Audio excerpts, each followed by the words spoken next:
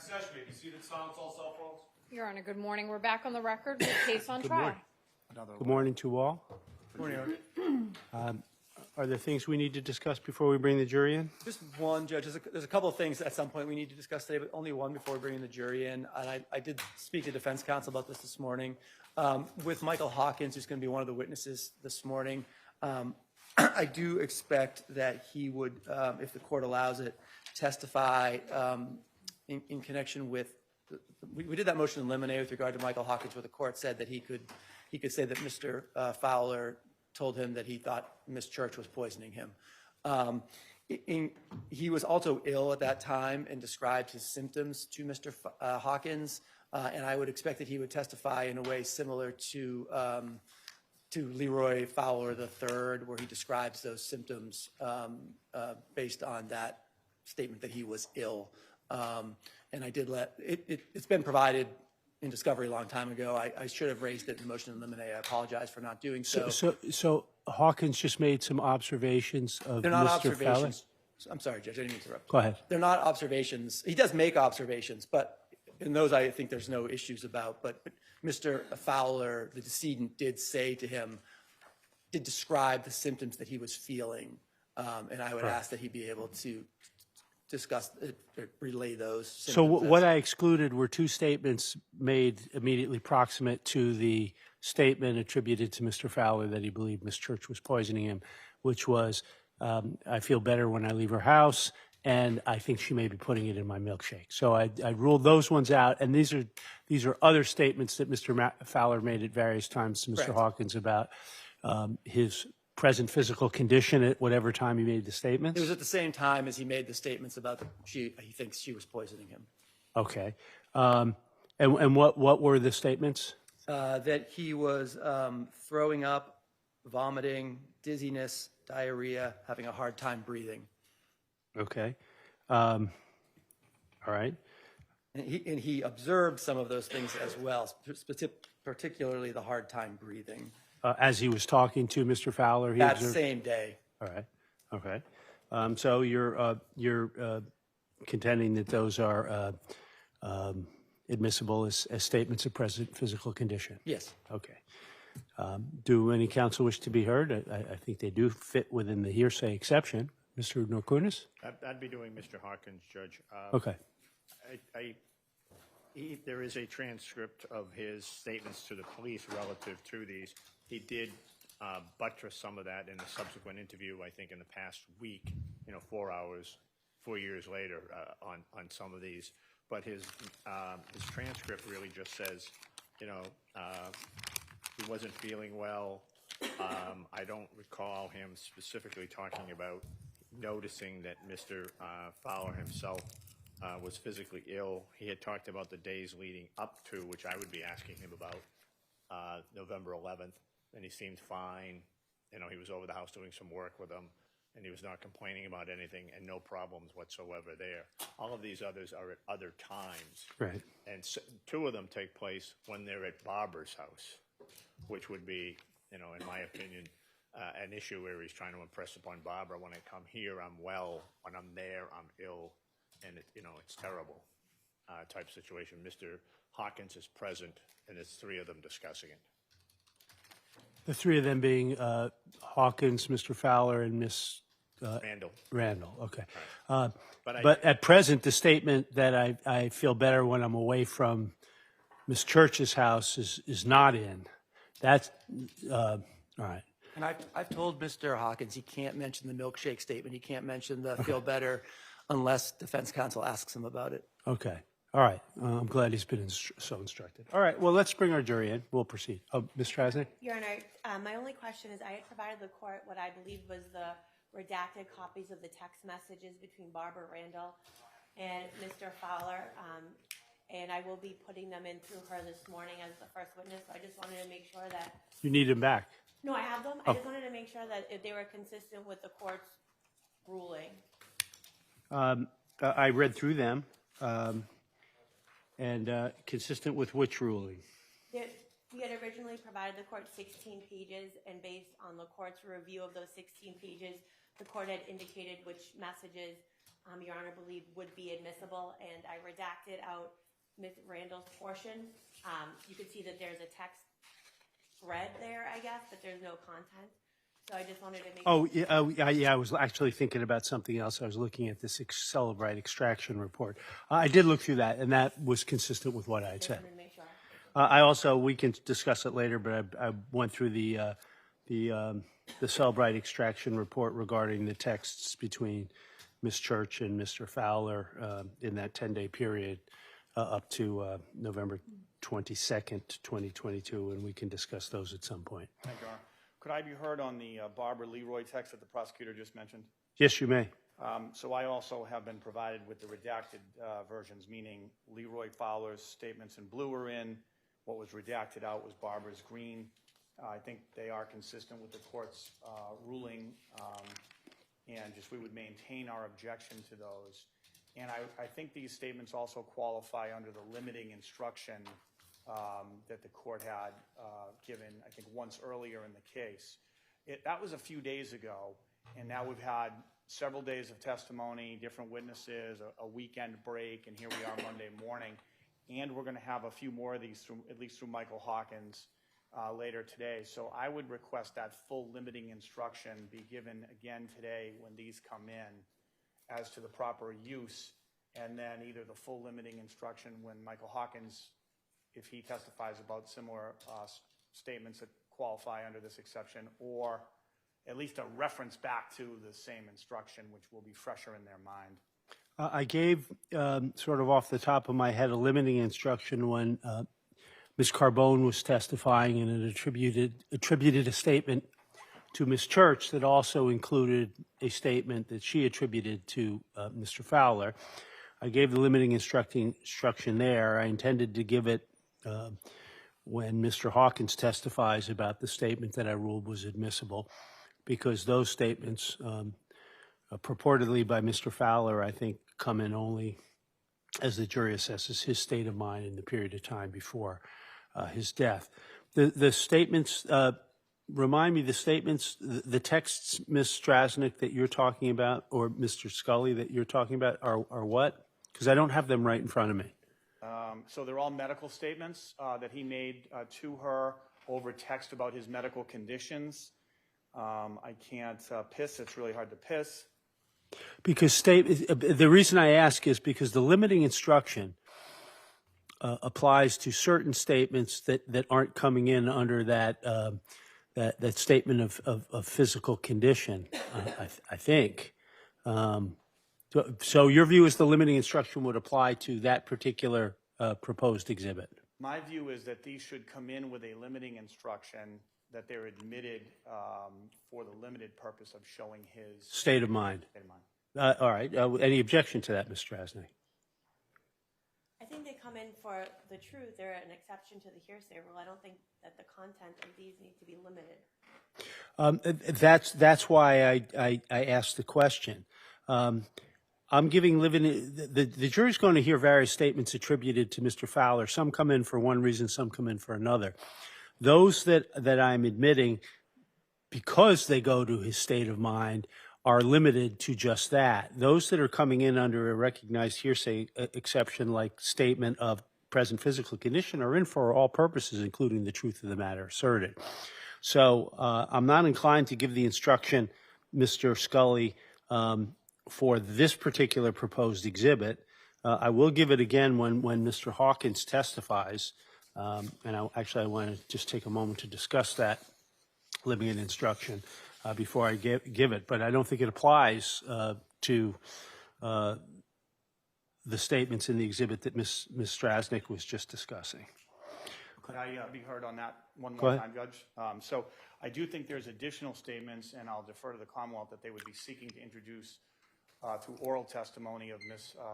Randall today, that are basically that at a prior time, Leroy told her that he thinks Judy was poisoning him. I'm not sure if they intend to elicit that.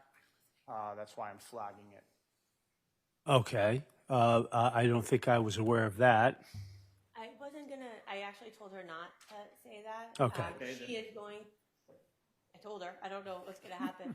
But I went through the observations she made of his health in terms of what we've discussed, in terms of feeling a lump in his stomach, throwing up, all of those medical things that she observed. But I told her she could not say that he said that he believed that the defendant was poisoning him.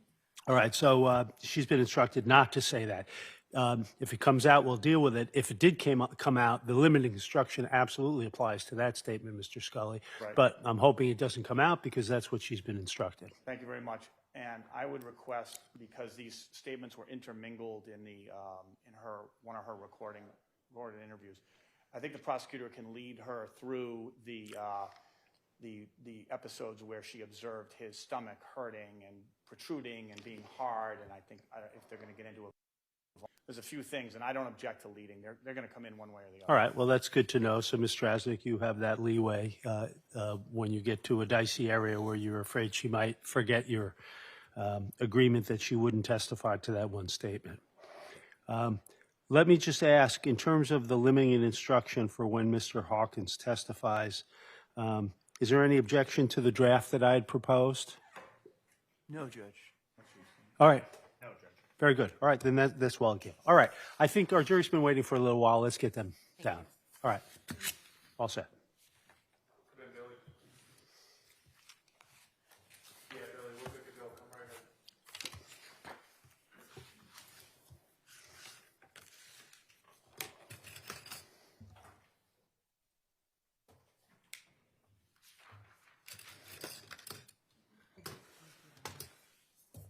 What's today's date? Or was it 23rd? The 23rd, Your Honor. Yes.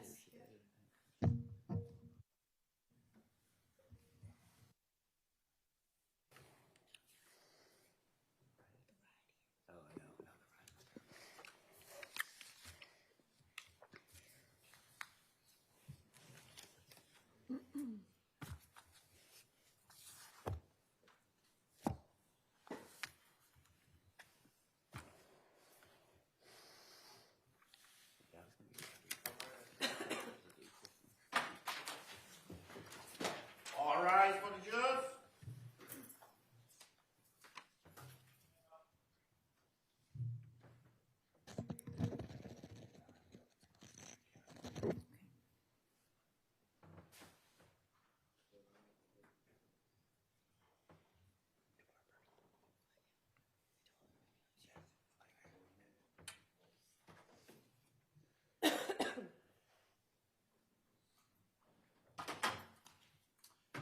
Be seated.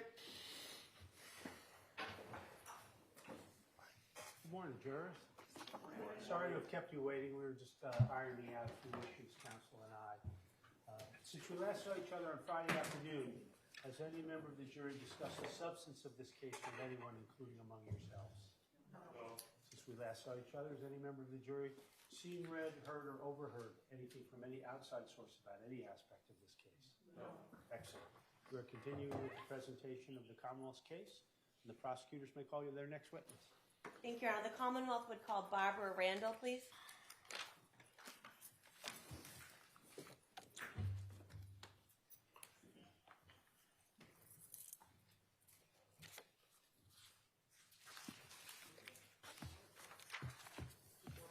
Right this way.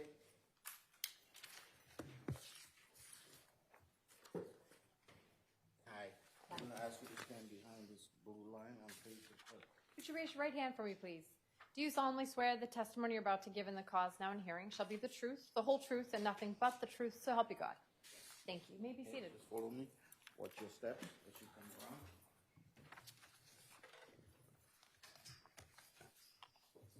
You're going to make yourself comfortable in this chair. I'm going to ask you to make sure you speak in that microphone. Yes. One of the other issues with the judge, Lindsey Graham was still talking. Okay. All right. Thank you, Brad. We're going to go right soon. Thank you. May I proceed, Your Honor? Yes, you may. Good morning, ma'am. Hi. Could you introduce yourself to the members of the jury, telling them your name and then spelling it as well? My name is Barbara Randall. The spelling is B-A-R-B-A-R-A-R-A-N-D-A-L-L. Miss Randall, how old are you? 64, Where do you live? Seabrook, New Hampshire. How long have you lived in Seabrook, New Hampshire? Pretty much all my life. Do But you live with anyone or by yourself? by myself. Do you have any children? Yes, I do. How many children? 2. And how old are they? Tommy would have been 48, and Casey is 39. Do you have any grandchildren? Yes, I do. How many grandchildren do you have? 5. And approximately how old are they? Oh, goodness. 13, 12, 8, 7, and 4. Do you currently work or volunteer in any way? Yes, I do. What do you do? I work at a hair salon. How long have you worked at the hair salon? For the last 5 or 6 years. For the last 5 or 6 years, what have you been doing at the hair salon? I just kind of look over the whole place, answer the phone, whatever needs to be done. Prior to the 5 to 6 years that you've been at the current hair salon, what was your career when you were younger? Hairdresser my whole life. How long were you a hairdresser? 36 years. And at some point, did you retire from that and now you work part-time at the hair salon that you just described? Yes. Where did you grow up? Well, I was born in Montana. Then we moved to Hampton, Hampshire. Then we moved to Hampton Falls. And then we moved to Seabrook, where I've been majority of my life. Did you know an individual by the name of Leroy Fowler? Yes. How was it that you knew him? I had a relationship with him. When did you first meet Mr. Fowler? Oh, I'd say probably 20 years prior. Prior to what? Prior to your relationship with him? Yes. What were the circumstances in which you met him 20 years prior to starting a relationship with him? Well, when I was working at the hair salon, I took a part-time job working at a Keno place, and I met him there. How would you describe the relationship you had with him at that time? Fine. Nothing. I mean, I didn't really even talk to him in the Keno place. I had just seen him, and Ms. At Randall, some I'm just point- going to ask you to try to speak right into that microphone. I just want to yes. make sure everyone can hear you. Can Okay. everyone hear? All right. Go ahead, Ms. Strausing. At some point after that 20-year period, did you reconnect with Mr. Fowler in some way? yes, I did. What were the circumstances in which you reconnected with him? What do you mean, how I did? Yeah, how'd you reconnect with him? Through Facebook. And did you reach out to him or did he reach out to you? He reached out to me. As a result of him reaching out to you, when approximately was that? What year, if you remember? Oh, it was like 8 years ago. 8 years ago from now or 8 years ago from when he passed away? Both. I mean, it was about 8 years ago. Okay. And at some point after he reached out to you, did the two of you meet up in person? Yes. Did you begin a relationship with him? Yes, we did. How long were you in a relationship with him prior to him passing away? 8 years. Okay. And how would you describe your relationship with him? Off and on. What do you mean by off and on? There were good times and there were bad times. Would he stay at your house? Yes. How often would he stay at your house? He'd stay a couple nights, then he'd go home. Where was home? At my house. Oh, his house? At Judy Church's. Who was Judy Church? His other girlfriend. And you were aware of Miss Church being his other girlfriend from the time you started seeing him after he Facebook messaged Not you? in the beginning, no. How long after you started, when you reconnected with him, did you become aware of Miss Church?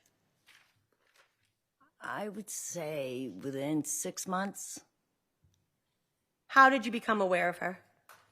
Probably through conversation with him or something. You said that he would come to your house and stay for a few days and then leave? Yes. How often would he come and go from your house? Numerous times. Did he ever live with you? Not really. What types of things would the two of you do together when he was at your home?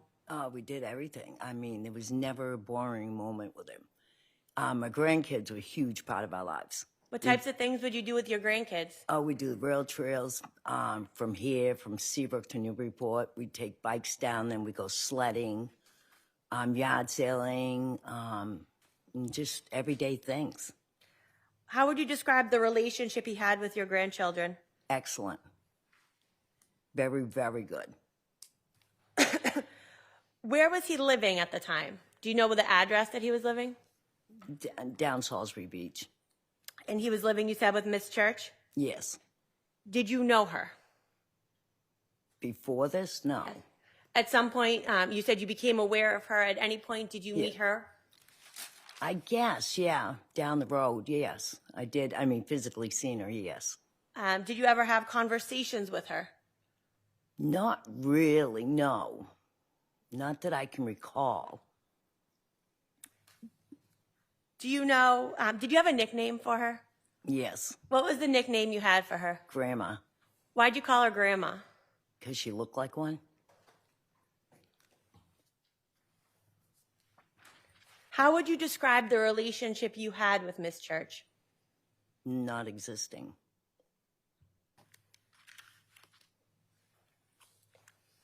Did you, during the course of your relationship with Mr. Fowler, did you ever buy him expensive things? No. Did you ever buy him a house, No. a car, No. a motorcycle? No. When he was at your home, what types of things would he eat or drink? He always drank milk, and he would drink Coke. Did you know him to ever drink alcohol? Maybe 3 times that I knew him in the 8 years. And when he did drink during those 3 times, what did you see him drink? Beer. Were you aware if he used any drugs or narcotics? Yes. What were you aware of? I was aware of cocaine, and he was prescribed Percocet. During your time with Mr. Fowler, did he ever make any comments to you about being depressed or wanting to kill himself? No. How would you describe Mr. Fowler's personality when he was with you? Fine.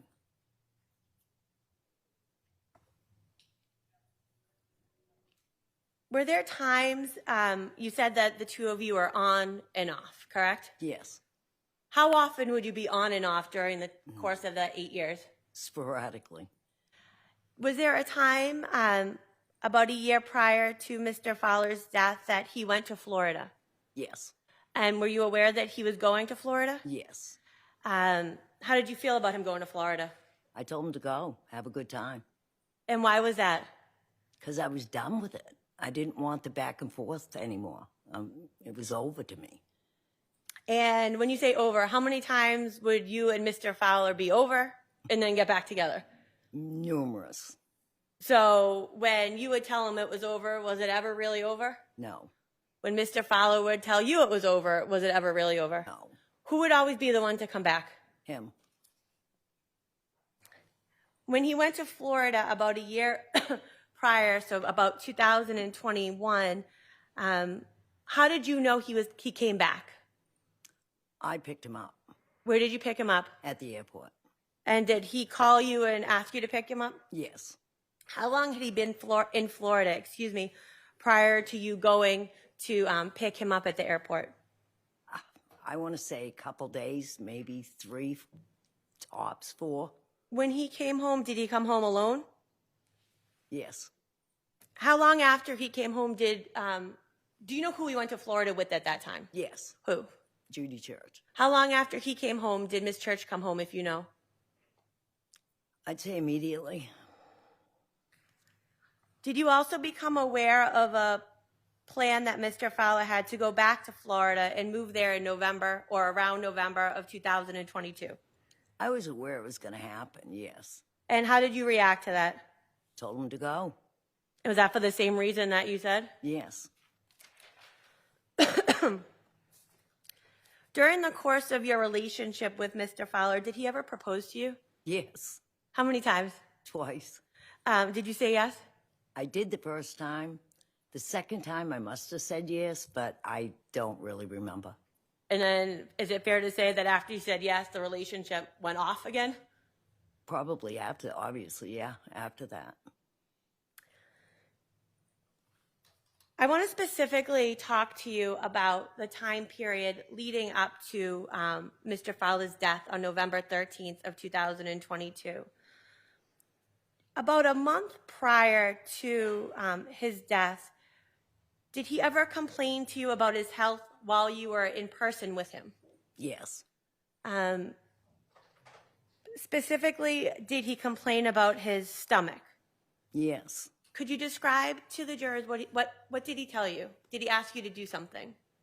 Well, it was really hard. It was bloated, and it was like super hard. And he kept saying, feel the slump, feel the slump. And did you feel the lump? Yes, I did. And could you feel that it was hard and bloated like you just described? It was hard, and it was bulging. You could see it.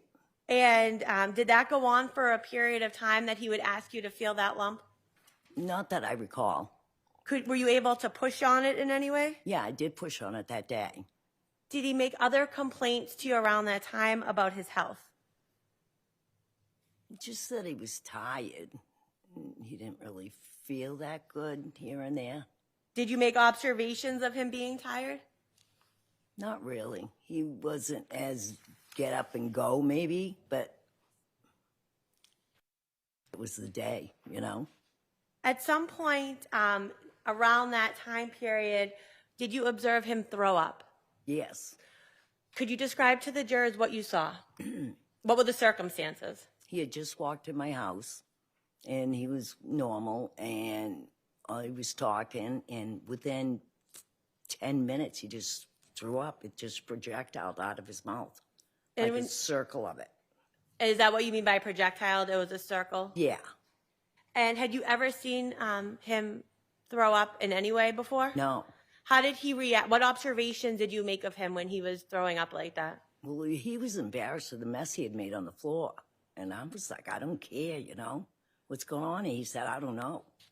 At some point, did he also have concerns when he used the bathroom? Specifically as it related to having a bowel movement?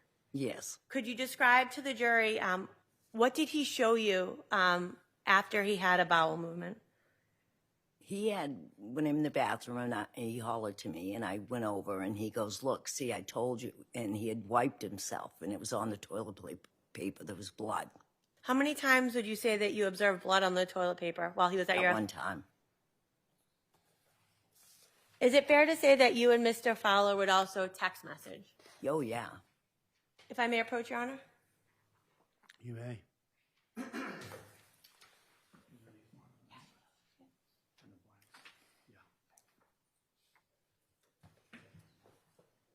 Mr. Randall, I'm going to show you a series of text messages. I believe you've seen these before. If you could just look at them. And just read through them to yourself.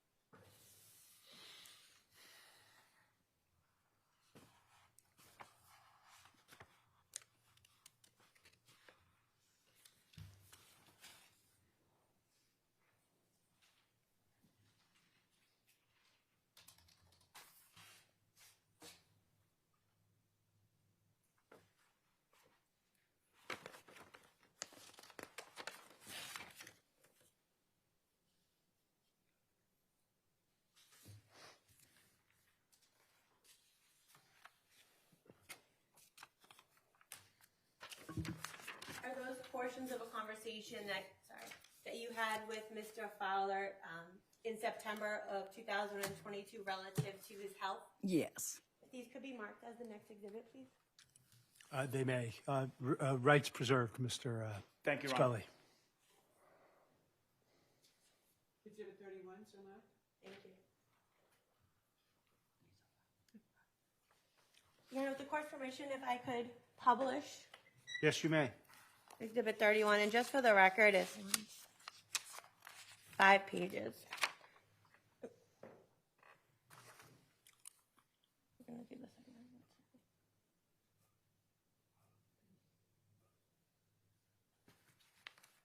not sure this is going to be very clear. If I could just read the portions of the text messages into the record. You may. This is from September 8th, 2022. And these were from Mr. Fowler to you, correct? Yes.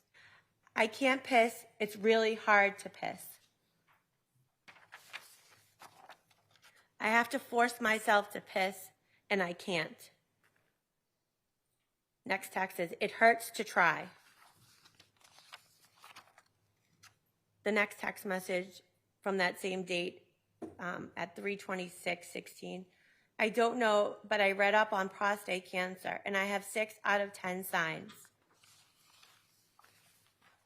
Prostate cancer makes your bones hurt and your back and hips mostly.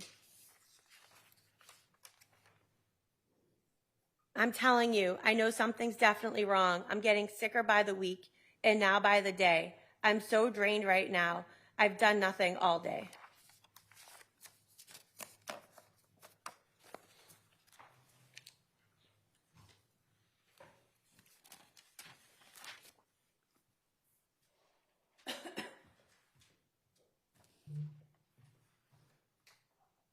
Ms. Randall, I want to talk to you about the last time you saw Mr. Fowler.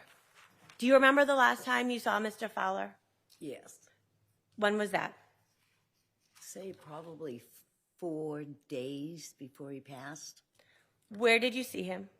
He had came to my house. I was taking my girlfriend's grandson out to lunch, and I was headed out the door, and he was coming in. And I said, Leroy, I'm going to go take Liam out to lunch. I said, and I'll be back. If you want to follow me, you can. But that's what I'm doing. And prior to him showing up at your house before you were taking Liam to lunch, had the two of you had some type of argument or disagreement in the days prior to him showing up at your house? Oh, yeah. We were fighting over something. I don't recall what it was. So was it another time that you were off Yes. and it was him that showed up at your house? Yes. Had you done anything in terms of his ability to text you or communicate with you during that time? Yeah, probably, but I had my phone blocked. And when you block your phone, what did that mean? He couldn't reach me. And then he showed up at your house? Yes. Did he follow you when you went to lunch with Liam? He didn't follow me there, but when I got done, I went back to my girlfriend's house with her grandson and was waiting for her to come home. And he kept riding by her house. Did you have any communication with him, or did you just see him driving by? I just seen him driving by. At some point, excuse me, did you, in fact, unblock him? Yes, on his birthday. And how many times did you unblock him on his birthday? Twice. Why twice? Once I had called and just said happy birthday and blocked him again. And then my grandkids all called him and said happy birthday. And then I blocked him again. And is it fair to say that you never heard from him that day? Not that I remember, no. At some point, did you become aware that he was in the hospital? Yes. Do you remember not what they told you, but who told you? Little Leroy called me. Was that on his birthday or at some point prior? They are. I believe it was prior to him passing. Ms. Randall, would you just, again, try to move up to that microphone? People are having some hard time hearing you. It was, I would say when he was in the hospital, he had told me they were transporting him from Newburyport to the other hospital. And that was at some point Friday night of his birthday? Yeah. Leading up to his birthday, you had indicated that there had been an argument, there was blocking going on. Did you think that your breakup with Mr. Fowler at that point was permanent? I never knew. Was it ever permanent? No. If I may have one moment. You may.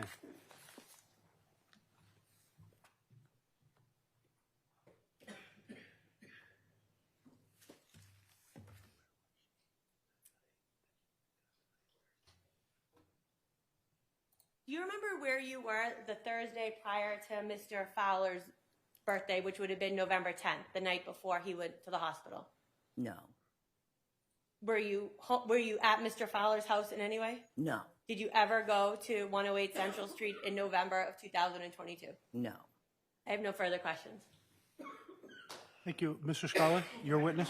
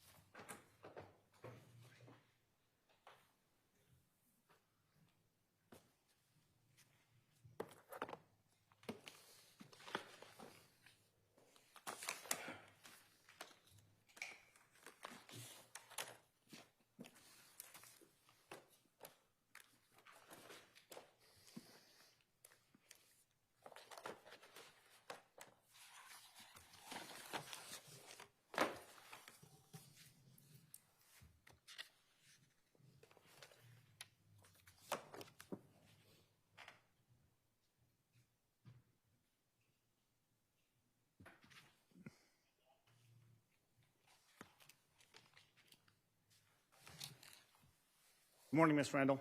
Good morning. My name is Liam Scully. I represent Judy Church along with attorney Stan Norkunis. Yes. You and I have never had a chance to speak before, right? No.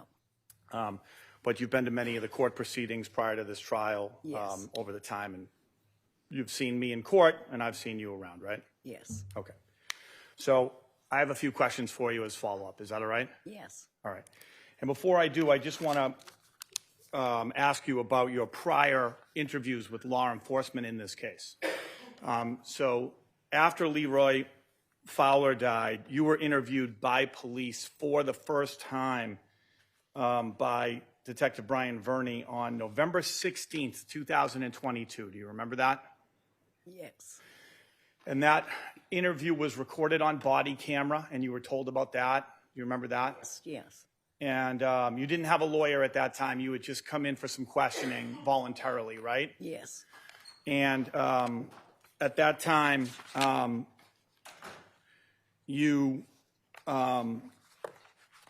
a transcript was eventually made of that interview that you did. Is that right? Yes. And have you had a chance before your testimony or at some point during the pretrial lead up to this to review that transcript? I think so. I'm not positive. Do you remember reading words on a page and this was Yeah. an interview that Yeah. took place? Yeah. Okay. And then, in fact, there was a second interview that you did with law enforcement again, right? Yes. And this time, Brian Verney was there, but also Trooper Lewis Williams was there, and he conducted the interview, right? Yes. And again, that was at a police station, right? Yes. And recorded again on body camera, right? Yes. And that time you brought a lawyer with you, Yes. Pam Rogers, right? Yes. Is she present in the courtroom today? No, she is not. Okay. And you brought her and you participated in another but longer interview. Is that fair to say? Yes. And to your knowledge, a transcript would have been made eventually of that longer interview. Do you remember that? And have you had a chance sometime prior to your testimony to review that transcript? I believe I have, yes. Okay. All right. So just starting with some basics. So you said presently 64 years old, right? And you grew up in Seabrook, Yes. and you still live there? Yes. And do you own the space you live in? Yes. Is that a trailer-style home? Yes. Okay. And growing up, you, as an adult, you became a hairdresser Yes. and worked as a hairdresser for many, many years, Yes. and then eventually worked in the salon in more of an all-purpose capacity. Is that right? Yes. By the time Leroy passed away, 2022, were you working still as a hairdresser, or had you transitioned to? Yeah. Had you transitioned to your more all-purpose role, if you remember, I was the all-purpose role. in 2022? Yes. Okay. And I think you testified on direct examination that the first time you met Leroy Fowler was about 20 years before any relationship with him blossomed. Is that fair to say? Yeah. Yeah. And you mentioned on direct examination something about a Keno place. Is that right? Yes. Do you remember having a girlfriend or somebody who was inviting you to play cards or poker, and you decided to go, and Leroy ended up being there at that time? That's not how it went. Okay. It was a gentleman, and his name was Brett, and he was on Facebook saying he was going to have a Texas Hold'em game, and I knew Brett. Okay, so it was Brett, not Bev. Yes. Okay. So, and you agreed to go, I said, yeah. I said, I'll come there, and I'll win every game. and you met Leroy, right? He was there. No, I didn't physically go there. Oh, you didn't go there? No, not at all. Did you meet Leroy Fowler in connection with that game? Yeah, well, that's how he seen my name, he said, was through that text. And was there an occasion where when you first met, you spent the night together as just friends on a couch? Yes, Okay, was that in connection with that game or later? that was way before. Way before the game? Yes. Okay. So before that game even occurred, you had met Leroy Fowler on a prior occasion. Is that right? Yeah. How many years prior to his prior to your relationship with him was that? Oh, geez, many. 30 or 40? Probably 30. Okay, so just to kind of get my bearings, so 30 or so years before any relationship, you had met him on an occasion, Yeah. and was that just what was the nature of that occasion? It was social. So, okay, social. And you guys hit it off on that occasion, ended up sleeping on a couch together. Yes. As friends. Yes. And then didn't reconnect again, is that fair? No. Right. And the next time you reconnected was on this poker game, is that right? Or he saw you relative to Around that? That's when he saw my name, yes. Okay. But you still hadn't reconnected in person, right? No. So when was the first time you reconnected in person? I would say days after that phone call when he texted me through Facebook. Okay, so if I've got this right, there was a poker game being started on Facebook, Yeah. and he saw that you were in the mix for that, Yes. and at some point he just called you? He texted me, I He believe. texted you? Yeah. Okay. He didn't have my number. And you hadn't spoken to him in many, many years. No. And that text was the start of what became your relationship with him. Is that fair to say? Yes. Okay. Where were you living at that time? At my home, 238 Walton Road, Seabrook. Okay. And did he approach you as sort of a person to potentially have a relationship with or ask you out on a date at some point? How did it go from the first text to the first date? He kind of not a first date, but, kind of going that way. Okay. And eventually, did something along the lines of a first date happen? Yeah. And so you started seeing Leroy Fowler at that point, right? Yes. And that, you had said that you were in a relationship with him for about 8 years. He died in 2022. So do you think that relationship started in 2014 or so? Yes. And was on and off for the next 8 years is how you described it, right? Yes. And at some point during that relationship, did you become aware that, in fact, he was living with someone named Judy Church? Yes. He had another girlfriend. Yes. How long were you in the relationship with Mr. Fowler before you realized that he was living with Judy Church? Within the first year, probably the Okay. first 6 months. Okay, so it's fair to say for somewhere around 6 months or maybe even as long as a year, you didn't know that Judy Church existed. No. You didn't know her from any other circles. Nope. And as far as you knew, you were starting this relationship with Leroy Fowler. Yes. And continuing that relationship, right?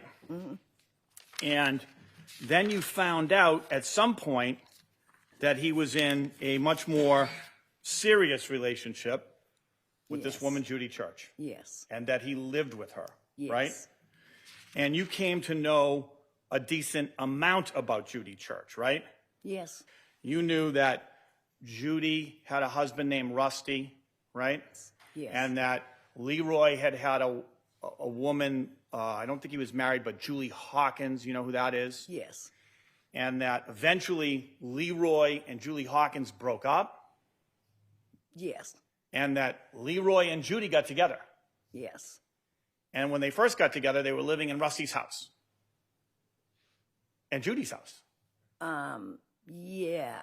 Yeah. right? Well, he was at first. Not at first, but then he moved in. Well, he moved in as a tenant, right? And then he moved Julie in. Moved Julie in Yeah. And then- downstairs. downstairs. He was working on their downstairs apartment. Okay, so wait, I'm not talking about 108 Central Ave. I'm talking about No, the I'm house not. that Rusty and Judy owned and lived in. That's as the house husband I'm and wife. talking about. So let me ask the next question here. So what you also learned was that Judy and Leroy left those relationships to start their own relationship. Yes. And that Judy left her husband, Yes. and they had a son together. You know his name is Douglas. Yes. And that they moved out together and then started to purchased and started to work on 108 Central Ave, right? Yes. All right, and you know that property. Yeah. You've been to that property. I've been by it, yes. Well, you've been in the tenant area in the back, the Yes, cottage. one time, yes. Okay. And you went in that cottage when Leroy and Judy were in Florida? No, Leroy was with me. I'm not sure where she was. Okay. A friend of mine lived there. Yeah, cousin? Yeah, it was his cousin, not mine. Oh, Leroy's cousin. Yes, Okay.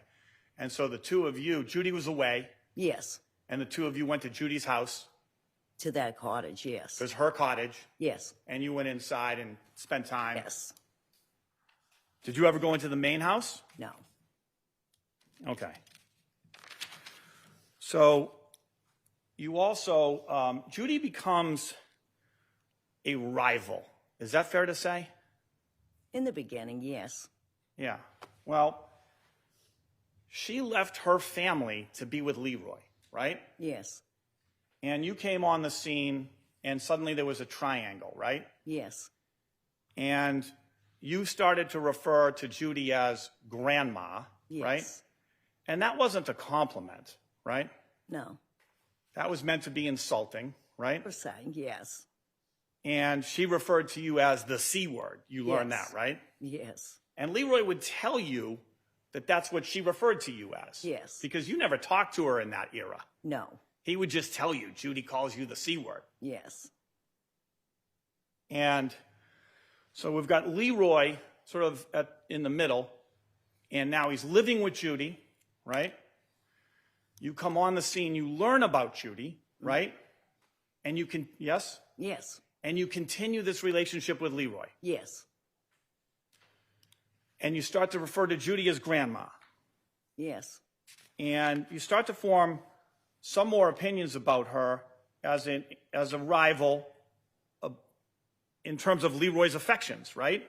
yes, And you believe that Judy comes from money, yes, and that her sister is a psychiatrist, and her other sister is a professor, yes, and that she has, you think, 2 master's degrees, yes, and that she owns rental properties from when she was married to Rusty back in Everett, right? yes, And that she had sold those and come into cash. yes, And as a result, Judy had, in your mind, financial strength that you didn't have at that yes, time.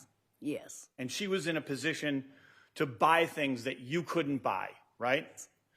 And is it fair to say that when you met Leroy, he was working construction, yes, he was riding a motorcycle, yes, right? His health appeared, when you first started dating him, pretty good, yes, kind of a rugged guy. yeah, But over the years, like everybody, he declined some, right? yeah, He had heart issues, yeah, he got a pacemaker, yes, he had back issues, yes, hip issues, yes, Achilles issues. You remember his yes, Achilles? yes, Yeah. A host of other issues that he would go to the doctor for, right? yes, And eventually he was unable to work, so he got himself on disability income, right? yes, And food stamps, yes, had a food card. yes, And so it appeared to you that he was somewhat financially dependent on grandma, on Judy. yes, And then, so was the relationship that he lived with her for stability, and then whenever he got bored with her, he would come visit you for fun. yes. All right. And he would just come and go as he wanted, right? Not pretty much as he wanted, but as much as I allowed. I mean, Well, he would come and then we'd talk and then he'd leave and just went back and forth that way. you told the police that if you locked the door, he would just kick it in. Yes. So you didn't have the ability to just stop him on your own. No. And he wouldn't oftentimes announce his presence like, hey, I'm coming over for a few days.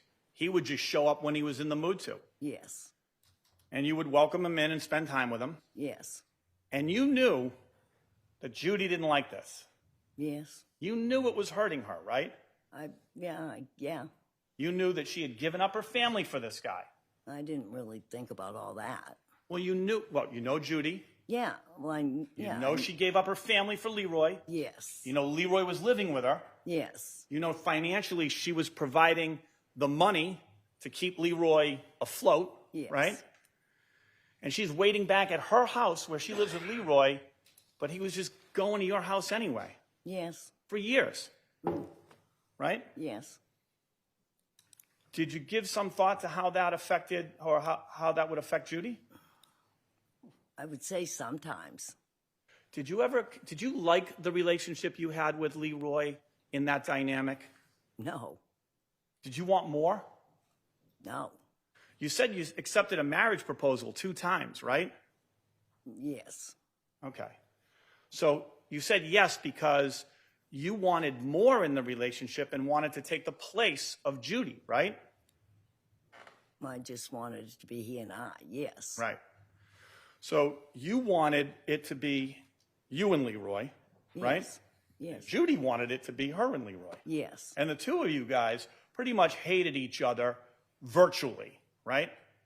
yes, You weren't communicating with her. no, And she wasn't communicating with you. no, And you would see each other in very random occasions, right? yes, You remember Leroy had a black motorcycle? yes, And Judy used to ride on the back of that? yes, And you used to ride on the back of that? yes, You remember one time when Judy saw you riding on that motorcycle? yes, You remember the white motorcycle that she bought for Leroy after that incident? yes, So when she saw you riding on the back of Leroy's motorcycle that she bought for him, the black one, yes, because she didn't want to sit in the same seat, she was so mad, she bought him another one, yes, right? yes, And Judy and Leroy had a dog named Salt, right? It yes, was a rescue dog, yes, a big dog that they adopted together when they were starting their little family, right? yes, Because they weren't having kids at that age. no, So they got a dog, yes, and they moved that dog into 108 Central Ave. yes, But Leroy used to bring the dog over to your house, occasionally. and you knew Judy didn't like that. I didn't really think about it.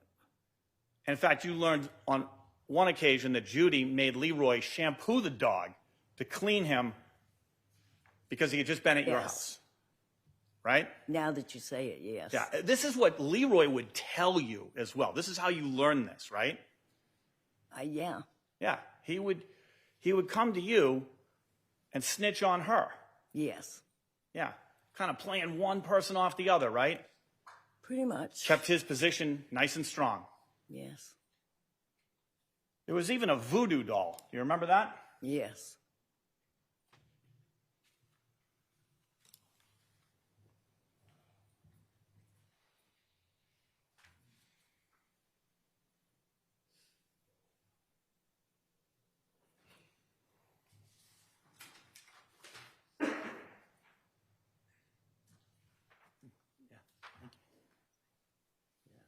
Okay.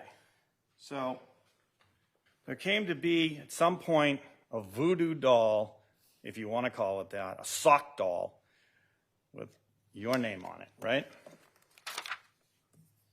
And I'm putting on the overhead exhibit 7, right? Do you recognize that? yes, All right, so the way you recognize that is actually Leroy showed that to you. yes, Again, he's letting you know, even though Barbara didn't communicate that with you, right? I'm sorry, Judy didn't communicate that to you. no, But he's letting you know, oh, wow, Judy's really mad and hurt, right? yes, And your name is on this, and it says Barb, right? yes, And he even told you, Leroy told you, that Judy wants me to get some of your hair to put on here, yes, right? yes, But Judy never tried to approach you with this or do anything with this, right? no, And this was many years before Leroy died. not many. I would say within the last couple. At least 2 years before. Yeah, Yeah.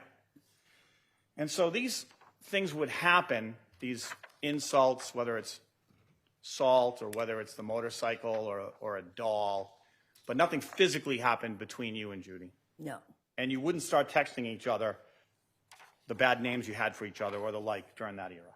no, So for 8 years, you were separated rivals, virtual rivals, right? Yes. Okay.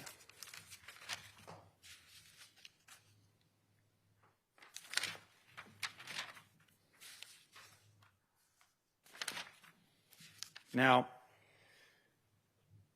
you were aware at some point when you were dating Leroy that he had a tattoo of the word Judy on his heart, right? Yes. Yes. And you made him remove that tattoo. Yes. And in fact, he did remove the Judy tattoo, right? Yes. And you were aware through Leroy that Judy had a tattoo of Leroy on her side. Yes. And so you made him remove that tattoo as a condition of his marriage proposal to you, right? That you weren't going to marry somebody with another woman's name on his heart. No. And in fact, you don't remember it that way? No. And didn't you videotape that marriage proposal and he shows you that, look, I don't have Judy on my heart anymore? Yes. Okay. So that did happen. He removed the tattoo at your request and then got down on a knee and proposed to you. Not in that day like that, no. Well, it takes a little while to remove a tattoo. He removed it, probably the day before. Okay. But it wasn't my threat to him, I won't marry you until you remove her name. Well, you hadn't married him or said you would marry him while that tattoo was on him. He hadn't asked me. And the very next day after he removes it, he asks you to marry him. Yes. And you say yes, but you never get married. No. Now, are you aware also that Judy hung a picture of you on the refrigerator of the Yes. house? There were 2 refrigerators in the house, right? The main refrigerator, and then Leroy kept a second refrigerator. Yes. And you're aware of that second refrigerator. Did you ever see it? No. Do you know what he kept in it? No. And that was a picture that Judy had found where you weighed about 200 pounds from a previous time in your life, right? Yes. And she hung that up with arrows, sort of pointing in an insulting way at Yes. calling you fat. Is that right? She had arrows pointing to bad hair day, bad legs. Right. And that was 4 years prior when that picture was up to Leroy, to 2022. I don't know if it was 4 years, but yes. Okay. It was prior.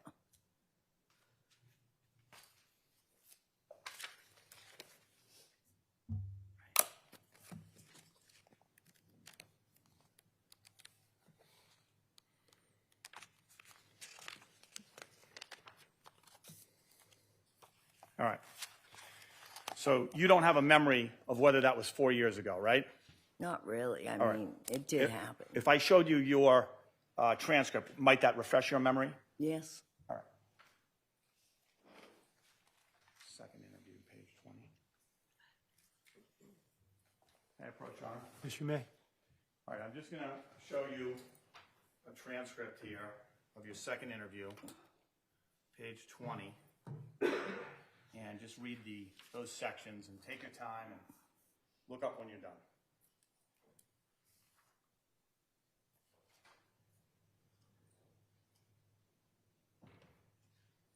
Okay. Okay. Does that refresh your memory that in fact it was 4 years prior to 2022 that picture was up on the house at Judy's house? Yes. And that's what you had told police at the time of one of your interviews, right? Yes. Okay. Now, 2022, well, you testified about, on direct examination, about a trip to Florida that Judy and Leroy made when he flew back and you picked him up at an airport, right? Yes. Is that Logan Airport? Yes. Okay, that was one of several trips to Florida, right? Yes. And in 2022, they made a much longer trip to Florida, right? Yes. That's when they bought the Florida house. Yes. And you became aware that that house was purchased. Yes. And in fact, it was your thinking that Judy timed that trip so that he would be away from you on your birthday in February, right? Yes, Your birthday's February 14th. yes, They had gone down actually the very end of December of 2021, Yes. around Christmas. He was gone, and he wasn't home for your birthday. no, So he left in December with Judy, and he was there in January, yes, and he was there in February, right? I got, yeah, And then March. okay, They bought a house during this trip, yes, and you know Judy paid cash for that house. yes, And they bought a, Leroy came home in a big black, I think Dodge Ram pickup truck, right? yes, And Judy paid cash for that for him. yes, And that became Leroy's truck. yes, And Leroy and Judy co-owned that house in Florida. yes, And when they came back, it would have been end of March, somewhere in that ballpark. I guess, yeah, All right.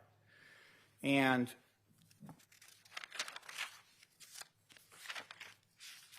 this caused a rift between you and Leroy that was ongoing throughout the year of 2022, right? yes, Okay. And that year became very tumultuous for you two. Would you agree with that?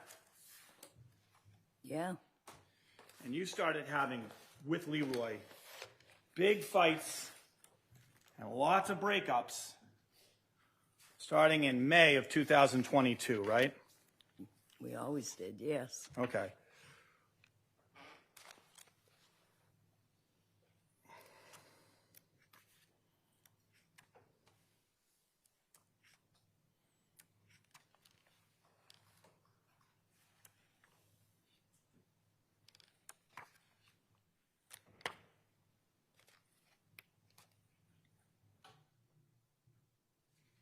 Okay. And on one occasion, he was also accusing you of being with someone named Kenny. yes, That was in May of 2022, right? if you say so, yes. Well- Yeah, I mean, he did. I'm not sure what month it was. May I approach, Your Honor? Yes, you may. If I showed you text messages between you and Leroy in May of 2022, would that potentially refresh your memory? Yeah, of the month.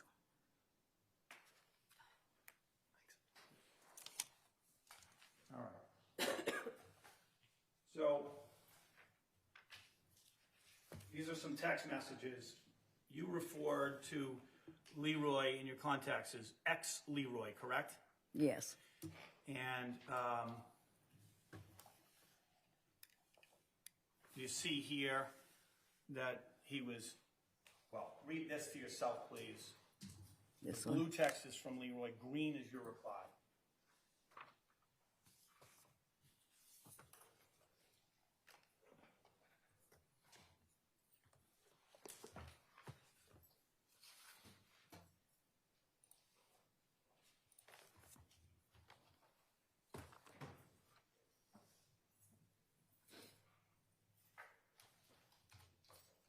okay. Okay. Does that refresh your memory that in May of 2022, Leroy was at least accusing you of being with someone named Kenny? Yeah, I said yes to that. I just wasn't sure of the month. That's what I said, May Yes. 2022. Yes. That's the month it was. Yes, And that led to some significant arguing and a breakup, right? it always did. It always did. But you got back together, right? Yes, And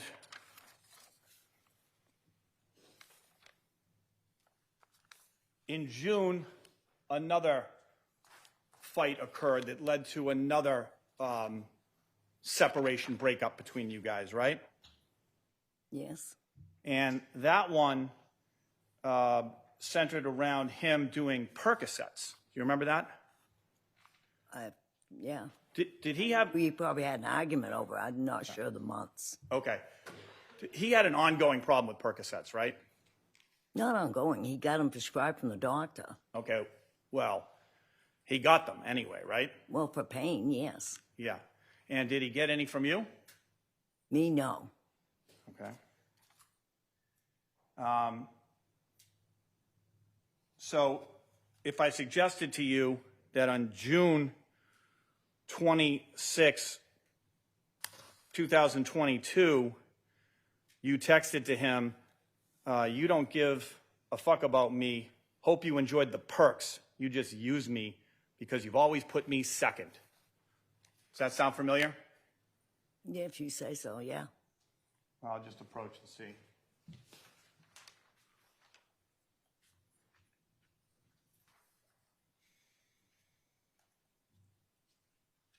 That top.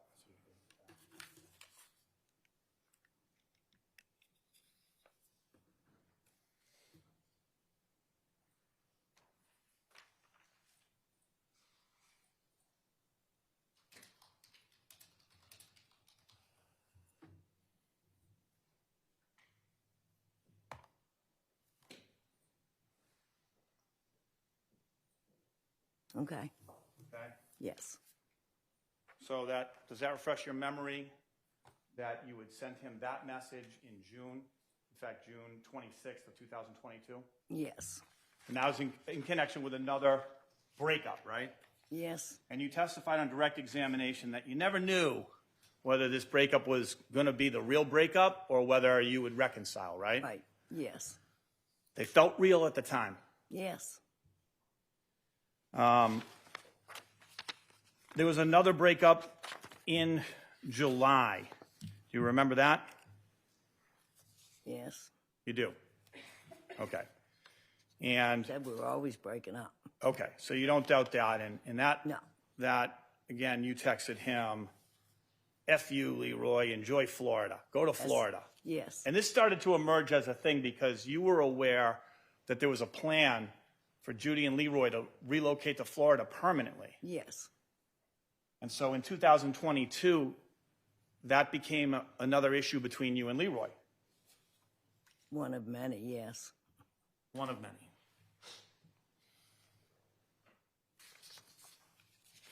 Now, August of 2022 was a rough month for Leroy. Is that correct? Yeah. He was using cocaine, right? Yeah. He was using Percocets, right? I don't know at that point. In August of 22? Yeah. No. Not that I am aware of. That I know of. I'm going to show you a text message from you to him right here, August 24th.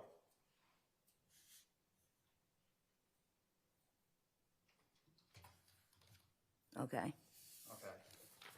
That text message from you to him is, I need some money, I can get you Coke and Perks. Did I say Coke?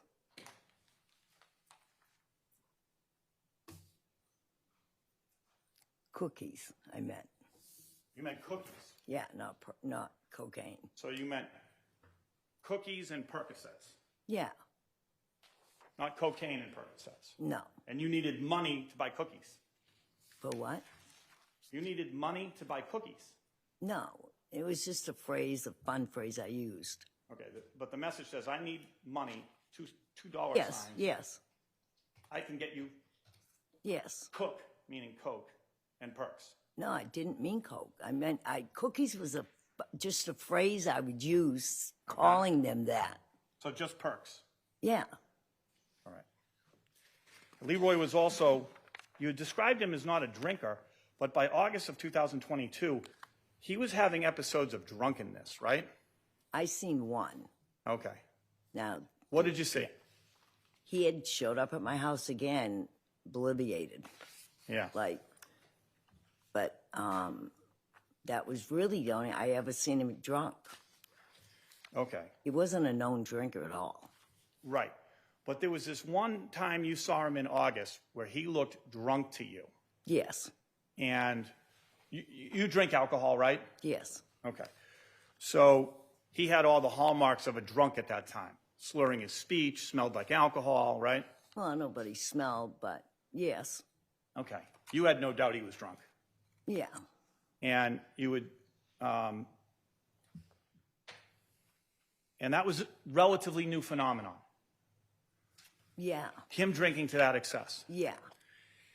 And then there was another occasion not long after that where he had a blackout episode where he went to Newburyport overnight, didn't remember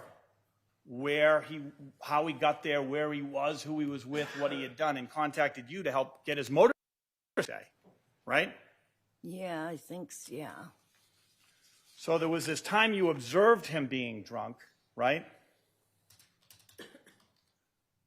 Right? Yeah. And now there's this other time that he talks about this blackout episode in Newburyport, right? Yes. In September, he was violent towards you, correct? Yes. He hit you, and he pulled your hair, Yes. and he threw you down. Yes. Was that the first time he had been physically violent towards you? Pretty much. So there had been others? No, not to that extent. No. That was the worst one. Yeah. So by the time you get to September, your relationship is hitting an all-time low. Yes, it always was. And you're breaking up again with him, right? Yes. But then reconciling again sometime later than that, right? Yeah. In October. Okay. Is that right? Yeah. I mean, like I said, we did it all the time. I don't know what months to what months. And in these breakups now, as you started getting closer, you were aware that Leroy and Judy were going to move to Florida. Yes. And that they had at least started putting that plan in motion with respect to packing, right? Yes. And that part of your fights with Leroy was, go to Florida. I'm all done with you. Yes. And he would text back or communicate with you, I'm going to Florida, Yes. right? And the bitterness still ensued between you and Judy in the background. Yes. You'd say, go to Florida with that grandma. Yes. She'll take care of you with her money, stuff like that, right? I don't know if I went to that extent, but yes. Okay, that was the sense behind it, right? And then on November 5th,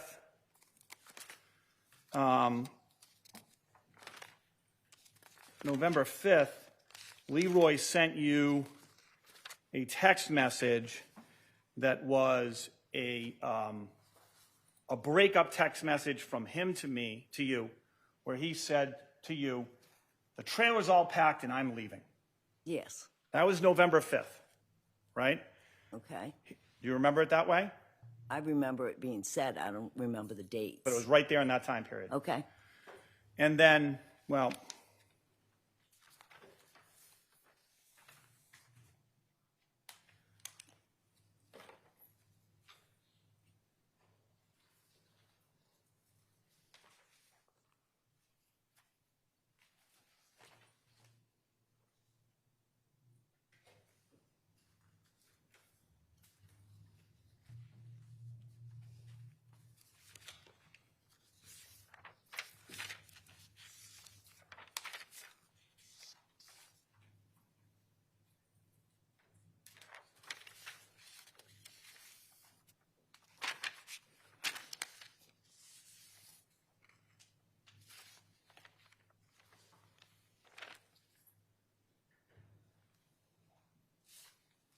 okay. So he texts you on November 5th. Okay, I promise you never ever will, that he means see me again. This is the last time you'll ever hear from me. Goodbye. Okay. Remember that? And I'll just show you the text message, which is in blue. You remember the message, but the date is on there as well. Yes. Okay. So that was November 5th, right? Okay. Yes? Yes. And that was the last breakup.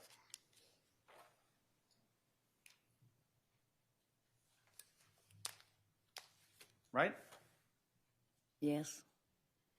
You had him blocked for a while, but you texted him back, leave me alone, fuck you, do what you have done the last 3 beautiful days, fuck you, told you this time's different, done. Yes. And that was your final breakup text to him on November 8th, right? And after that, you never saw him again. No. There was that one episode that the prosecutor and you described in direct examination where he had come, he seemed to be following you around, right? Yes. You were going out to lunch with your girlfriend's Grandson. grandson Liam, Yes. and told Leroy, follow me if you want, right? I said you can follow me if you want. Yes. Yeah. And was that an episode where he smashed up your fence? Yes. What happened?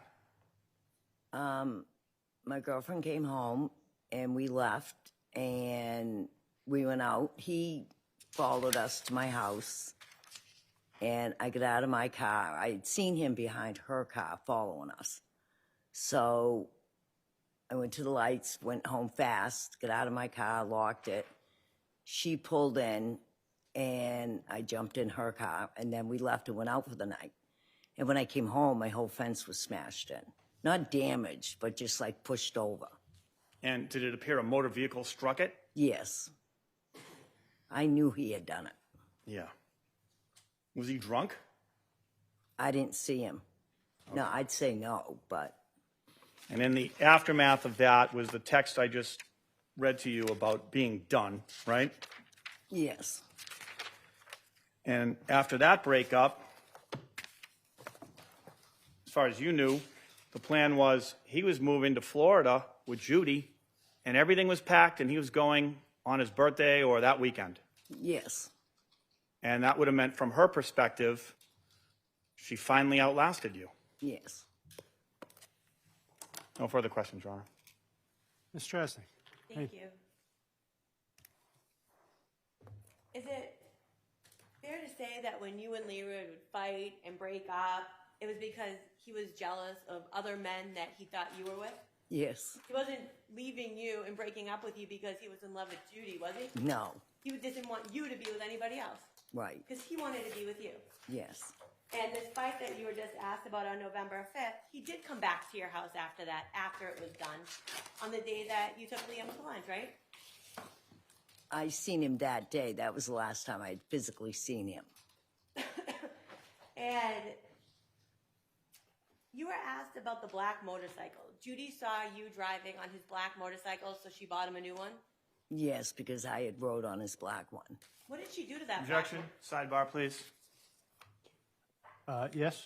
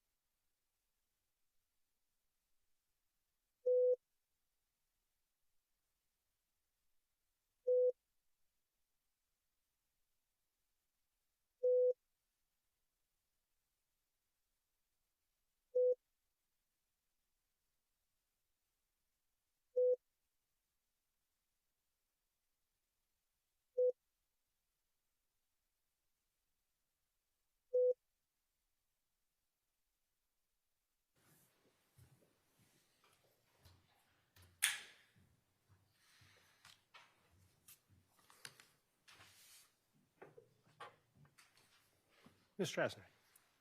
You said that there was a rivalry between you and Judy only at the beginning. Why was that? Because after that, I felt bad for her. I thought it was pathetic what was going on. And is that how you felt up until and through Leroy's death, that what was going on between the two of you with Leroy was pathetic? Yeah. And you were asked about text messages, correct? Yes. Is it fair to say that at some point the Massachusetts State Police asked you if they could search your phone and do a download of the phone? Yes. And you consented to let them do that? Yes. You cooperated with them? Yes. Did you also cooperate with them and provide a DNA sample when it was requested? Yes. You were asked about having an attorney present for that second interview by the name of Pam Rogers. Is that correct? Yes. How do you know Pam? She comes into the hair salon where I work at. Why did you bring her to that interview? Just for backup, just to make sure, I've never been through anything like this in my life. I want to, if I may approach, Your Honor? Yes, you may. Is it fair to say that, how did you have Judy's phone number in your phone? From her, we exchange numbers for different appointments and what have you, too. No, sorry, Judy, not Pam. Judy. Oh, I What was the contact in your phone? Was it Grandma? Yeah. And at some point in August of 2022, did Grandma text you? Yes. Now I'll approach, Your Honor.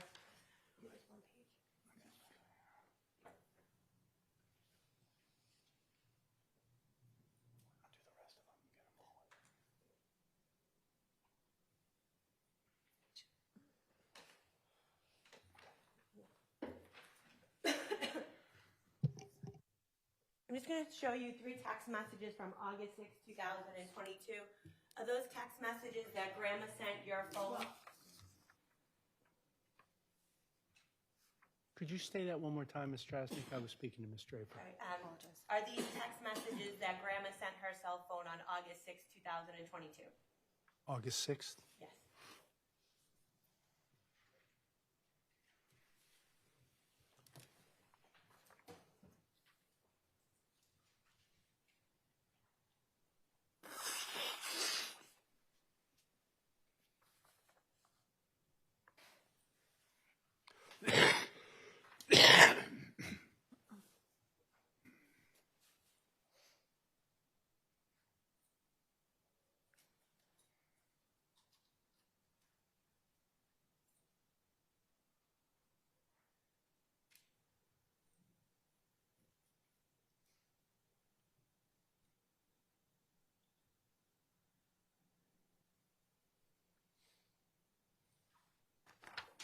Those are the text messages? Yes. If these could be marked as the next exhibit, please.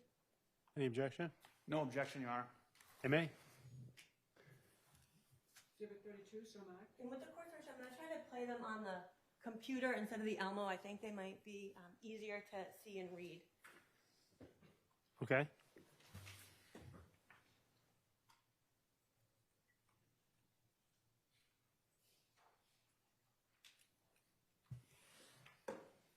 So these are the text messages, and they're dated August 6, 2022, correct? Yes. And Grandma, or the defendant, had reached out to you and had a conversation with you about Leroy, right? Yes. And nowhere in the text messages are you writing back to her, correct? No.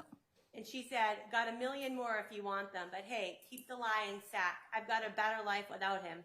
I think you can relate. Is that correct? Yes. And then she sends you something that says, Leroy to me. I love you, hon. Promise I will get things done tomorrow so we can finally get back home. Is that correct? Yes. And then the last message from August 6, 2022 at 5:35 in the morning. He will tell you to block me. He's going to try to win you over with more lies. Tell you how horrid I am. Believe me when I say he tells horrid things about you too. He's playing us both with lies upon lie. He brought me to the Leo's ball game. He told me to do Leo's concert. He's a coward, plain and simple, and it's time we both toss him out. If you are unwilling, I completely understand. He's got you snowed. Me no more. Bye you will eventually. Did he tell you he loved you more than anyone ever? He only loves himself. Those are the messages that she sent? Yes. I have no further questions. Could I have Yes. that exhibit? So just leave it on the screen, too, please. Yes, please. I just have a couple of follow-ups just on Exhibit 32, okay? Yes, So this was a rare communication from Judy Church to you via text message, right? yes, And what had happened was Leroy was with you for one of those few days that you talked about, right? yes, And Judy's hurt, I guess, yeah, and she's angry. I guess. And what that shows you is that the rivalry is still on. Objection. Sustained. And in fact, she calls Leroy a coward for the way that he treats both of you women. Yes, She's right, isn't she? Objection. Sustained. That was cowardly of him. Objection. that's how she Sustained, looked at it. sustained. I don't, You don't have to answer that. A real man would have made a choice. Objection. Mr. Scully, I will sustain the objection. No further questions. Thank you very much. You may step down, Ms. Randall. May I return the exhibit to the table? Yes, you may.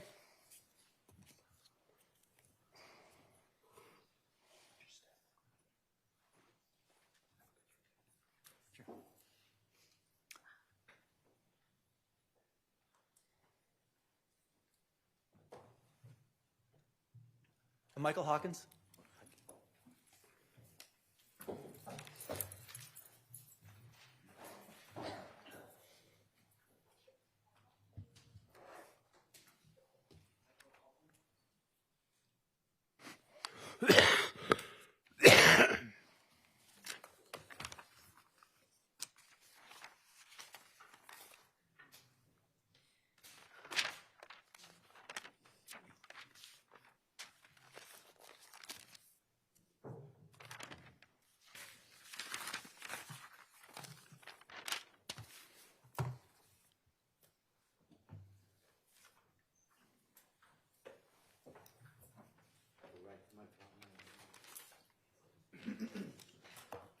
Do me a favor and stand on that blue line, okay?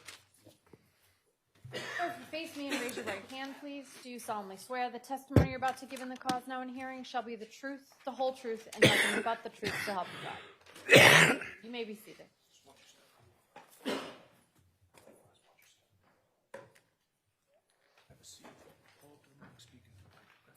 yes, sir.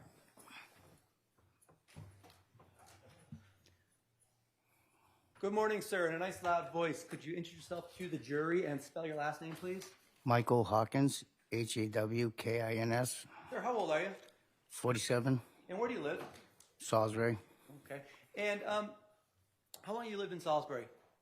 Well, 25 years? Okay, so for a lot of your life? Yes. Okay. Is where did you grow up? Lowell, Salisbury. Okay.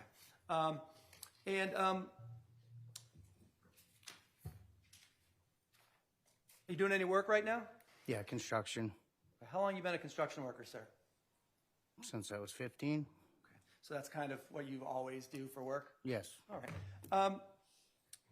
Now, is that like on your own or with a company? On my own right now. Any particular types of construction that you sort of specialize in or whatever? Siding, framing, roofing. Where did you learn to do that sort of work, sir? From my stepdad, Leroy. Oh. And so when you say Leroy, you're talking Leroy Fowler. Yeah, Leroy Fowler, I guess you would say he's the second. Okay. And it has been a little confusing at parts during the trial because of the junior, senior, the third kind of thing. So you thought of Leroy, your stepdad, you called him as Leroy Fowler Jr.? Yeah. Okay. And his son, Leroy, as Leroy the third? So little Leroy is the youngest. Okay. Big Leroy was the middle, and then old man Leroy was the older one. The grandfather? Yeah, that's how they were referred to. All right. And just for ease of communication today, if I say Leroy and it's not clear which one I'm talking about, please let me know if you're confused. Yes. But I will try to remember to say Big Leroy, meaning Leroy Fowler, your stepdad, okay? All right. All right. And so how did you first meet Big Leroy? So I met Big Leroy through a friend of mine, Danny Bonds, which is little Leroy the Third's brother. Okay. I was friends with him, and then I became friends with his mom, then eventually Leroy, Okay. little Leroy.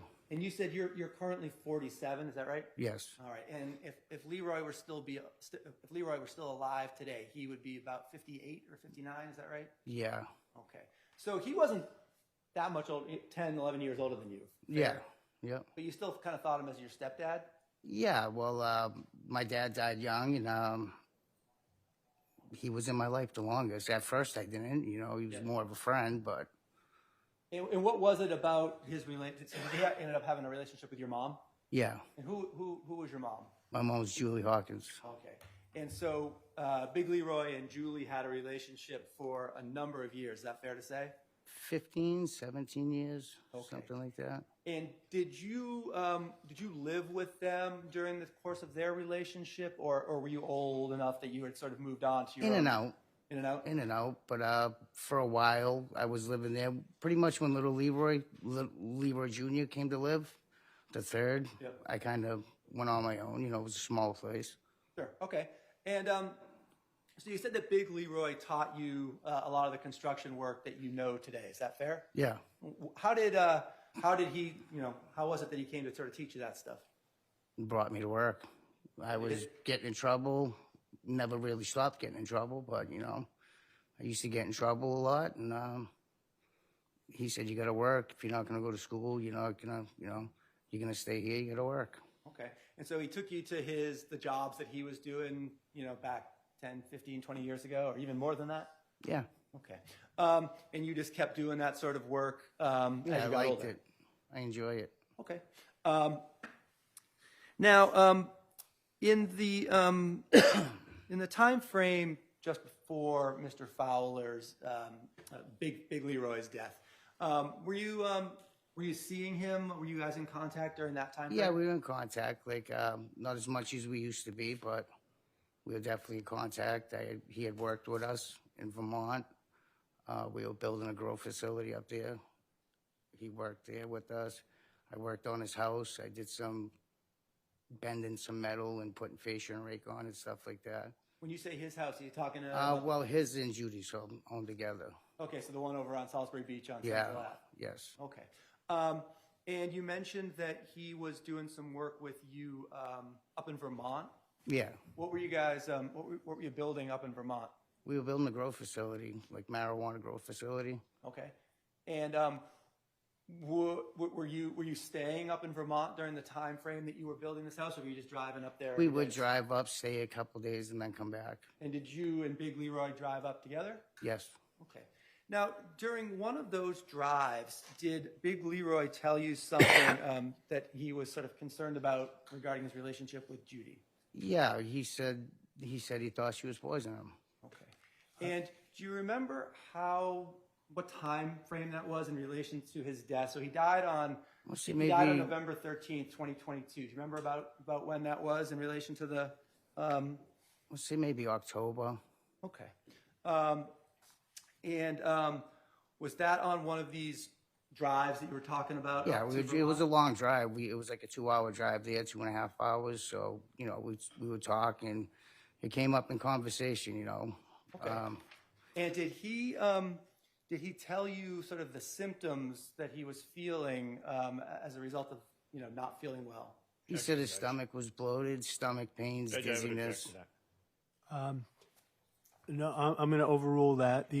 But I want to give the jury an instruction about the statement that was just attributed to Mr. Fowler by Mr. Hawkins. So I want to give what's known as a limiting instruction regarding this testimony that you just heard from Mr. Hawkins. I gave an instruction earlier. You may recall when Tammy Carbone, Mr. Fowler's sister, was testifying, and she related at that time a statement that she said Ms. Church had made to her, which included something that Mr. Fowler purportedly had said to Ms. Church. It's for you to determine whether and to what extent you credit the testimony that you've just heard of Mr. Hawkins regarding this statement that he says Mr. Fowler made, just as it was up to you to determine whether you credited Ms. Carbone's statement, or testimony rather, about Ms. Church's statement. But to whatever extent that you do credit Mr. Hawkins' testimony, you may only consider the statement that he has attributed to Mr. Fowler for a limited purpose, which is as evidence of Mr. Fowler's state of mind prior to his death. You may consider Mr. Fowler's state of mind in assessing whether or not he ingested ethylene glycol knowingly and intentionally, but you may not consider the statement for the truth of his stated belief regarding the defendant, Ms. Church, and her conduct. That would be an impermissible and forbidden use of that evidence, and it would be unfair to Ms. Church. So you may only consider that statement for that one limited, narrow purpose. Now, Mr. Camellia is going to ask Mr. Hawkins about some additional statements. These other statements don't have that same limiting instruction. I just want to make that clear. You consider these for whatever purposes you think are relevant. Go ahead, Mr. Camellia. So you were getting ready to describe for us, sir, the symptoms that Mr. Fowler told you he was having at that time that you had the conversation about the poisoning when he said he was sick. He was just saying that he would feel dizzy, his stomach was bloated, diarrhea, throwing up. You know, just I think that's about it. Did he mention having a hard time breathing? Yeah, he did say he was having a little bit of a hard time breathing. All right. And so you guys were you staying together at a hotel or a motel Yes. out there? Yeah. And did you make any observations that night of any what appeared to be health problems he was having at that point? Yeah, he was having a hard time breathing that night. He was having a terrible time breathing, moaning in his sleep. Yeah, I checked. I got up and checked on him once because it was, it was kind of. But then the next day he was a little bit under the weather, but he seemed all right. He seemed like he was breathing fine. Okay. Now, I had asked you when that conversation took place, and you said you thought maybe sometime October. Is that right? Yeah, I think so. So we had gone up there Let twice. me stop you for 1 sec. Right. You remember talking to the police on November 12th, 2022. Do you remember that, having that conversation Yes. with the police? Yes. And that was recorded. You're aware Yes. that was being recorded. Page 5.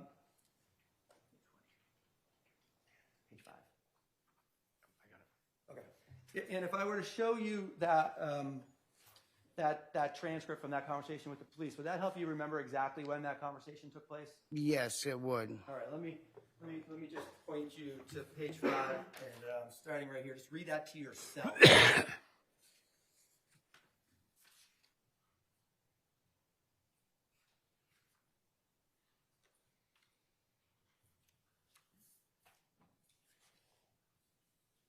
Yeah. Okay. Yeah. Does that help refresh your memory about how long before Leroy died that this conversation took place? Yes. And what was it, sir? It was, I would say, probably towards the end of October. Okay. All right. Now, the week that Leroy, Mr. Fowler ended up going to the hospital on November 11th and died on November 13th. The week leading up to that, and again, I'm talking about Big Leroy here, obviously. Yes. Had you seen him at all during that week?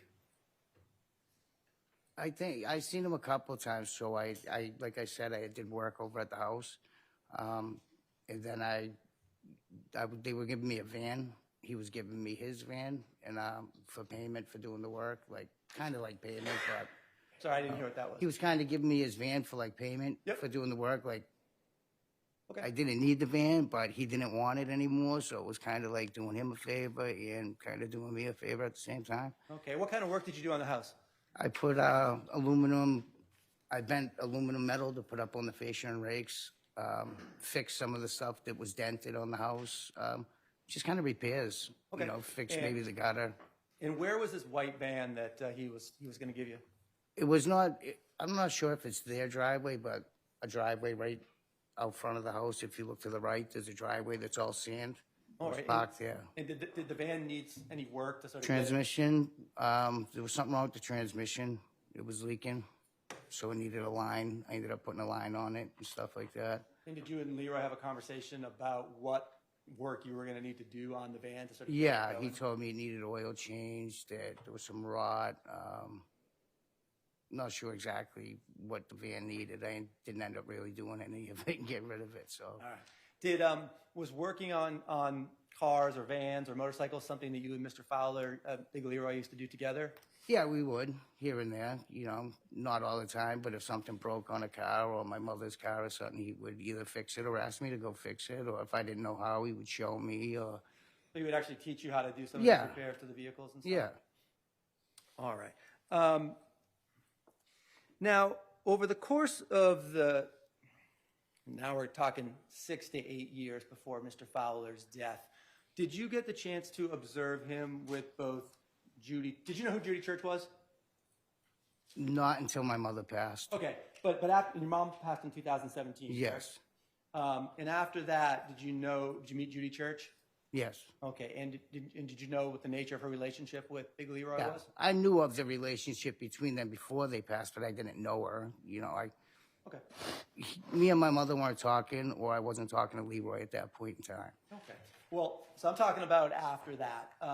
Did you get, so you knew who Judy was? Yes, And did you know that he was also seeing Barbara Randall? yes. Okay. And did you get the opportunity at some points in time to observe the two different relationships? Objection, Judge. He may answer yes or no if he did, but I may have to see counsel at sidebar. You may answer the question whether you had an opportunity Yes. to observe. Okay. Okay. And how would you characterize the relationship? Let me see how I'm going to say this. How would you characterize how Judy acted towards towards Big Leroy, towards Mr. Fowler? Objection, Judge. All right. Let me see counsel at sidebar.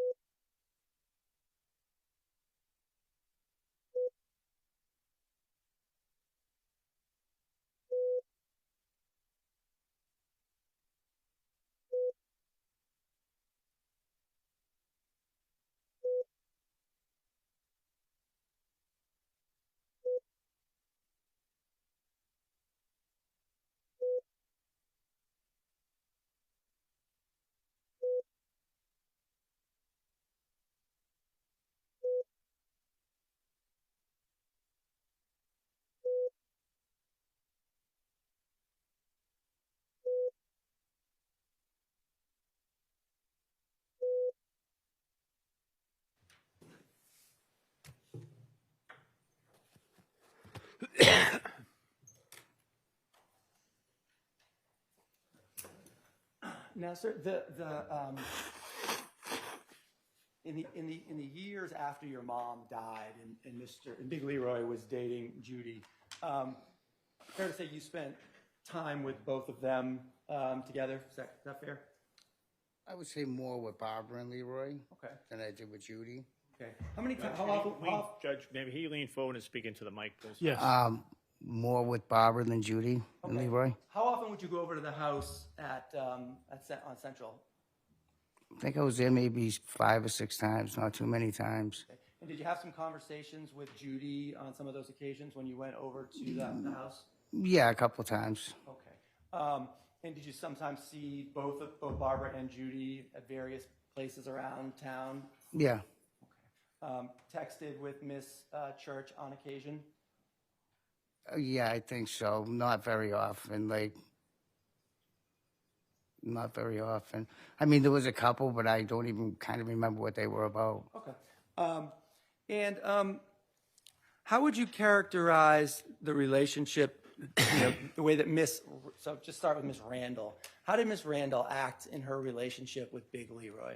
Judge, again, note my objection. I do. You may answer.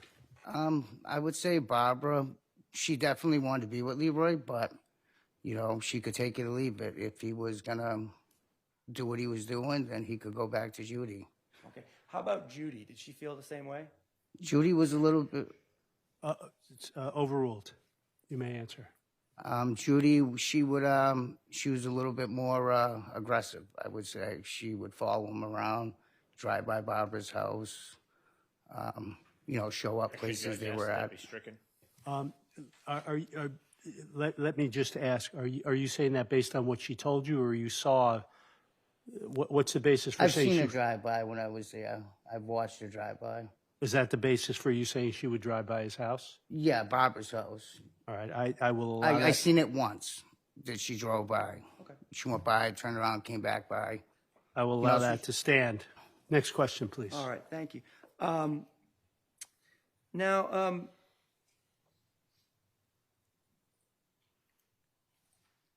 did Leroy drink much? Not much. He used to never drink, but then I think he started drinking a little bit. But he never drank with me really, no. Okay. So You knew that he used cocaine from time to time, is that fair? yeah. Okay. What sort of drinks and food did he like? Sugary drinks. He liked sugar, chocolate milk, Pepsi, root beer, Powerade, Gatorade.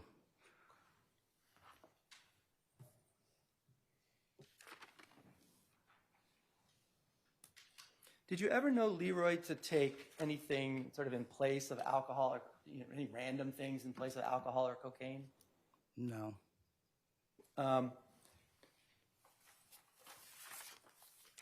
Did Leroy appear at all suicidal to you in that last week of his life? Objection. Overruled. You may give your perception if you saw anything about him that appeared suicidal. No, maybe a little confused, but not suicidal, no. Thank you. I don't have anything further, Judge.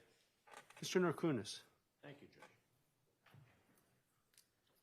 You indicated that, Mr. Hawkins,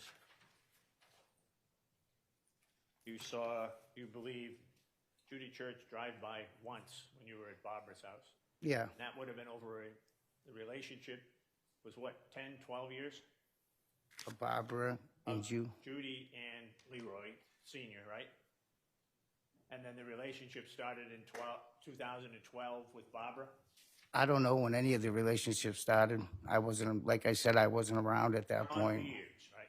Yeah, I would say, yeah. Many years, right? Yeah, Not 2 years, not 3 years, not 4 years, not 5 years, right?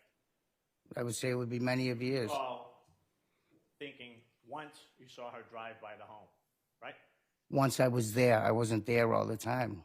That's obviously you couldn't see her drive by if you weren't there, sir, right? I'm talking about, so I seen her one time when I was there, drive by. Over all of the years that you visited to Barbara, correct? I didn't visit Barbara for years. I had just met Barbara after my mother died in 2017. And from 2017 to 2022 is 5 years, right? Yep, All right. So during that 5-year period, we're narrowing it down. When you were there, you saw her drive by once, you believe, right? yes. And Barbara lives where, sir? Walton Road, I believe. And it's a common road within the city, in the town of Salisbury? It sure is. Okay. A lot of traffic go by on that road? Yeah, there's a school there. If you're going to other places or other events or other stores, you might get down that road? I would say, yeah. All right. I would suppose, yeah, there's nothing down there besides the school. But yeah, Now,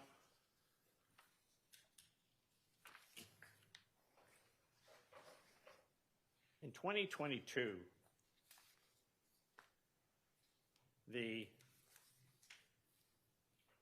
you went in and you gave a written statement, or you gave a recorded statement to the police department, correct? yeah, November 12th, 2022, right? yeah, And that took place at a private house, right? sure, yeah. And that was the home of Mr. Eaton, right? Yes, it was. And present also at that point in time was Leroy III, correct? Yes. Tammy Carbone, right? I didn't see Tammy, no. Tammy was there giving a statement that day? She might have been there earlier in the day or maybe in another room. When I came in, the cop took me into a separate room. I came in the door, went into another room. I didn't. Within the house, right? Within the house, All on yes. the same floor, right? Yes. I don't know the layout of the house. It was my first time being in it, but yes. Who called you to come to that meeting? My little brother, little Leroy. And Leroy, to your knowledge, had set up that meeting with the police, right? Yeah, because I didn't want to come forward. And you had had some conversation with Leroy III before you got there, right? Yeah, About what was going on, what do we think happened, right? yeah, Now, and afterwards you all talk again, right? After you all gave your statements, correct? I think I left right away. I didn't stick around too long. Would it be fair to say that you understood the purpose of the meeting to be able to help the police in the investigation of why Leroy Sr. died, right? I don't know if I was helping or not. I was just telling what was said to me. The question was, you knew the purpose was to do that, correct? Was to go speak. My little brother, we had spoke about this. Sir, let me ask you the question, all right? You went Judge, there. objection. Can he answer the question? Well, it depends whether he's answering or not, but. Sounded like he you was If trying. you have to give him I think Mr. Narkunis at least sensed that he wasn't about to answer the question that was put. Put another question and let's see where that takes Went us. to the home of William Eaton to speak to the police, correct? Yes, and then And you understood the purpose, lean forward into the mic, sir. You understood the purpose of that to be to see if you could assist them as they investigate why Leroy Sr. died. yes, correct? yeah, And so therefore you came there to give them whatever help, whatever knowledge you had that could assist them. yes, correct? yes, Now, you were then asked about, as part of that meeting on that, back in November 12th of 2022, about going up to Vermont, right? yeah, And at that point in time, you told them you thought it was 2.5 weeks earlier than November 12th, correct?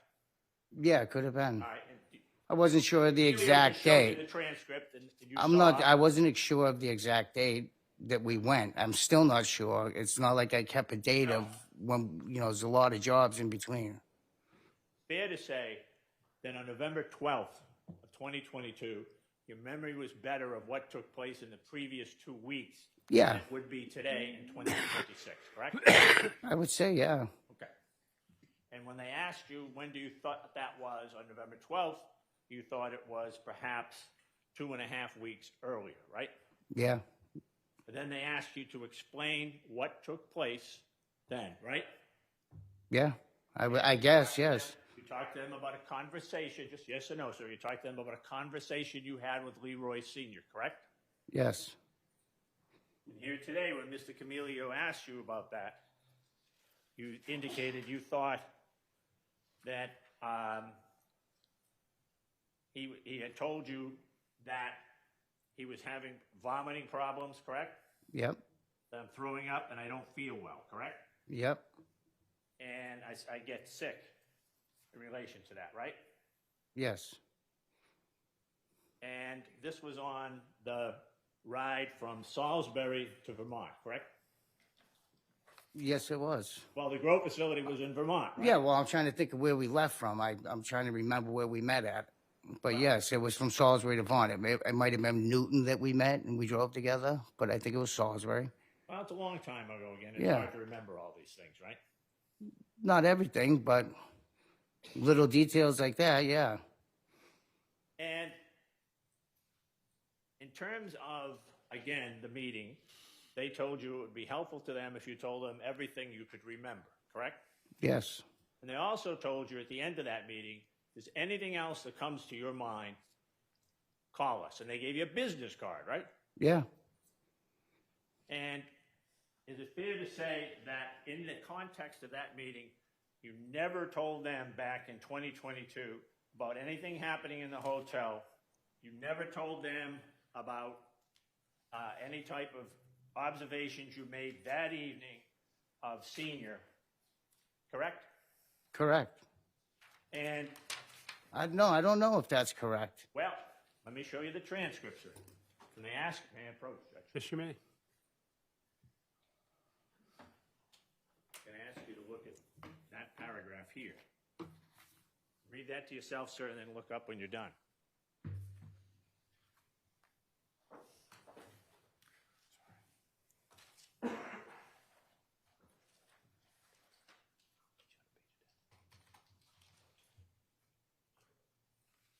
Yeah, yes. And that, sir, Just for the record, Judge, can I ask what page? that's page 5, and that would be Thank you. lines 11 through 17. And that was the extent of what you told the police back in 2022 about your memory of that trip, right? So I didn't want to. Sir, what's in the is that it that you told them then? That's the question. Yeah, I guess if that's what it says in the transcript.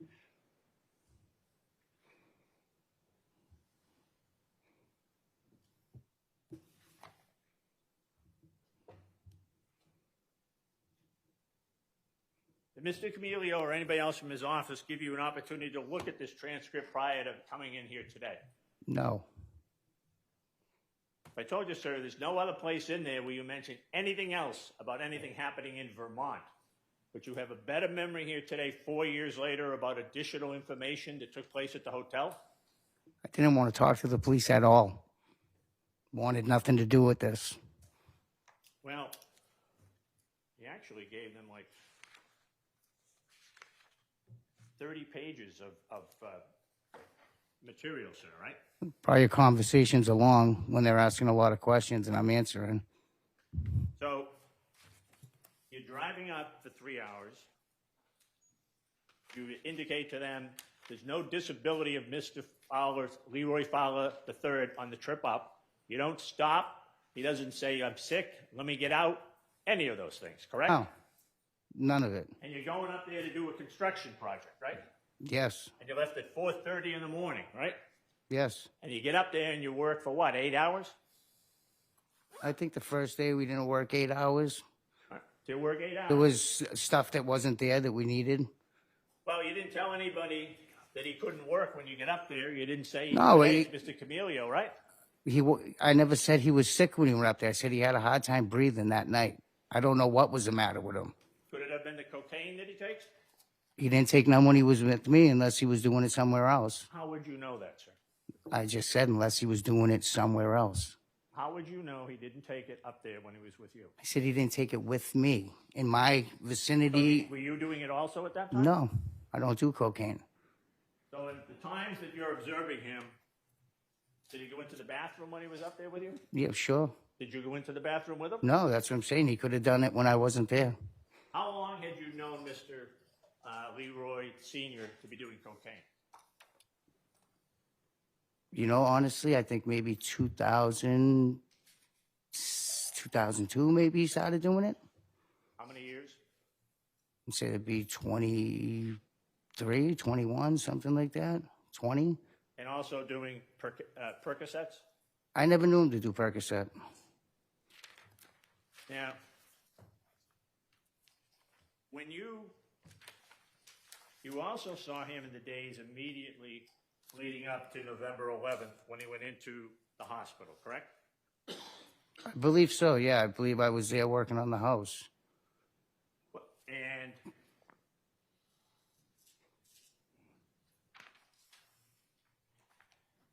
he came by a couple times, and you encountered him when you were working on the van, right? Yes.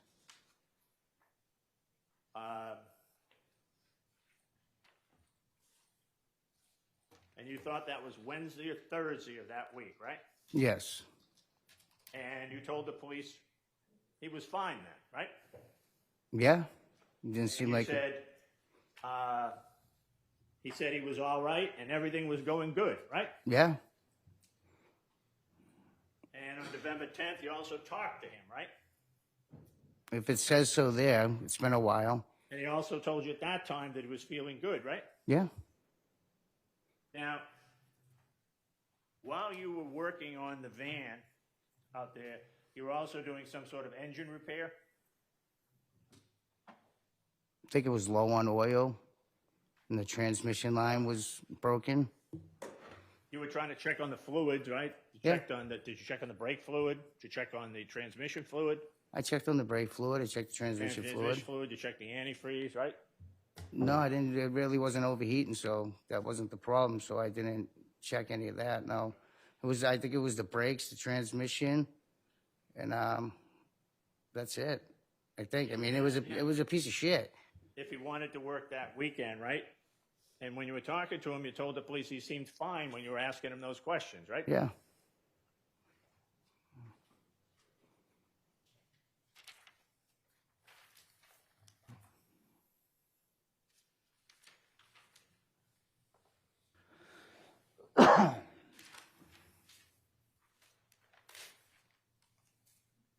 And you were asked about his favorite drinks, and one of his favorite drinks was Red Powerade, correct? Yeah, he preferred that one. He would drink them all, but he preferred that color. Well, right. You were asked if there was a particular color that he liked best, and you said that was Red Powerade, right? Yeah.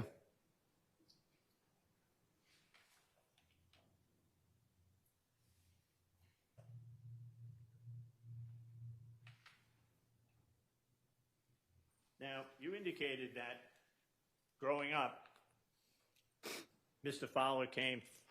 Leroy Fowler Sr. came to live with your mother, right, Julie? They lived together. He didn't come live in our home, but they lived together. They moved together into the same place together. They didn't live in the same house, but they lived together? He didn't come live at, my mother didn't have her own place, and then he came and moved in. Okay. They went and lived in a motel for a while together.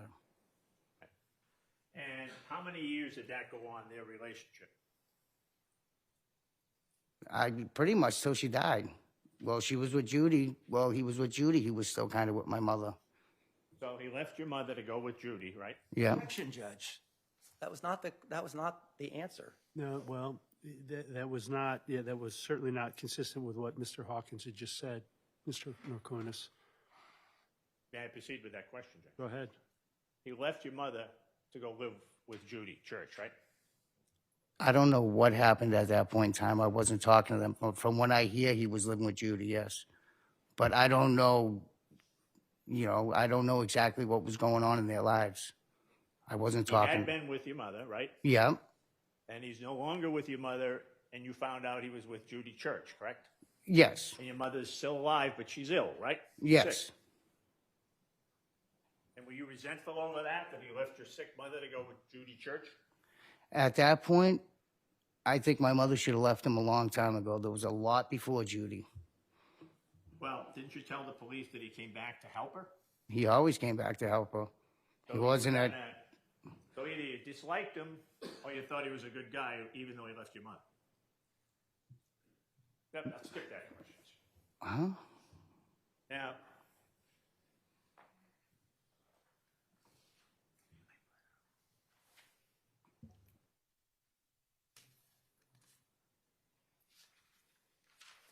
you don't have any particular training or education, sir, in being able to tell how people's emotional states reflect their mindset, right? You don't have any training. No.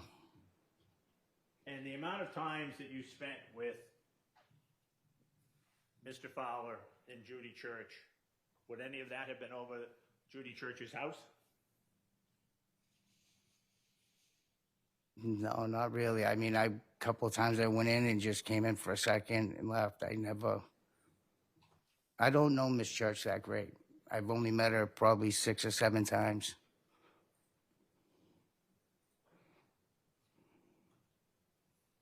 Maybe more, but not that I can remember. Not many. When you know, are you making characterizations of people? You do that because you might have a social relationship with them, right? You might go to a couple of the joints in Salisbury, have a beer together, right? Can you rephrase that? Can you rephrase that? I don't understand what you asked. So you never went out to dinner with Leroy? No. Judy Church? No. You never, you said Leroy didn't drink, so he wouldn't go to bars, right?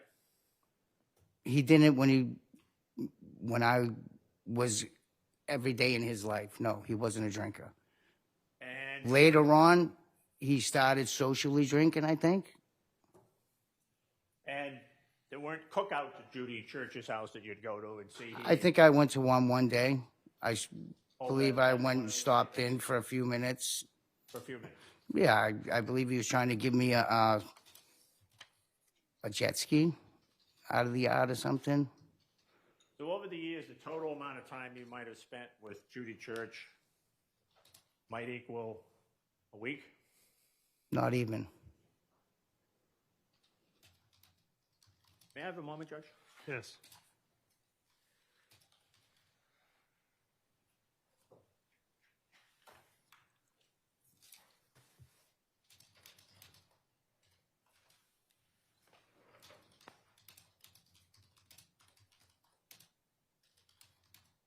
Did you ever, at any point in time after the meeting with the police on November 12th, 2022, contact them and go back to their station to update any information they may have?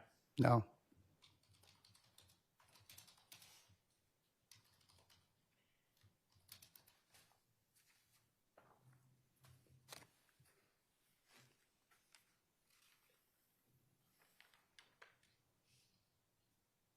I have nothing further, Judge. Thank you. Mr. Camilio, any redirect? Yes, thank you, Judge. Mr. Narkunis showed you the transcript of your conversation with the police on November 12th, 2022, correct? Yes. And he showed you only page 5 of that particular transcript, right? Yes. Okay. Now, 17. Fair to say, sir, that this document here is the same document that he showed you. Here's page 5 that he showed you. Yes. And then there was another, as he said, another 30 pages. Is Yeah. that correct? Yes. All right. And so that's all contained within this particular document here. Fair? Yes. Okay. Now, on page 16 of the document, Detective Verney, who was one of the 2 officers who was having the conversation with you, Detective Verney and Trooper Williams, correct? Yes. All right. Now, on page 16 of the transcript, Detective Verney says to you, "One last question about the ride up, because, I mean, that was 2.5 weeks ago." And you answered, "Yeah." And then Detective Verney said, "How did that conversation kind of start? Did he just bring it up out of the blue?" And you said, "He just brought it up out of the blue because we were driving up there and it was early in the morning. It was 5 o'clock." And then you go on to say it was a 2.5-hour ride. You continued. Objection, Judge. Well, you're just simply reading from his transcript? I right am, now? Judge. I'll see counsel at sidebar so I can see the transcript.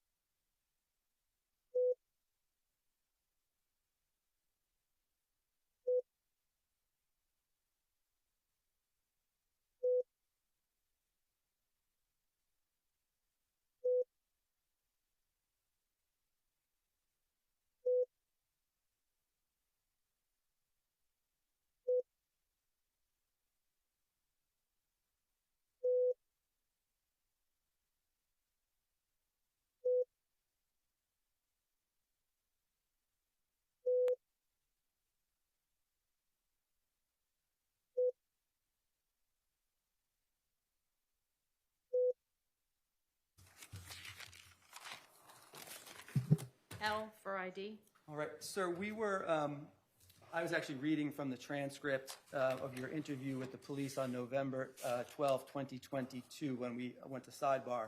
So I'm just going to pick up. Now on page 17, and you stated, we were just driving about an hour in the drive, and he's like, yeah, I've been feeling like shit again. I think she's poisoning me. And Detective Verney then asked, did he describe what the sickness was? And you said, throwing up, vomiting, dizziness, diarrhea, having a hard time breathing. You know what I mean? And when we stayed in the motel up there, he was hardly breathing. Like that night, I had to get up and check on him and say, hey, are you all right? And just ask you, sir, just take a look at page 17. Did I read that correctly?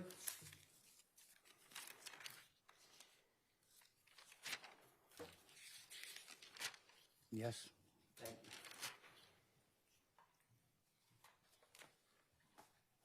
So the implication that you didn't tell the police about that back in November 12, 2022 was not correct, was it? Yeah, it was false. Nothing further. Mr. Norkunis. How many days were you up there, sir, doing construction? I think that time we were there 3 days, 3 or 4 days. Mr. Fowler worked 8 hours a day with you on construction? The last 3 days, Okay. probably. But like I said, the first day we were missing some materials that we needed to get started. So we only did, laying out and stuff like that. You got to get materials. Yeah. You got to get all set up. Yeah. To start a construction project, right? Yes. And then he worked full-time with you, right? He did, Until we left. However many days it was until we left, yeah. And then you drive 3.5 hours home, right? Yeah. And your statement was, he made statements to you on the way up, right? Yeah. And then you thought he was breathing hard in the evening, right? Yeah. After you didn't know whether that was attributable to the cocaine he took, right? Or the construction project, right? Like I said, I never seen him take any cocaine. Never once in my life. Never once. Took cocaine. I knew he took it, but I never saw him take it. Okay. Now, and you didn't feel it was necessary to encourage him, tell him, let's go to the hospital, let's have a doctor check you. He had a pacemaker. He had other ailments, I believe. He had a pacemaker and other ailments. He was away from his machine. I never encouraged him to go to the doctors. Okay. Nothing further, Judge. Thank you. Thank you very much, Mr. Hawkins. You may step down. Thank you.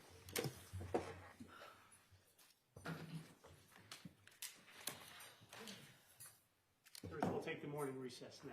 We got going late, so we took the break, right? We'll take a 20-minute morning recess. All rise. Judge, leave your notebooks on the chair.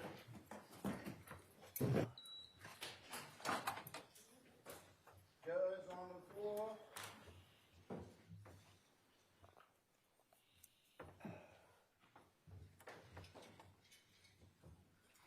Well, no other witnesses are testifying on Thursday, so that's why we tried to do it.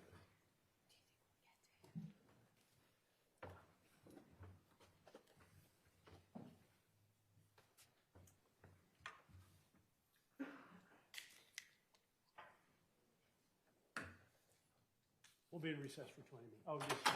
Is there any chance we could address the microphone issue? I would like to get some clarification. Okay, clarification of what? Open court or sidebar, Judge?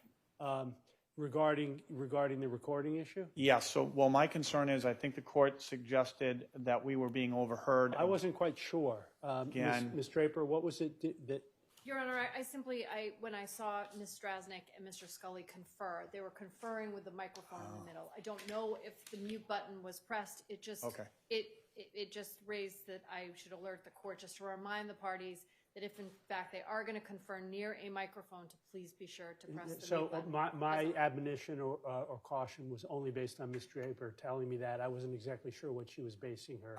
I wasn't either. And just for the record, why I brought it up is I had been scrupulously using the button to speak to Ms. Church. Okay. Wanted to make sure we there's- weren't there's learning no that was issue. flawed. No, But Ms. Strasnick and I didn't. We just leaned over. Okay, all right. Out of habit. That's what prompted it.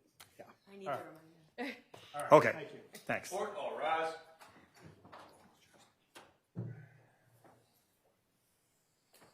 Court will stand in recess for 20 minutes.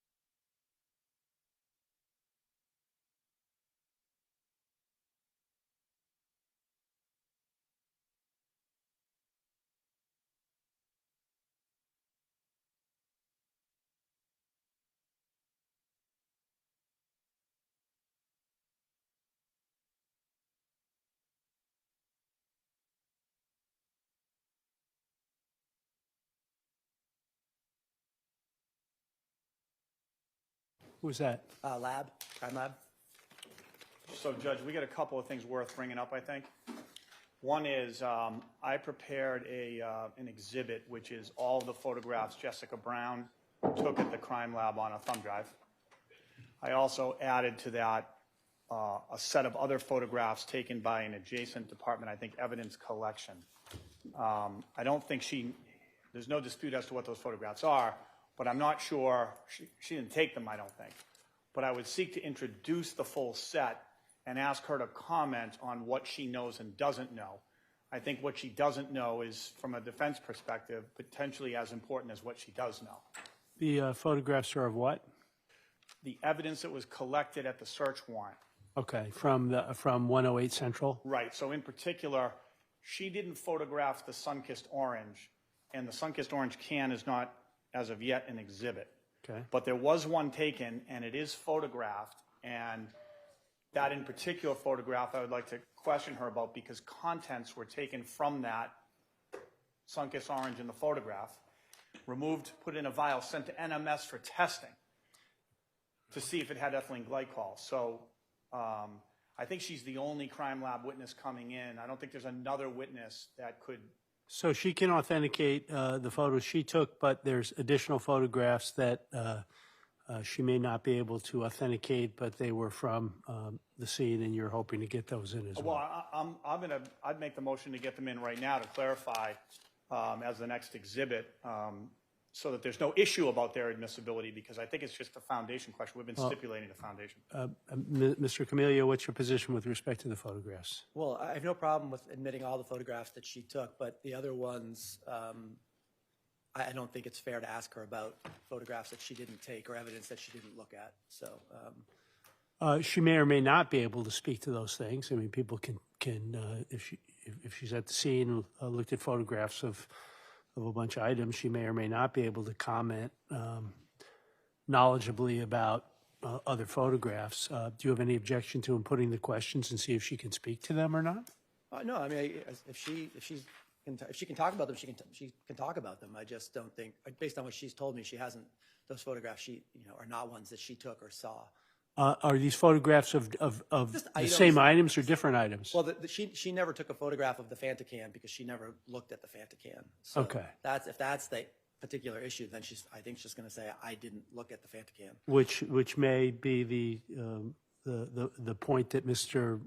Scully wants to elicit. Perhaps. But in terms of the jury having access to the other photographs that she can't herself authenticate, do you have any issue with that? Mr. Scully just showed them to me. I don't think so, but just sort of an abundance of caution, I would have no problem with the ones she took. The other ones I'm going to have to look at again with Mr. Scully. All right. They're all on the same thumb drive at the moment, but the jury's only going to see whatever any one of you are choosing to put in front of this witness right now. Right. So we'll need a break before cross-examination. The photographs the prosecutor will recognize them in 30 seconds. They provided us to discovery in a thumb drive. He'll see there, I think, 27 of them or 33 of them in a row. He'll recognize them all. So, but we will need a break, it sounds like. Well, No, I don't think we need a break. You can pull up any individual photograph even and ask if the witness can comment on it. The only question is whether Mr. Camilli is objecting to all of them being part of the evidence. Right. But you can see if she can comment on any of these other photographs. But my issue is before she comments on it, right, I'm moving them in as an exhibit. And then I'll pull them up on the screen and say, what's been marked exhibit so-and-so? Do you recognize it, yes or no? I know for 17 photos she's going to recognize it. Pull them up now and let them take a look at it. Yeah.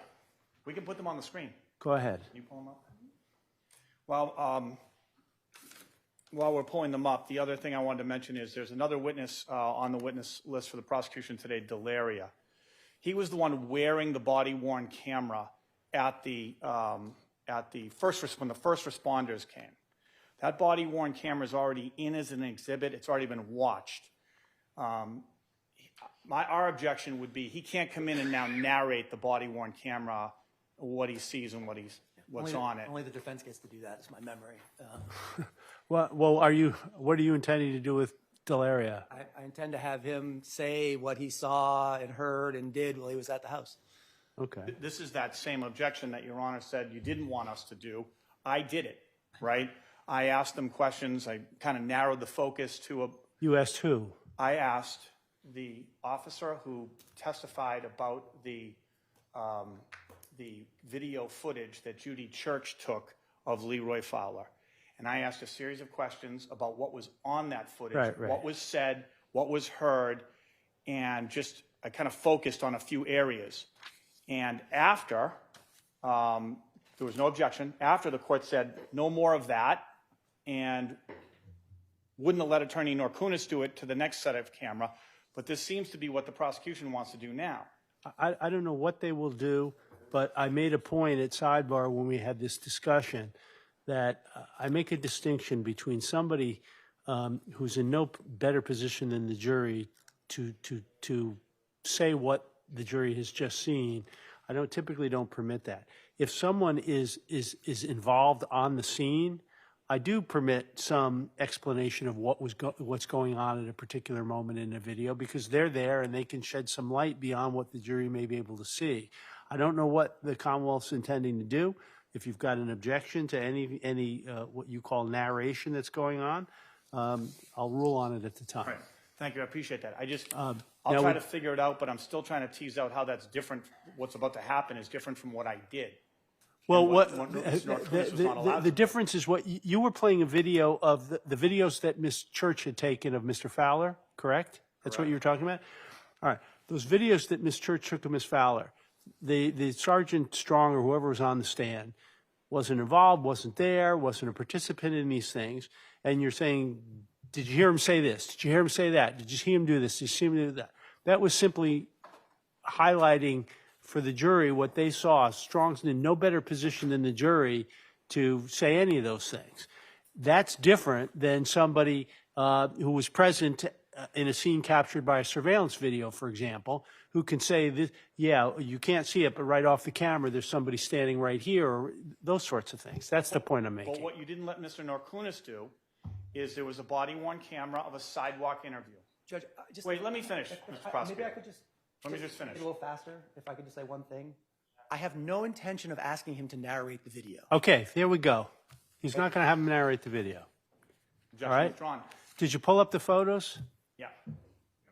Mr. Camilio, you, I can only see one, Judge. I'm sorry? We have to go. Yeah, I can only see. I'm looking at them.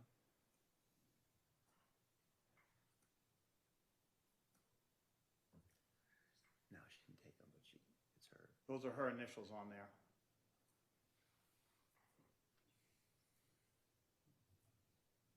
are we seeing right now the witness's actual photographs? No. No, those are on a different file, not Okay. objected to. Okay, so these are the ones that were not taken by the witness. Right. Taken at the Mass State Police Crime Lab. Her initials are on the bags, at least some of them. I would like to avoid having to bring in somebody else to merely authenticate these photos. I mean, I don't know what. These are the most important ones here, because this is the only photographs from the crime lab of the Sunkus can, which was collected, but we don't know which of the two, and then was, a sample was taken out of it and sent to the laboratory. So I'm trying to show, like, here it is at the crime lab. This is the one, or the Fanta, I'm sorry, I called it Sunkus, but Fanta. So this is really kind of ground zero for these, but there is also, the Powerade is in there. Is that the end of the photos? Have they ended? That's the last one. All right. Mr. Camilio? I certainly don't have any objection to the Fanta photographs. The other ones, I don't have any idea what they're relevant to, but whatever. They don't seem to. I don't know that they have any relevance either. I don't think they're going to shed much light for the jury on anything, but they also may be neither here nor there, and so therefore not prejudicial. If they're on the same thumb drive, I don't have a problem with them coming in. So, all right, we'll be able to mark the thumb drive. Thank you. Should we do that now, Judge? Sure. Let's bring our jury in.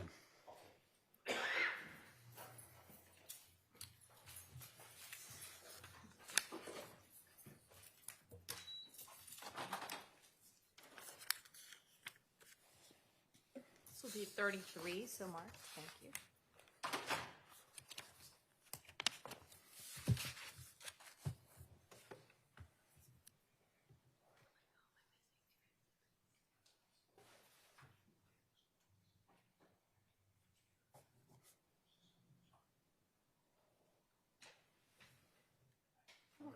more to see in case anyone wants to look at it. She has it, or you guys can see it.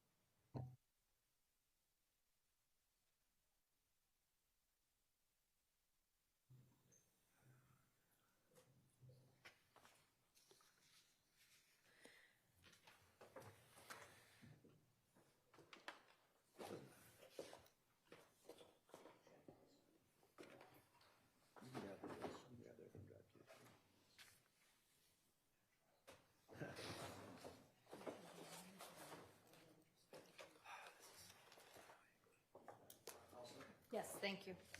Yeah, Phil, we're good to go. We're gonna roll this. All right for the juice? But yes, not right.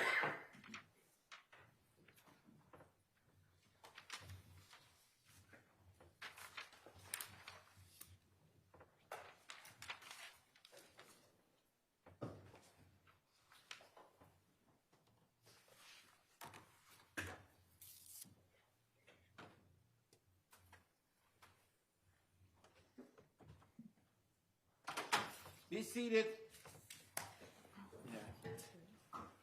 Jessica Brown.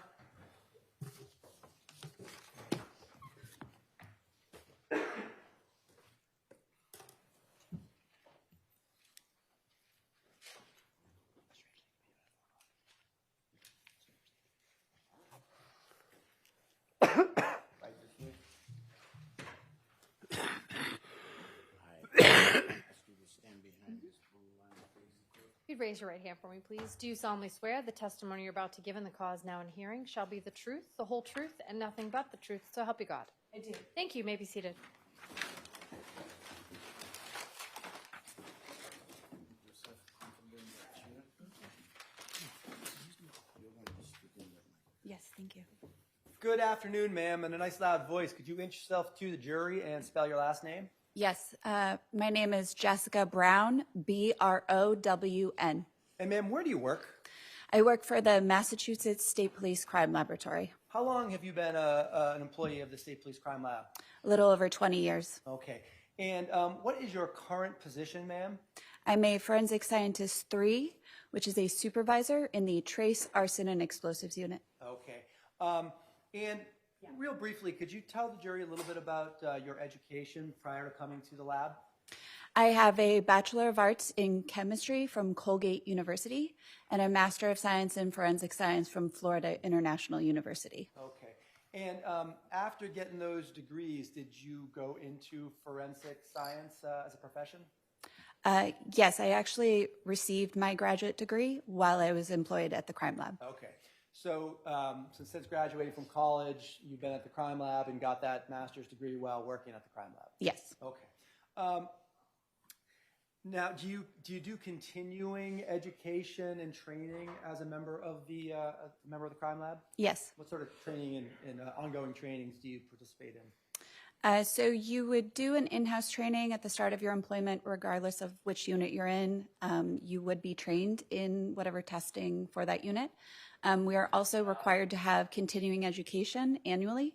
That could be a specialized training by instrument manufacturers for the instrumentation that we utilize in casework. Could be specialized training by our federal entities like the FBI, DEA, or ATF. Or it could be professional membership meetings for various forensic science organizations. Right. As a member of the Trace, Arson, and Explosives Unit, what are your normal duties? So I oversee other forensic scientists in that unit, as well as performing casework in fire debris analysis, which are arson cases, in primer gunshot residue cases, in explosives cases, and other miscellaneous cases, which tend to be poisonings. Okay, so this you got involved in the investigation into the death of an individual named Leroy Fowler. That's sort of one of those miscellaneous type cases.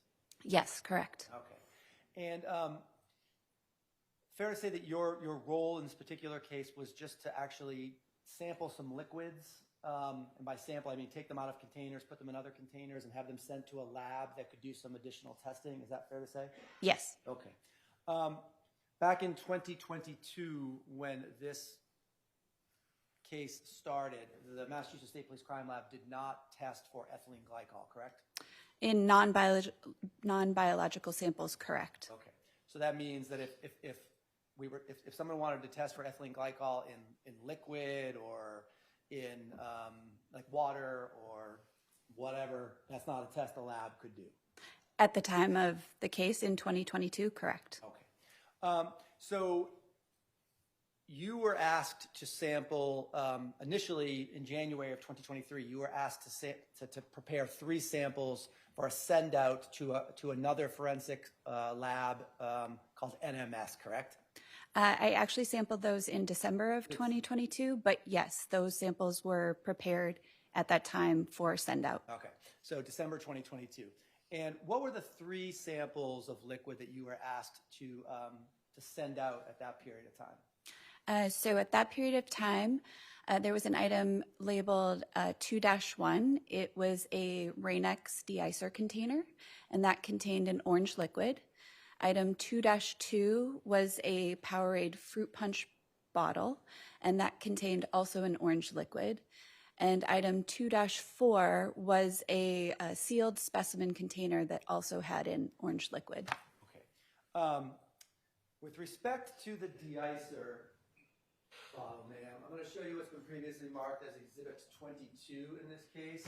And does that look essentially what item 2-1 appeared to be at the time that you took it? Aside from being able to look at the numbers specifically for the UPC code and the lot number print that was on it, it does appear similar to that bottle that I examined. All right. And then show you what's been marked as Exhibit 20. Does that appear also to be similar to the Powerade bottle that you sampled back in December 2022? It is a Powerade bottle, but again, without referencing the UPC codes or other documented numbers that I noted in my case file, I would not be able to confirm. Up on the top little part of the bottle, there is a lab number. Yes. Is that something you would have put on there, or somebody else at the lab would have put on there just to mark it as the actual Powerade bottle? I myself did not mark that, but yes, that would have been added at the laboratory. I couldn't say for sure who did, but that is the laboratory associated for this case. All right. Judge, I would make a motion to stipulate. I don't know if you want to hear that at sidebar or just do it on the fly. A motion to stipulate to what? That these are the items that were taken from Judy Church's house and put to this crime lab for her examination. You agree to the stipulation, Mr. Camilli? Right. A stipulation, jurors, is simply an agreement by counsel for both sides that whatever facts are stipulated to are true and can be accepted as true by you without the need for any further supporting evidence. So in this case, the parties are stipulating orally that those 2 items are in fact the items, that the ones just shown to the witness, Ms. Brown, are the items that were seized from Ms. Church's house. All right. And the third item that you described for us was, you said, a specimen jar that had an orange liquid in it. Is that correct? Yes. And I think the defense might also agree to this, but I'll just ask the question. You understood that to have been a liquid that had been taken out of a Fanta can and put into an open Fanta can and put into that specimen jar so that it wouldn't leak all over the place? Yes, that's my understanding. We so stipulate. All right. So with respect to the item that's been described as 2-4 by the witness, which I think she had said was a sealed specimen container, there's a stipulation by the parties, which you may now accept, that the liquid in that particular sealed container, item 2-4, came from a Fanta can. All right. That was taken from, I guess, the premises 108 Central. Correct. In Salisbury. All right. Thank you. Thank you, Mr. Scully. Now, with respect to those 3 items, ma'am, what were you going to do in order to sample some of the liquid and send it out to the NMS labs for further testing? So typically with these types of cases, we would document the items with photographs. Because 2 of those items were further requested for fingerprints and DNA analysis, we would appropriately wear personal protective equipment to ensure no contamination and minimize the handling of the evidence when sampling the liquid. So for item 2-1 and 2-2, I did those appropriate measures and steps to ensure no contamination, sampled the liquids, and put them in the supplied containers to be sent for send-out to NMS.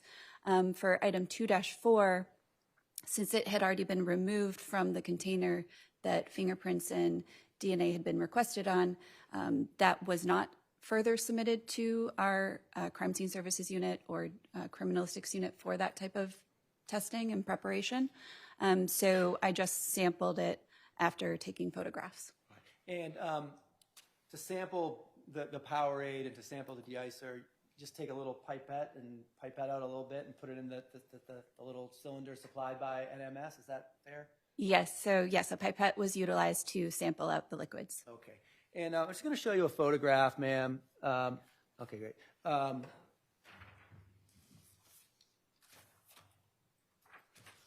And do you recognize what I'm showing you in that particular photograph right there? Yes, I do. So what do you recognize that to be? So this is item 2-2 for laboratory number 22-24257. It has the date as well as my initials in this photograph. All right. And is that a true and accurate representation of the way the Powerade bottle looked when you first received it? Yes. Okay. Ron, I don't know if there's a next exhibit. Any objection, Mr. Scully? No objection, Your Honor. Next exhibit. Exhibit 34, so marked. Put that up for a second on the screen so everyone can see it.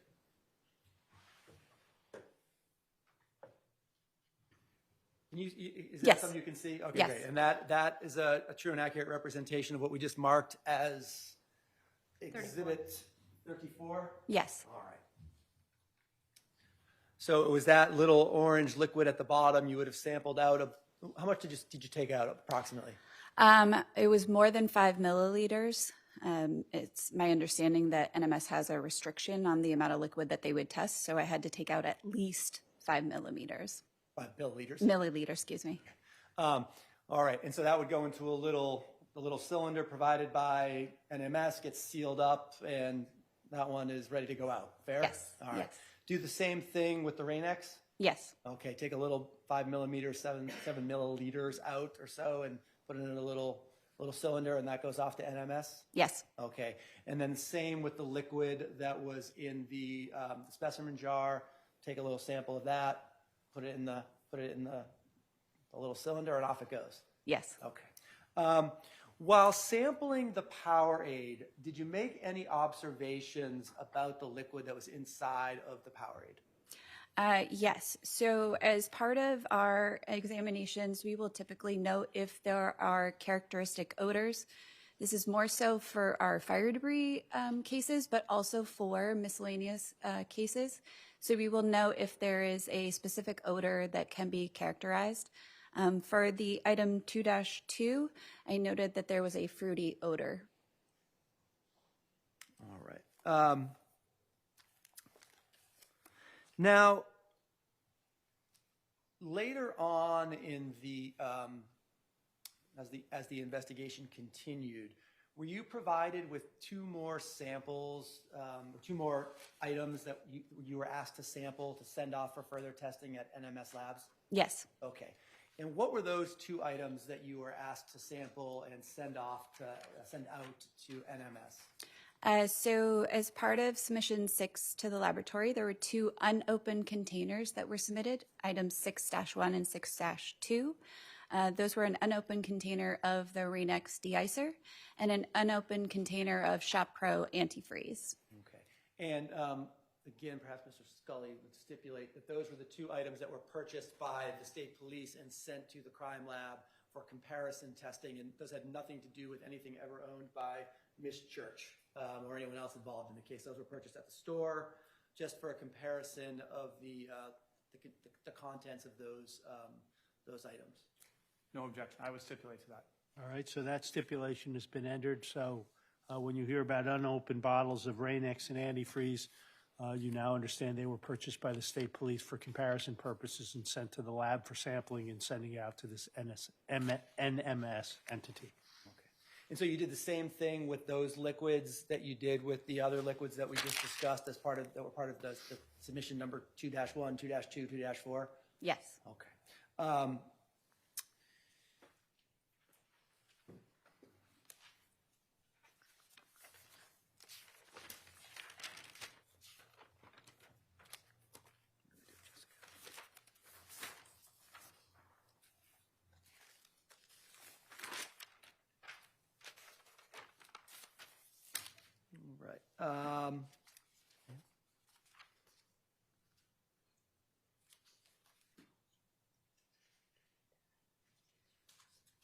And just, hopefully it was clear, but just so it's clear, all you did was facilitate getting those liquids from the crime lab in Massachusetts to NMS so that they could do the testing, and you actually yourself didn't do any testing on any of those liquids. Correct. All right. Thank you. Mr. Scully. Oh, thank you, Your Honor.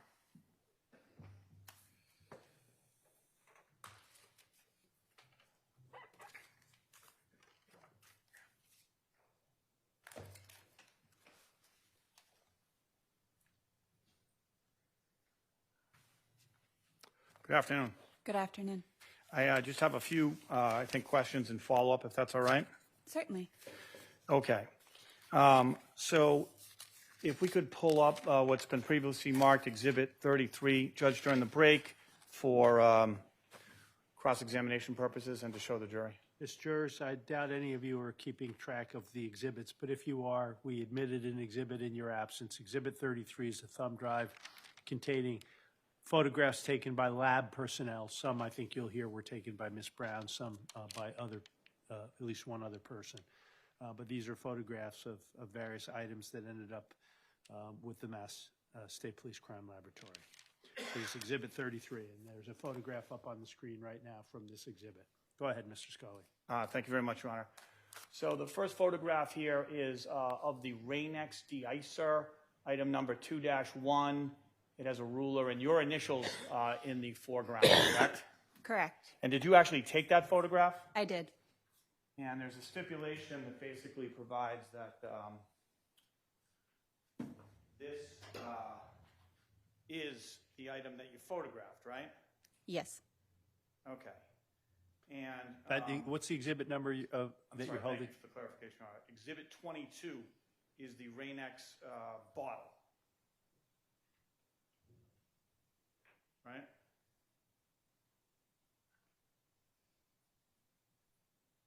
Is there a question for the witness? I just need a moment if I could, Your Honor. Okay. And this bottle of de-icer by Rain-X, Exhibit 22, contains an orange fluid in it, right? Yes, an orange liquid. An orange liquid. And it has a label affixed to it explaining certain ingredients and precautions, right? Yes. And it does say on the label, this product contains a bittering agent, right? Unfortunately, I'd have to actually read the label to confirm that. You may. That line right there. Kind of hard. Yes, it says this product contains a bittering agent. Okay, and there's a sentence under that that looks like it's tough to read, but can you read it? It is partially obscured. It appears to be talking about how to store and transport it. Okay. All right, but you can clearly see that there's a bittering agent, at least on the label here, right? It is labeled that it contains a bittering agent. Okay. Now, are you aware of a product called denatonium benzoate? That is definitely a compound. Okay, and do you know what it is? No, I'm not familiar with it. Okay. Are you aware of Mass General Law? Just a minute, Judge. Sorry.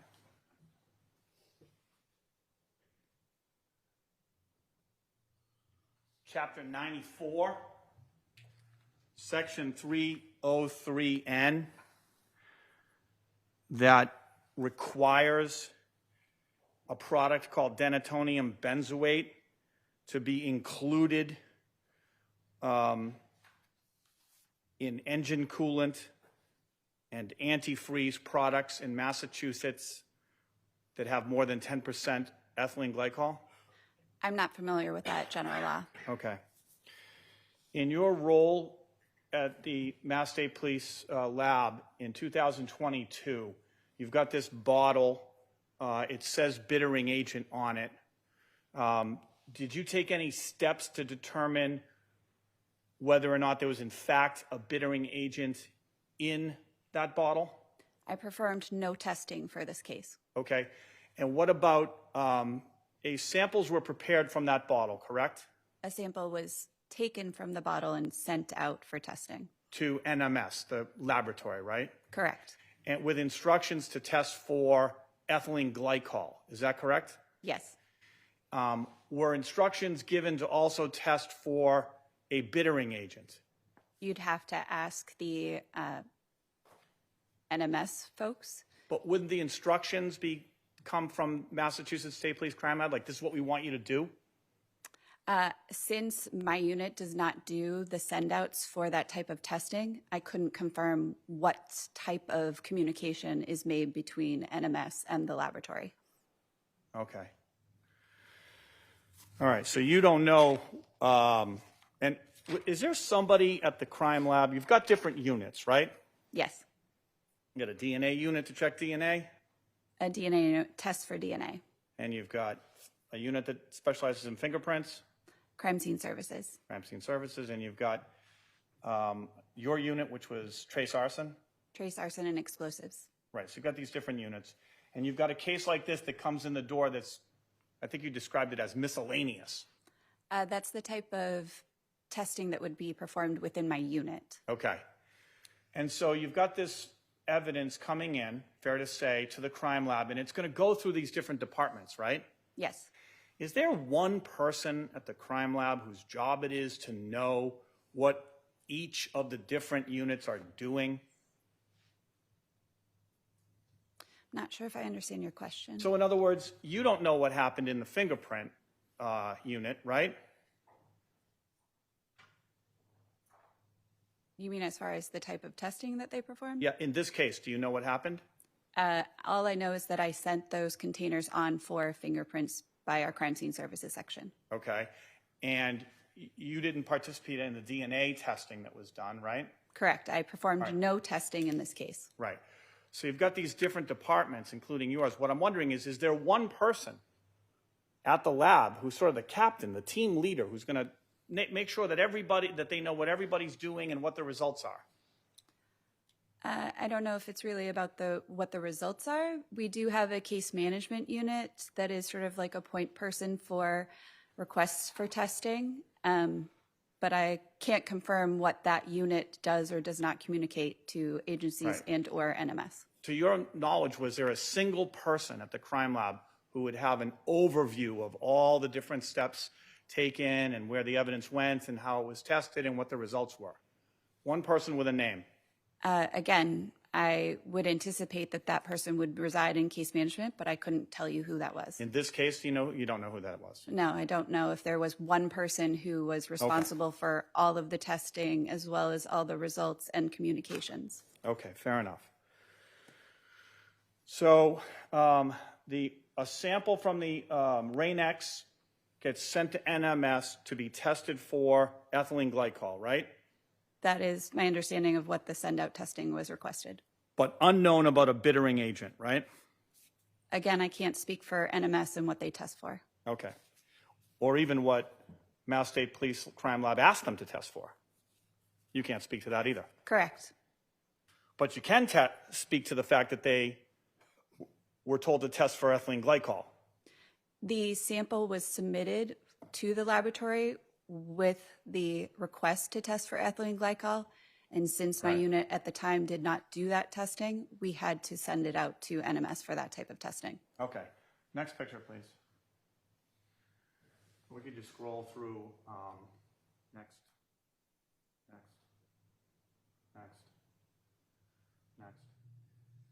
All right, this is a photograph of the Powerade bottle, right? Correct. And this is the same, is this your initials again on that, right? Yes. Correct? And this is item 2-2, right? Correct. And in that Powerade bottle is an orange liquid, right? Correct. And there seems to be some condensation that appears visible that looks like it's inside that bottle. Is that correct? There are droplets of liquid inside the bottle. As to whether that's condensation, I cannot confirm that. But there are droplets of liquid on the inside of the bottle. Okay. And that liquid, do you know when it was put in the bottle? No. Do you know what that liquid is? Again, I did not do any testing for this case. Okay, so you've got the bottle itself, the label, a little hard to see there, but it says fruit punch, right? Yes, the label did indicate that that Powerade was a fruit punch flavor. And that's red, right? Fruit punch Powerade, red? Typically, it is red. Okay, and this is orange, right? Correct.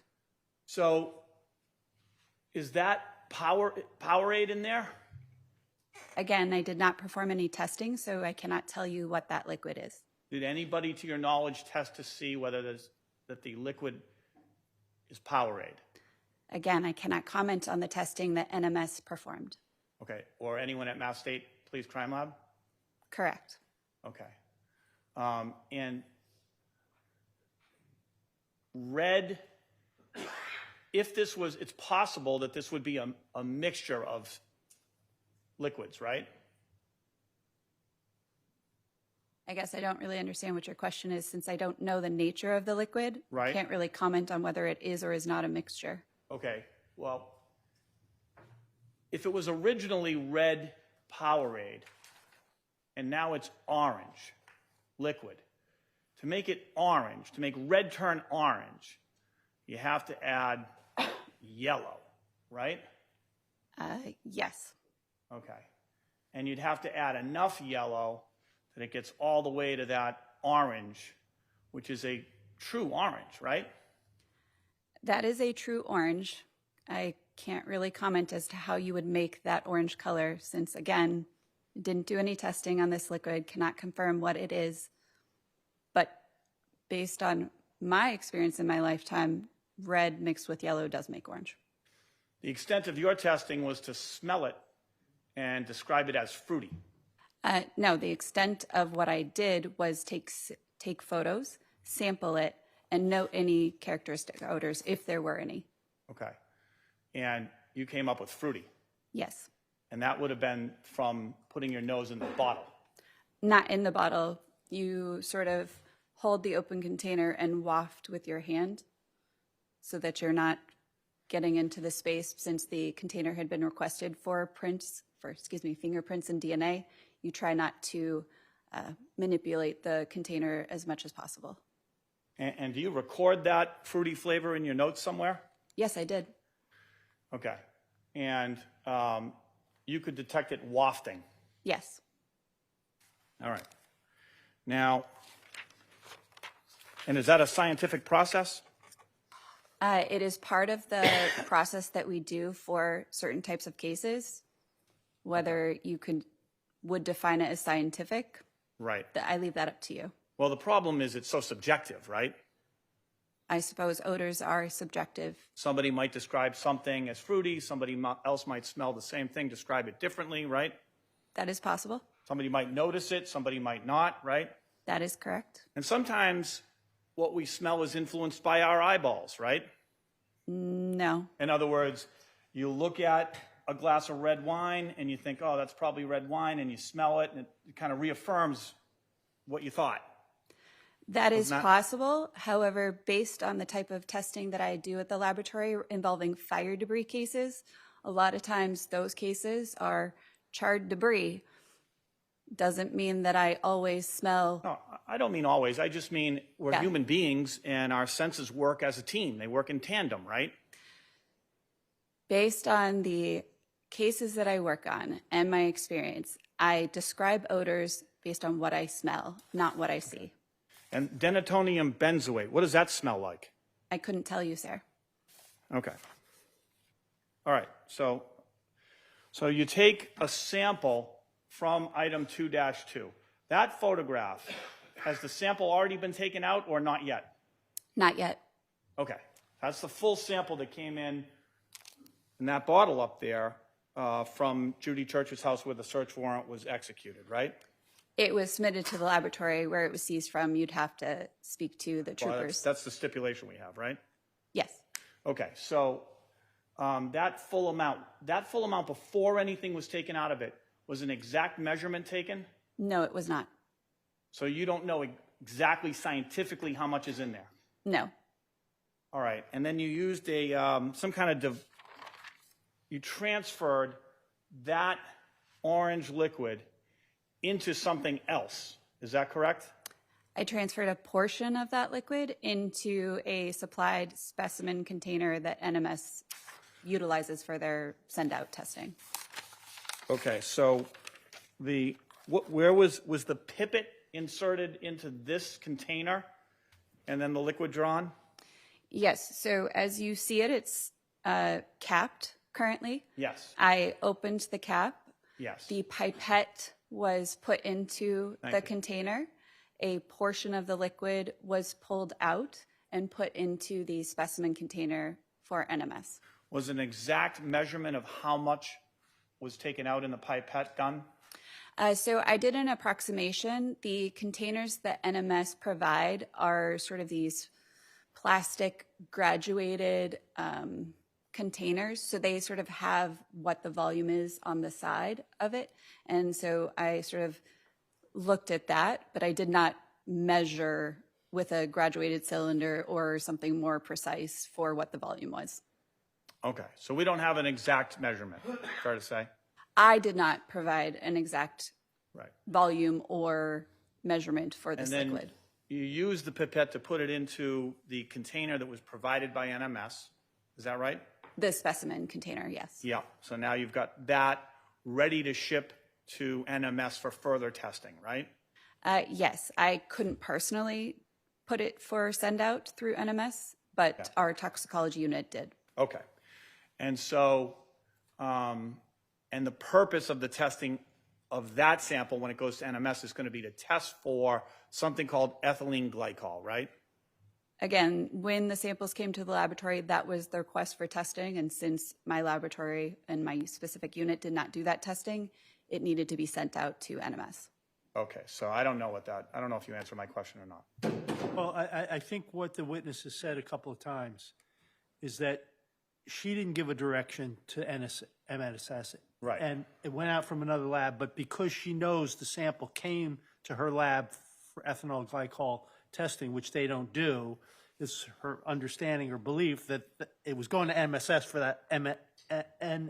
for that purpose. For the purpose of testing for ethylene glycol. That Do I was have your that correct, Ms. understanding. Brown? Yes. So she didn't give the instructions. She doesn't see exactly what NMS were told, but because it came to their lab for that testing and they couldn't do it, and that's why it was going to NMS, it's her belief that that's what NMS would have been told to test for, but she doesn't have firsthand knowledge of that. Right. That's why she's not answering those questions so directly. And you've been involved with this case for a long time, right? Well, the items were submitted to our laboratory in 2022. And you've testified in court previously, right? In motions, yes. And you've met with the prosecutor multiple times, right? I have spoken to the prosecutor multiple times. So being around the case, you know what the basic issues in the case are relative to ethylene glycol and a bittering agent, right? Yes. You're aware of that? Okay. Yes. So you're aware, after the judge's questions, I think you're aware that the sample that you took out was sent to NMS for testing for ethylene glycol. Yes. All right? You're unaware of whether it was sent to NMS for the purpose of testing for any type of bittering agent, correct? Asked and answered for like the fourth time. Well, I'll allow you to answer that with respect to the bittering question. Were you aware whether it was sent for that or not? Again, I'm not aware of what type of testing was requested at NMS and what type of testing NMS performed on this item. Okay. And so now you've got this, after you've used the, I hope I say it right, the pipette to withdraw some amount of this liquid from that Powerade bottle. Now you've got a Powerade bottle with the remaining liquid in it, correct? Yes. Do you take the remaining liquid and separate it from the bottle? I did not for this case. Okay, because the bottle is up there marked as an exhibit. It's now empty, right? It appears empty. Okay. Do you know when that bottle got emptied? No, I do not. Okay. But at some point, it did. It appears empty now. So, and now you have this remaining sample that's at your State Police Crime Lab, right? Do you mean the liquid or? Yep. So 2022. Yep. You took a pipette worth out. You've got a portion of the liquid left in the Powerade, right? Yes. Do you screw the top back on? Yes, I did. Screw the top back on. Okay, great. Now, where does that Powerade bottle go? So for item 2-2 and 2-1, since... Just 2-2 for now. Okay. So for item 2-2, since fingerprints and DNA were requested on the container, that item was submitted subsequently to our evidence control unit to be sent to those additional units for testing. Okay. And do you know whether the liquid was taken out before or in conjunction with any of that testing? As I had mentioned, I'm unaware of when the liquid was removed from that bottle. Okay. And then that bottle and that liquid are stored somewhere at the, stored somewhere between then and trial now, right? Yes, we would be able to see its chain of custody while it remained at the laboratory. Okay. But once it leaves the laboratory, we wouldn't be in control of that chain of custody. Do you know, do you know where it was stored? In other words, was it refrigerated? Was it in a cabinet? Was it on a shelf? Know anything about that? Do you mean prior to my testing or after my testing? After you used the pipette to take the liquid out, where was it stored? The liquid or the Powerade bottle? I'd be able to reference that if you had a chain of custody for that item that was after I had seen it. Okay. I only have the chain of custody in my case file for prior to my testing. Okay, so you don't know what happened to it after that? Correct. Okay. And just so I think the record is clear, so ethylene glycol is a product that is commonly used in antifreeze and engine coolant and products along those lines, right? It is a compound that is present in those types of products. Okay. Next photo, please. Next. Next. Next. Next. Next. Okay, this photograph here, you recognize that? That is item number 2-4. Yes. Is that the item that was sent to NMS? So a portion of the liquid that was present in that sealed specimen container was sent to NMS. So that is item 2-4, what's inside of that container that's depicted there? An orange liquid. The orange liquid. And is that the orange liquid that's taken from the Rain-X, or is that the orange liquid taken from the Fanta? This was labeled as coming from the Fanta can. From the Fanta can, okay. All right, now, did you prepare this sample? Do you mean how it is depicted in this picture? Well, let me back up. Somewhere back there's a Fanta can, right? Yes, there is a Fanta can. It has liquid in it. Whether it had liquid in it or not, I Did can't you ever speak to see that. it? No, I did not. Okay. But, so tell me what you think happened, right? Because here, Objection, Judge. The objection to what she think happened? Yeah. Yeah, she's got to testify to what her knowledge is. okay, so I appreciate that, Judge. So here, your initials are on this sample, and inside it is, tell me what? So inside this container is an orange liquid. Based on the labeling that was supplied to the laboratory, it is my understanding that this liquid was removed from a open Fanta container. Okay. Is it all the liquid that was removed from the open Fanta container or a portion of it? I'm not sure. Okay. Who would know? Whoever removed the liquid from that open Fanta container. What department would that be?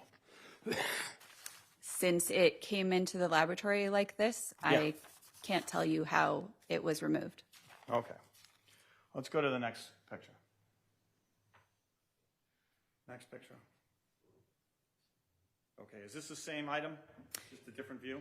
Yes, this is the heat-sealed plastic bag that the item was contained in. Okay, next picture.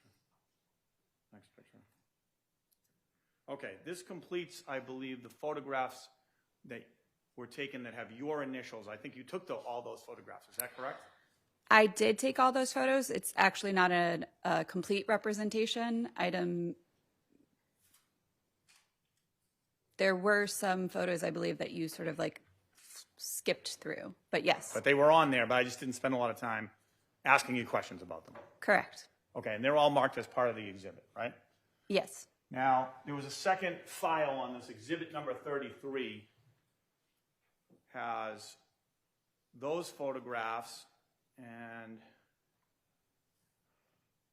then there's a set of other evidentiary photographs that have been admitted as part of this exhibit.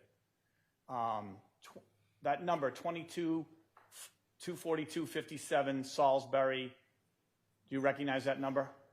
That is the laboratory the laboratory number associated with this case. And there are some initials on there, HAS, right?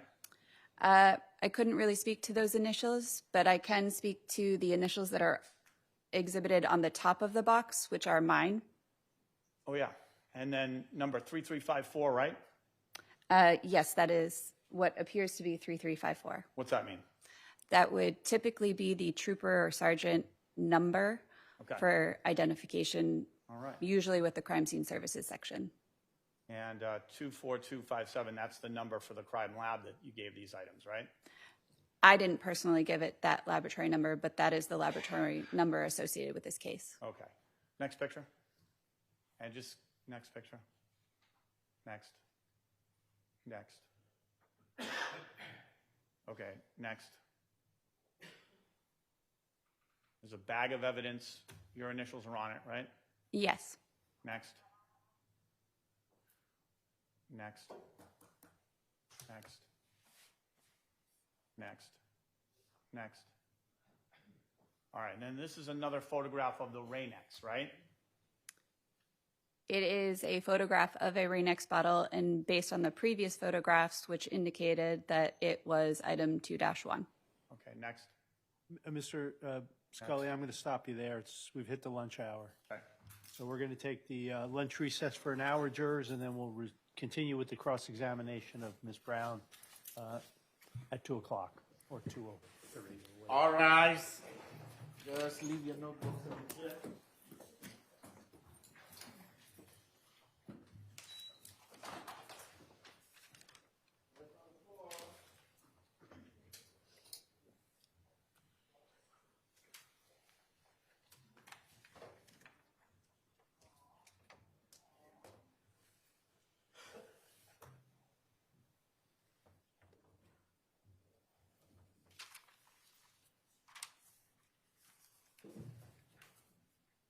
We'll be in recess for an hour.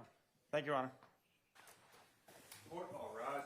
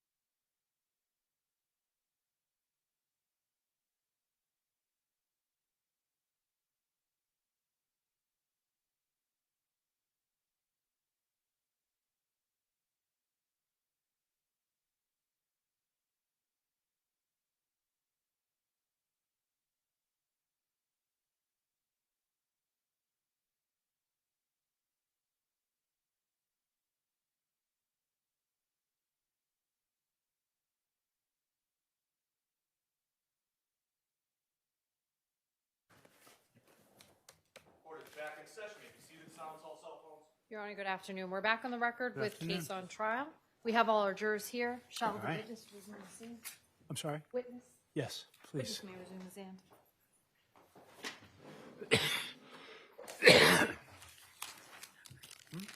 Yeah.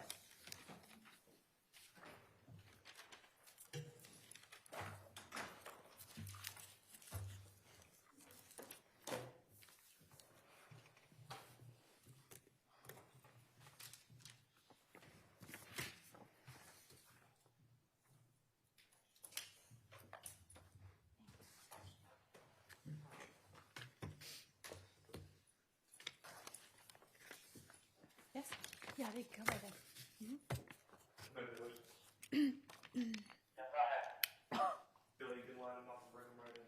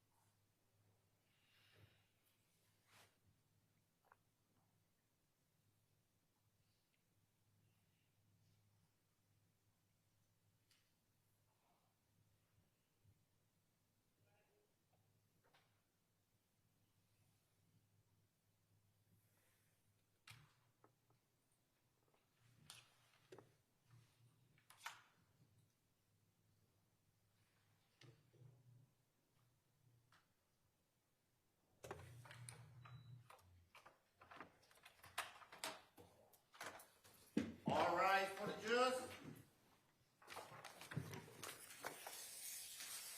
Page number is that? Do we know?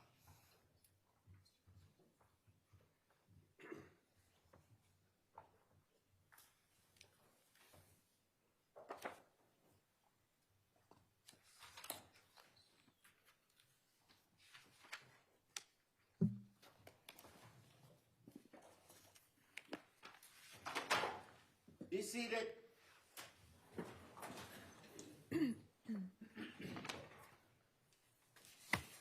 Go ahead, Mr. Scully. Thank you, Your Honor. I just have a few more questions about the pictures from Exhibit 33 that we left off on. I'm going to scroll through a few to get to the end, so if we could get help with that, Ms. Moore.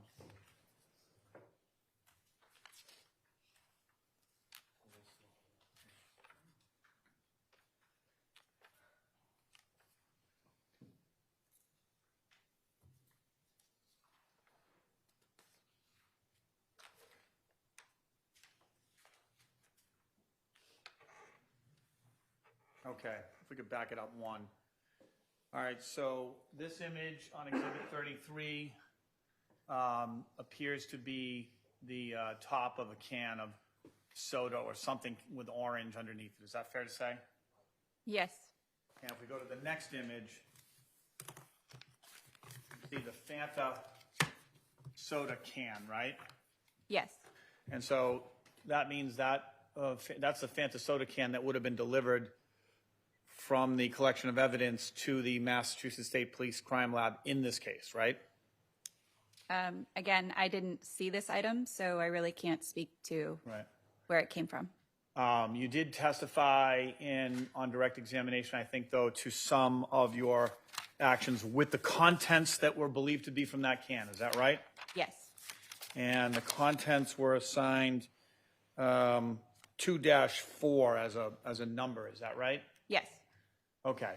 And so that can there, do you happen to know whether that can still has liquid in it? Again, I did not see this item, so I really can't speak to the nature of it. Okay.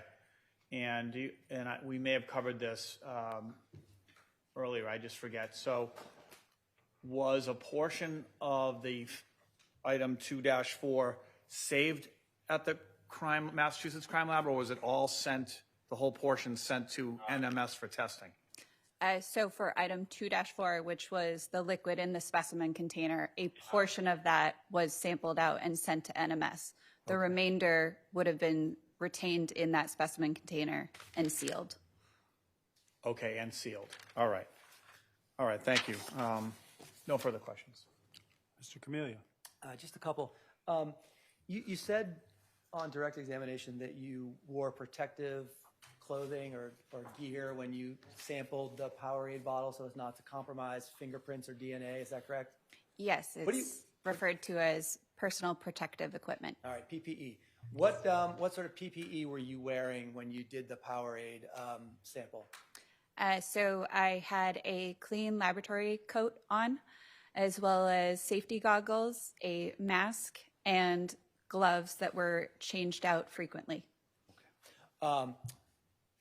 And with regard to the other two items, item 2-1, which was the de-icer, and 2-4, which was the liquid in the specimen, did you note any odors or smells associated with those two items? We'll start with 2-1, the de-icer. Did you notice any odors associated with that? So I did not note any characteristic odors for 2-1. How about 2-4, the specimen, the liquid in the specimen container? So for item 2-4, that orange liquid had a very subtle fruity odor, not as strong as the fruity odor in 2-2. Great, thank you. Nothing further, Judge. Mr. Scully. Just a quick follow-up on the fruity odor. So are you aware that denatonium benzoate is an odorless substance? I don't know any specifics about that chemical. Okay, and are you aware that that's a bittering agent? Again, I don't know anything about that chemical. Thank you, fair enough. No further questions. Thank you, Ms. Brown. You may step down. Thank you, Your Honor. And Judge, I'll return Exhibit 33 for the record to the table.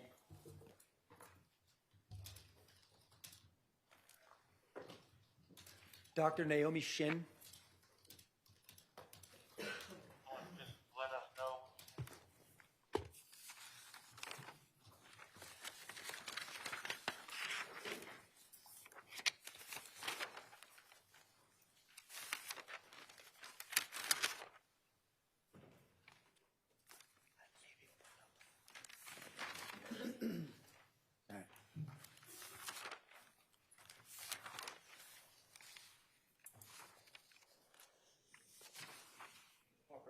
Right this way. I'm gonna ask you to stand behind this blue line and face. You could raise your right hand for me, please. Do you solemnly swear the testimony you're about to give in the cause now in hearing shall be the truth, the whole truth, and nothing but the truth so help you God? Yes. Thank you. You may be seated. Gonna make yourself comfortable in that chair. Good afternoon, ma'am. In a nice loud voice, could you introduce yourself to the jury and spell your last name? Hi, I'm Naomi Shin, last name S-H-I-N. And ma'am, what do you do for work? I'm a nephrologist, a kidney doctor at Mount Auburn Hospital and actually Cambridge Health Alliance Hospital too. All right. And could you tell the jury a little bit about your educational training and background, please? Oh, certainly. So after finishing medical school at UMass, I went to residency at Mount Auburn Hospital and then further trained in nephrology specifically for about 5 years at Yale University in Connecticut. And then I came back to be an attending physician in nephrology at both, like I said, Mount Auburn and Cambridge Health Alliance hospitals. Okay. And so obviously a nephrologist is what sort of doctor? A kidney doctor. Okay. What is it? Well, let me start over again. What is it that nephrologists, kidney doctors do, sort of aside from the obvious, which is, treat kidneys, but what is it that you all do as a specialty? Sure. When patients come into the hospital, we treat acute injuries to the kidney from whatever etiology or cause. So whether it's from low blood pressure, which is a very common cause of kidney injury, to hereditary causes, to patients who need dialysis, which is a machine that does the job of the kidneys. It takes your blood, it cleans it up, and then it gives it back to you. So the kidneys do a lot. They clear your blood of toxins. They make sure that you're not volume overloaded. In other words, what you put into your body needs to come out. Otherwise, we'd all balloon up. The kidneys help with that. Blood pressure. Electrolytes management. So any of those arenas that patients have trouble with in the hospital, I help take care of if requested as a consultant. Okay. So you kind of anticipated my next question about what is it that the kidney does for the body, and it sort of functions to process a lot of the waste in the body. Is that one thing? Definitely. So the kidneys do a lot. They take your blood, they filter it, they get rid of all the waste products that we generate normally ourselves, right? Just by living, we generate waste products, and it gets rid of that through the urine. We eat and drink what we drink. We don't want to balloon up. We need to get rid of that fluid if we're not using it for whatever reason, right? Exercising, we need a little bit of extra hydration, etc. The kidneys know and figure out how much fluid you need to keep or lose. Blood pressure management is really important. The kidneys have sensors, and they can figure out if your blood pressure is low or high and respond accordingly. Electrolytes is a big thing, sodium, potassium. Again, things that you generally consume. The kidneys will be able to figure out and get rid of anything that you don't need. And then extraneous waste, so things that normally aren't in the body, medications, breakdown products. The kidneys know to kind of get rid of that in the urine. All right. And so you were saying essentially that the kidney can be injured in lots of different ways. Is that right? Exactly. Anything from straightforward trauma, right? Blood loss is but the most common, though. So the kidneys are very sensitive to blood flow. They demand a certain amount of it. So if you have low blood pressure, the kidneys don't like that, and they will be injured. And the cells within the kidney will start to die.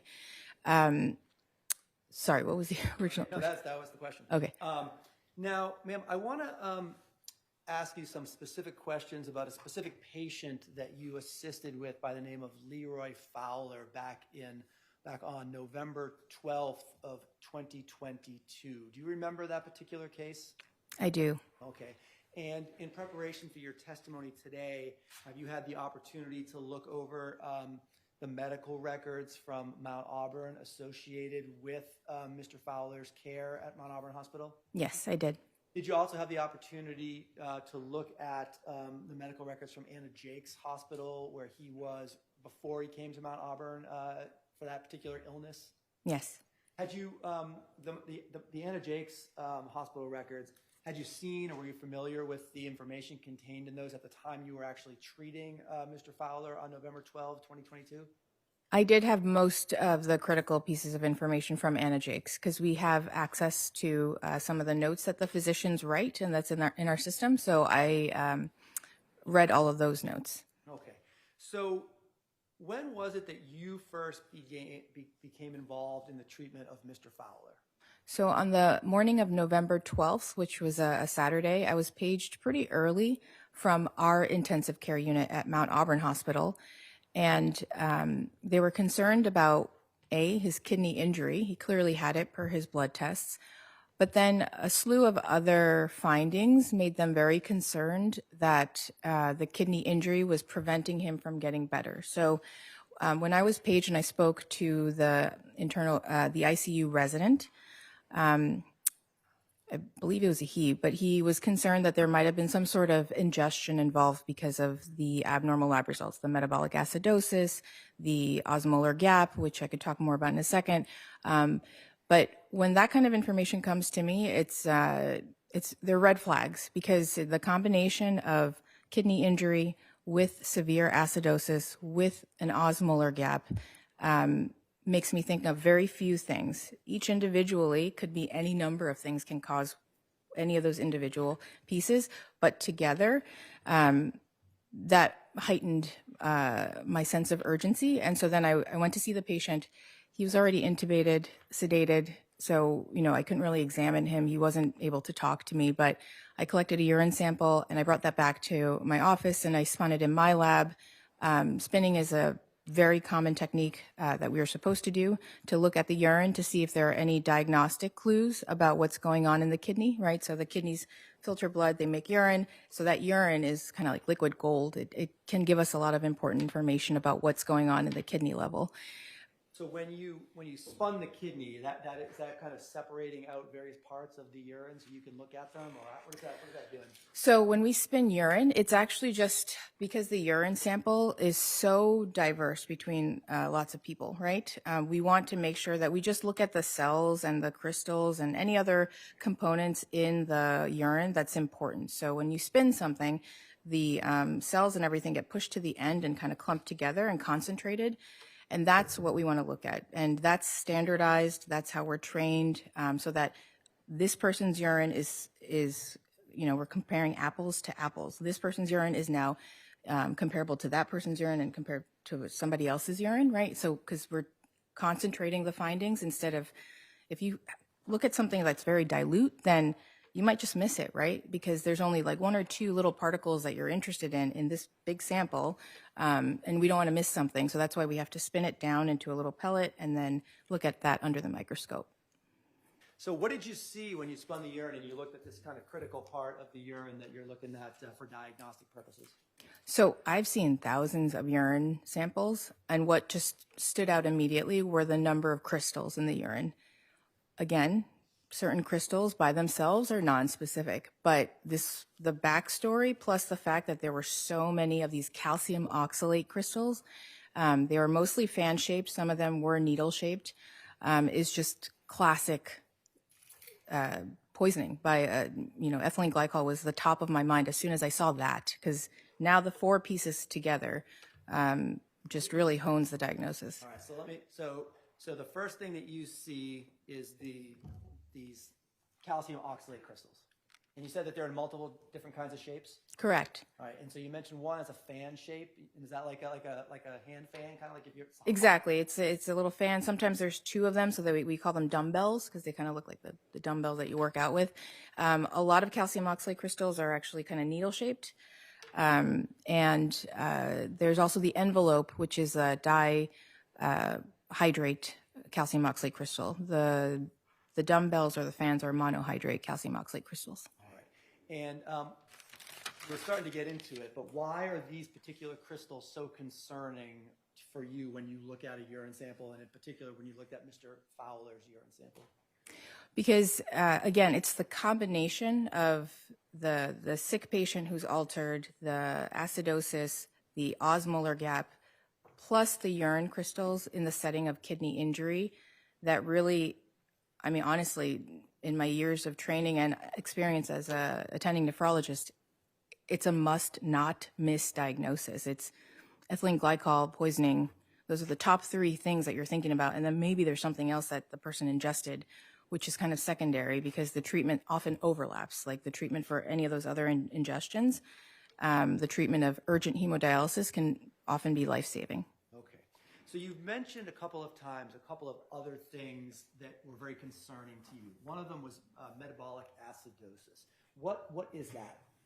So our body is exposed to acid, right? In the form of diet, in the form of our cells when they break down certain compounds, they release acid. It's a waste product.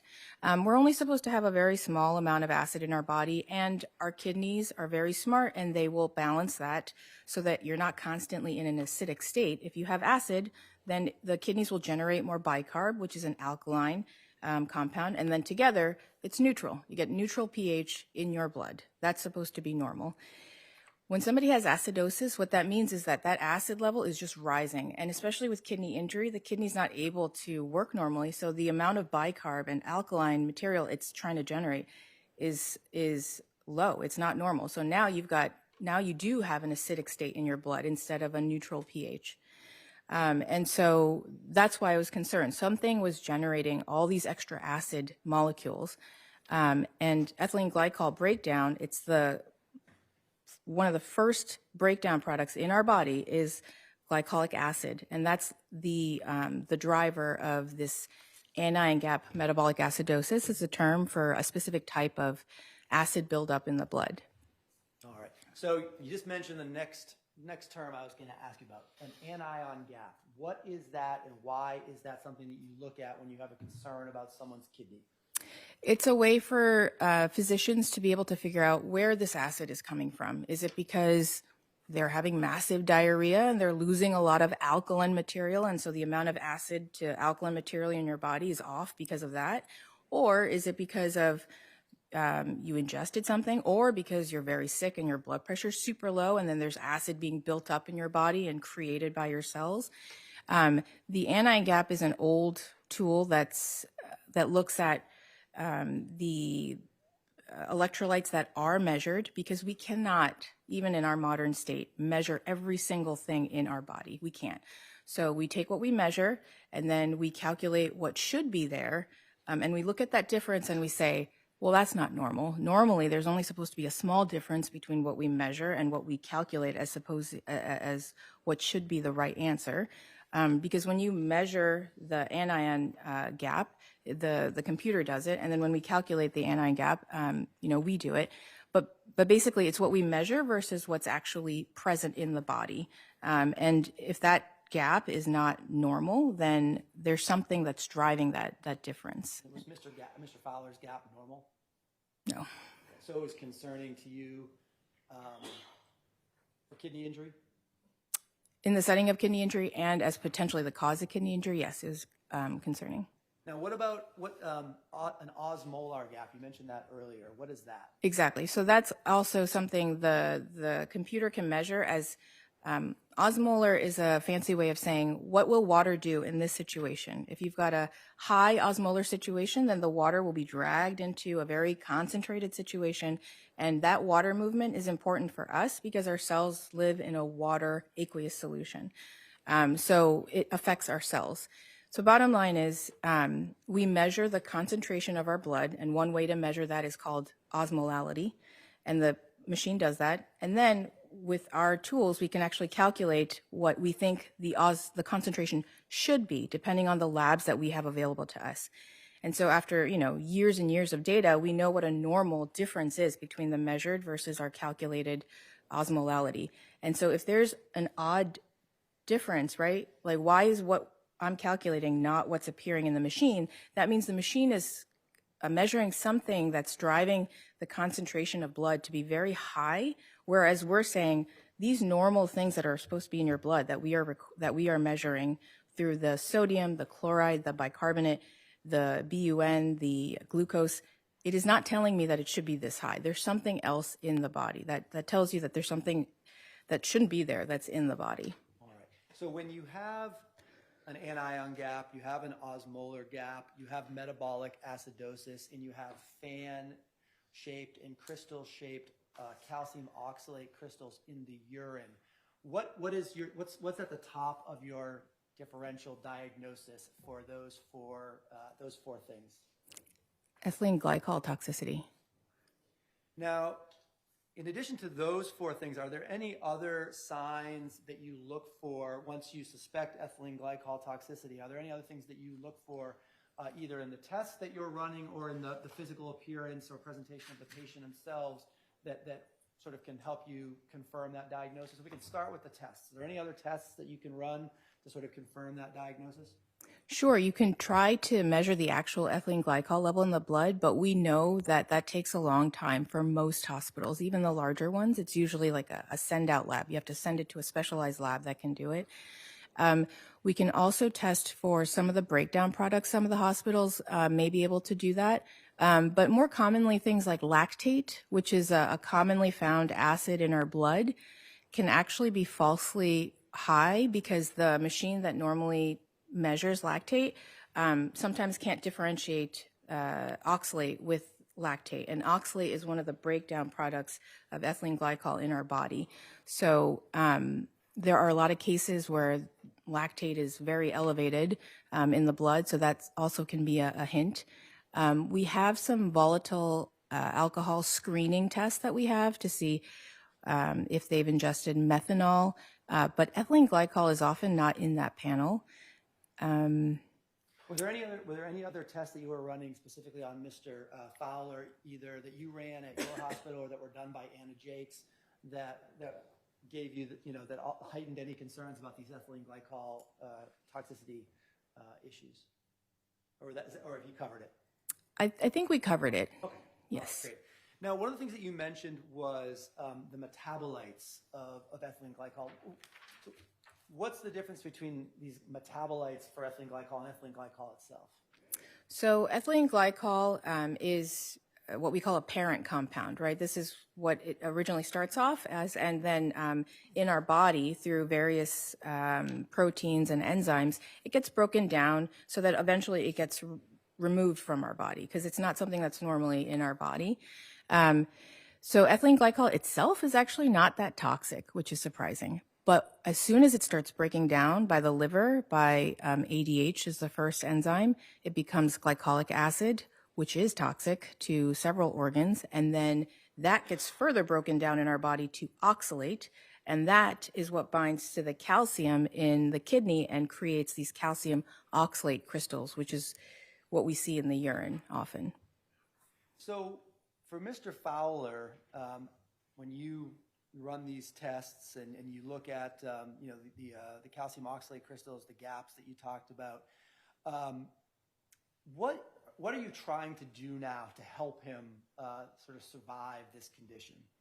So get rid of the ethylene glycol, get rid of that initial compound because then it's not going to break down into further compounds. Either that or stop the compound from breaking down.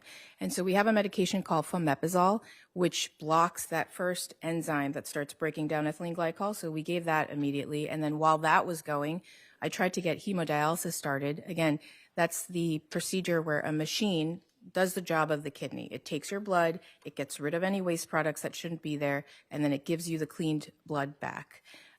Because that removes both the ethylene glycol and actually its breakdown products. So it'll be able to get rid of all those toxic metabolites as well. And if you have a pre-existing kidney issue or kidney problem when you're exposed to ethylene glycol, what does that do to the body? So the ethylene glycol would stay in your body. The kidneys would not be able to get rid of it effectively. So now all of that ethylene glycol is being broken down into its toxic metabolites, and that's also pretty much staying in your body longer than it normally would if the kidney function were normal. Now,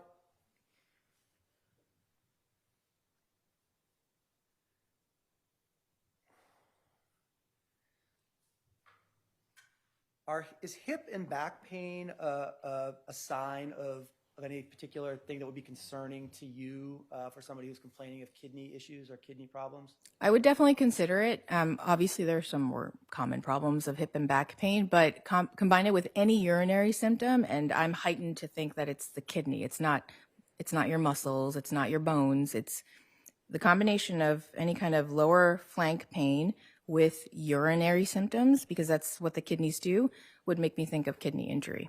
So urinary issues, would that include an inability to urinate? Definitely.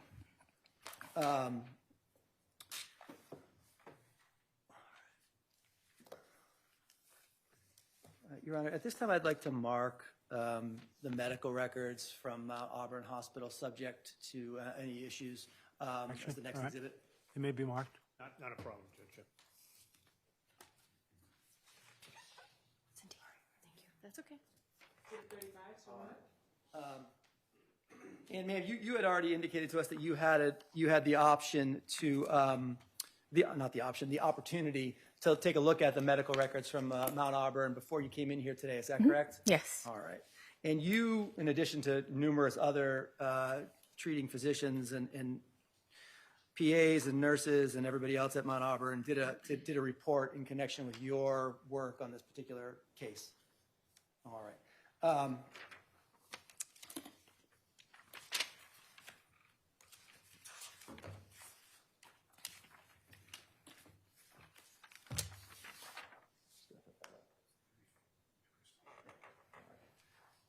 And ma'am, I'm sorry? The page number on the bottom of that. 31. I'm just going to hand you, ma'am, one page out of those medical records that we just marked as the next exhibit. Do you recognize the image at the top of that page? Right. So this is the dumbbell shape. So you've got like the two. Stop you for 1 second. So you recognize that as a photograph or an image that you placed in your report in connection with this case? This is from my note, from my initial consultant note in the morning, and I took a photograph of what I saw in the urine in the microscope. All right.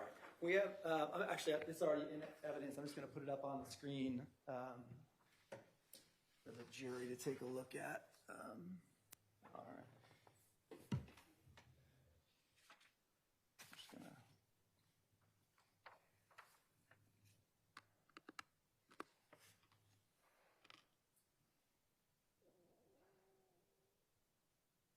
All right.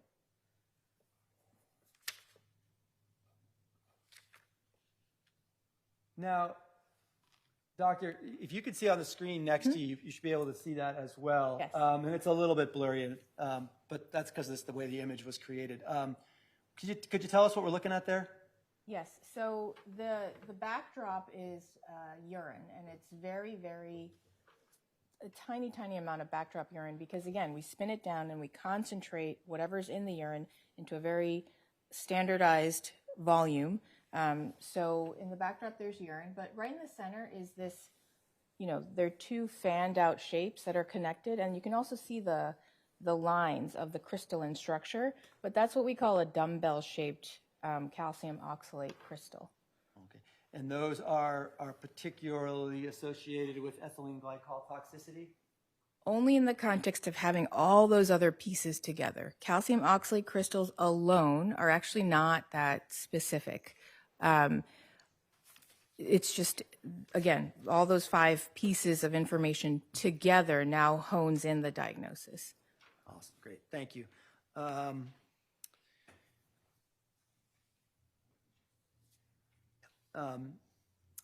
Now, you learned during the course of your treatment of Mr. Fowler that he had some cocaine in his system, is that correct? Mm-hmm.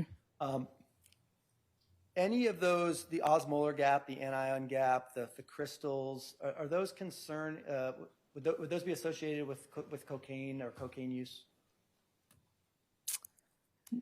Not directly. So cocaine use can wreak havoc on the cardiovascular system. It can make your blood pressure go high. It can make your heart race, right? Your heart rate's going fast. And at that point, your body's trying to also respond and regulate. And so it can cause muscle injury, like the actual cocaine use itself, or blood pressure variations to the point where we get certain slightly abnormal lab values, but not this combination of like an anion gap, acidosis, and certainly not an osmolar gap. No, you would never get an osmolar gap with cocaine use.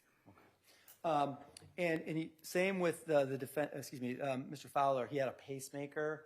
Any concern that the pacemaker would have sort of created any of these, a misfunction or a malfunction of the pacemaker would have created or caused any of these symptoms that you were seeing?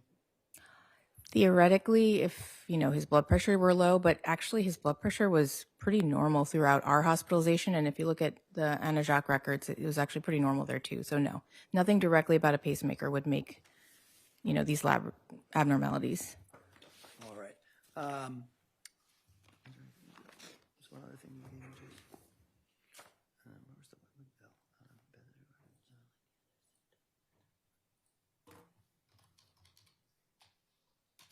Yeah, what are the, did Mr. Fowler's presentation at Anna Jake's and then at Mount Auburn follow a particular form of ethylene glycol toxicity that you're familiar with? Yes, so ethylene glycol toxicity usually takes kind of 3 stages. Very early on, neurologic. So almost like somebody who's drunk. They're inebriated. Their central nervous system isn't working properly. So it's very nonspecific, right? So they just act confused and not normal. But second stage, you start seeing things with their heart and lungs. So blood pressure can be high, heart rate can be abnormal, it can be very high. And then there's actual lung injury, so then patients actually have trouble breathing. And then the third stage is kidney injury or sometimes just outright failure, where you can't even make urine anymore. So that's much later on. But like I had mentioned before, there might have been other reasons why you could have kidney injury. So it can get very messy, but usually those are the three classic kind of stages of ethylene glycol toxicity: the brain, the heart and lungs, and then the kidneys. All right. Now, one of the things that you did not have the advantage of when you were treating and trying to diagnose Mr. Fowler was the result of any blood test for ethylene glycol on November 11th or November 12th, 2022, correct? Yes. Okay. Now, in preparation for your trial testimony here today, did you learn that blood was taken from Mr. Fowler at Anna Jake's Hospital and later tested for ethylene glycol during the course of essentially his autopsy? Yes, Okay. I found that in the report, yeah. Okay. And the combination, and you learned that his ethylene glycol levels in his blood were 52 milligrams per deciliter, is that correct? Correct. Now, the combination of everything that you've talked about for us today, the anion gap, the osmolar gap, the metabolic acidosis, and the calcium oxalate crystals in the urine, when you combine that with ethylene glycol, a positive result for ethylene glycol in a blood test, do you have an opinion to a reasonable degree of medical certainty what the diagnosis would be under those conditions? Certainly. It'd be ethylene glycol toxicity. Great. Thank you. Judge, I don't have any more questions. I would like at this time to mark the Beth Israel medical records with the same. Subject to potential redaction. Yes. Exhibit 36, so marked. Thank you. Mr. Narconis. Thank you, Judge. Good afternoon, Doctor. Afternoon. I have no medical training. I'll tell you that before I begin on some of these questions. But you indicated there are 3 phases generally accepted within someone who does have ethylene glycol toxicity, right? And the first one would be a person has it, and they may appear to be what we normally associate with someone who's drunk. They're losing muscle control, they might be falling down, they appear to be a little bit dizzy. They could even be, some people get nausea, right? Mm-hmm. With that and that. And in the context of, and then you had gone into 2 other phases, which I'll ask about in a minute. But when a person ingests ethylene glycol, that's quickly absorbed by the water. Is that correct? And that within the body. It is quickly absorbed into your blood, yes. And would it be fair to say it has, the term I've seen used is a very short half-life, the ethylene glycol itself? Mm. And So this is tough. what that really means? Yes. So any compound has what's called a half-life. Like, how long will it last in your body? And so that's why we care about things like, oh, is the liver working? Is the kidney working? Because all of those pieces usually are involved in what takes, X amount of hours or even minutes for a certain compound to just break down in your body. Okay.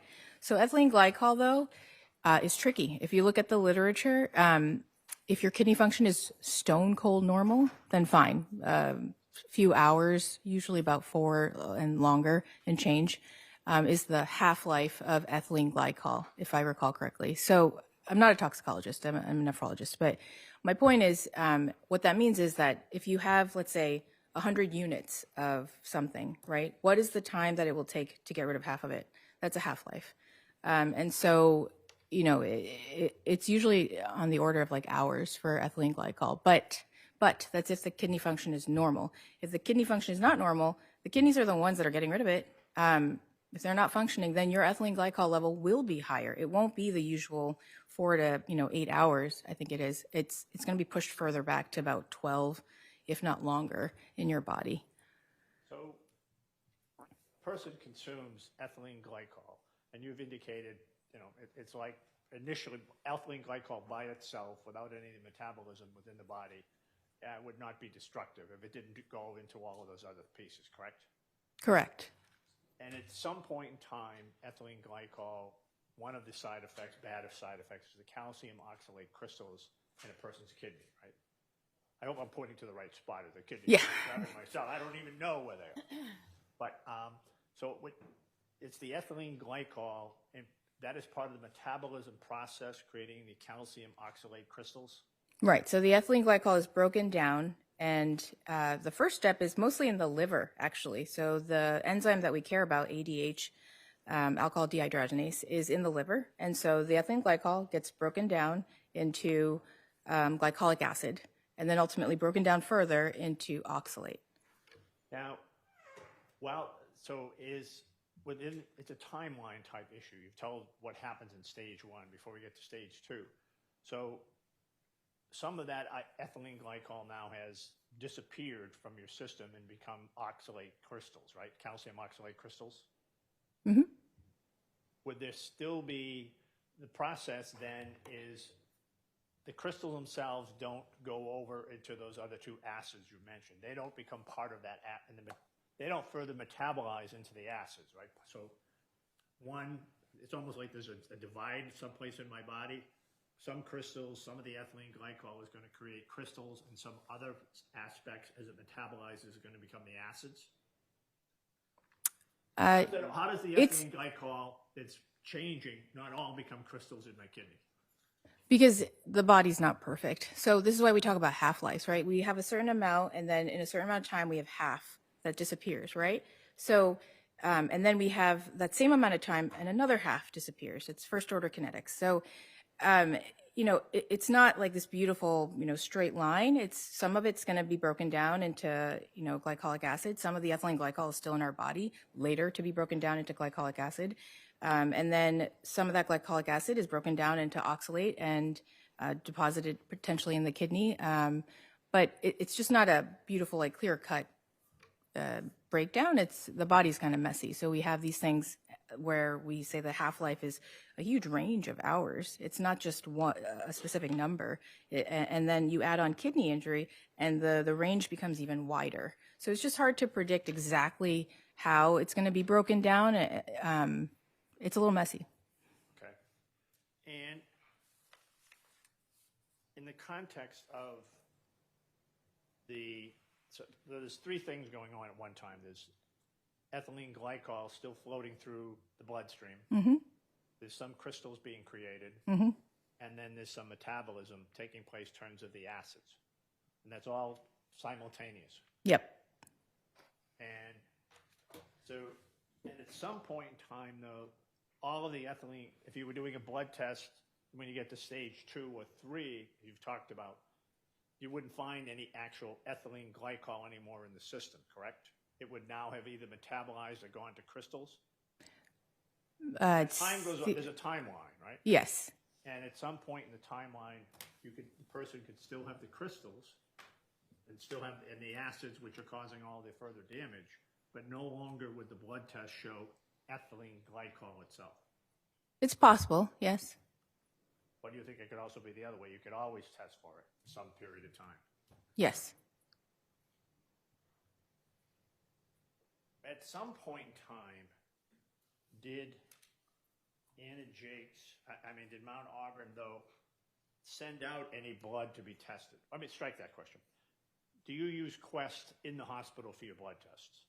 Not always. And let me show you one page of the records, page 25. I may approach Judge. Yes, you may. Oh, okay. Yeah. 11:13. Okay. Right. Okay. ask you to look at that page. Does that indicate that that's a record from the Quest lab at Mount Auburn, blood lab? Yes, so it's dated, the collection is actually 11/12/22, 13/42, so he is Does it say physically that still at Mount ethylene Auburn. glycol Yeah. none detected? Yes, And that was on 11/11, correct? 11/12. 11/12. Right. So he's at Mount Auburn. This is a Mount Auburn sample. So that was after he was transferred to your hospital. And, and the first, would that have been the initial test itself, or that would have been a subsequent test?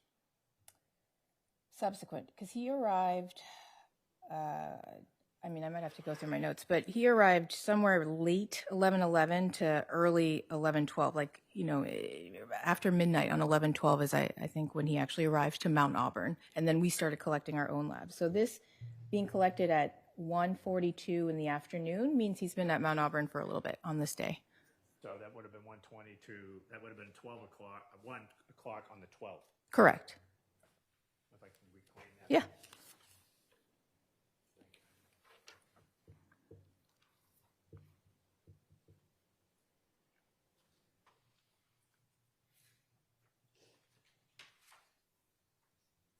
In terms of the stages, then, I think you've talked about that. In stage 2, you could have rapid breathing.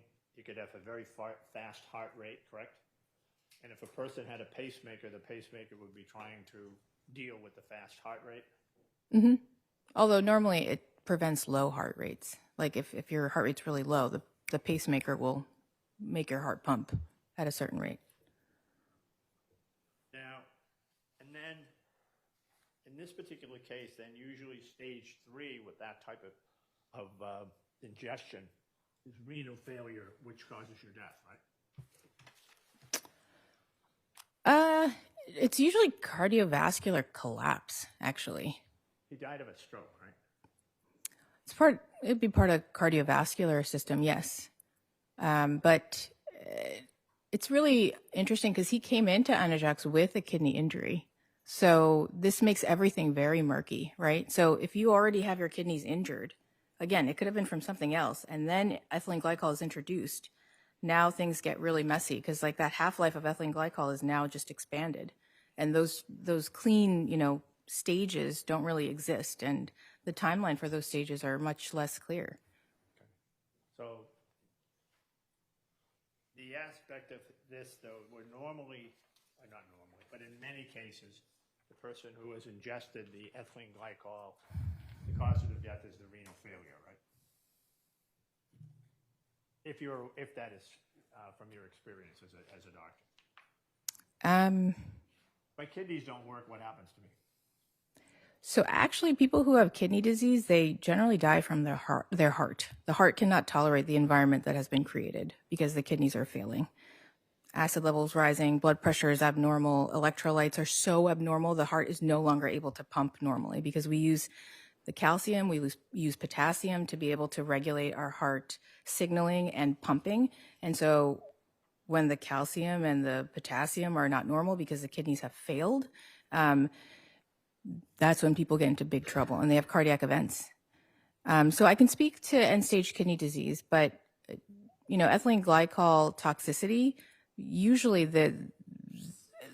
kidney failure is blamed as a big part of why the patient died. But again, in the setting of kidney failure, it's usually the final thing that does it is usually the heart gives out, right? Because I mean, it's almost like semantics, right? Like if the kidneys have created an environment that is so bad, your heart will stop because of that. So are you going to blame the heart? Are you going to blame the kidneys? I would say both. At some point in time, though, on the 12th of November, your hospital, it might have been under your direction, you gave him dialysis and cured him of any ethylene glycol anymore, correct? Yes, exactly. We removed ethylene glycol and its metabolites. However, many studies have shown that you can't predict with 100% certainty how much you're going to remove. So after the dialysis is done, then we continue to do testing like the osmolar gap, like the anion gap, to see if there's indication for further dialysis. because like at most places, the ethylene glycol results just don't come back fast enough for us to be able to say, hey, we cleared the ethylene glycol, let's stop the dialysis. We have to, again, go by those very, very suggestive blood tests that we had at the very beginning of his presentation as well, the osmolar gap, the anion gap acidosis. After the dialysis was done and that process indicated that the ethanol glycol was on, did you do those other 3 tests again? And did that show you that those were back to normal for Mr. Fowler? So they were back to normal, but he was transferred to BI at that point. He became so unstable, he had a seizure, that the Beth Israel Hospital is a larger tertiary hospital. They have a neuro ICU. They've got they've got ECMO. They've got more things that could have been done. And so we had transferred him. And I know, because I reviewed the chart, that at that point it had resolved. The anion gap had resolved. The osmolar gap had resolved. And actually, I think you're right. Right before we transferred him, I think we also did measure at Mount Auburn as well, but BI confirmed it, like that they're both resolved. And he didn't need any more dialysis immediately when he was transferred. Mr. Camilio had asked you, you had looked at the results that came back from the lab that tested the Anna Jake's blood, and they came back, I think it's 52, is it milligrams per deciliter. Per deciliter. Mm-hmm. That, would you be able to transform that into grams? Is that equal to approximately 26 grams, the equivalent of it, the 52 per deciliter? Oh, I didn't do the math. You just would need the molecular weight, though. Yeah, so you would divide that by the molecular weight of ethylene glycol. Not being good at math, I can't make that. You can make the equation from that system to the dry system. That's a liquid system, and then you're going into a dry system of grams. Is it approximately somewhere around 26 grams might be a good estimate? Yes. Okay. I can have a moment, doctor, and judge. I have a moment. Yes, you may.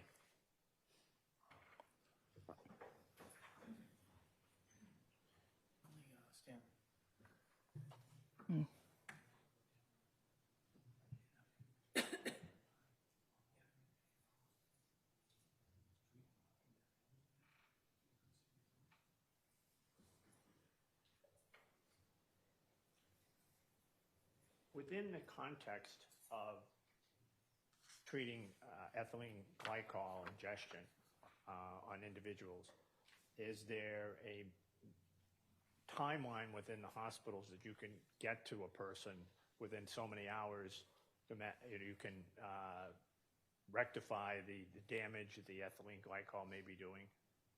You were talking about the 3 stages. So if you get in stage 1 in 3 or 4 or 5 hours, might I be saved?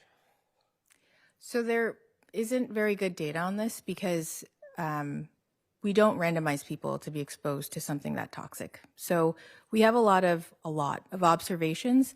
What that means is, somebody comes into the hospital, they report that they took X, Y, and Z a certain amount of hours ago, so we have to take their word for it. We can't even necessarily be sure that that's true.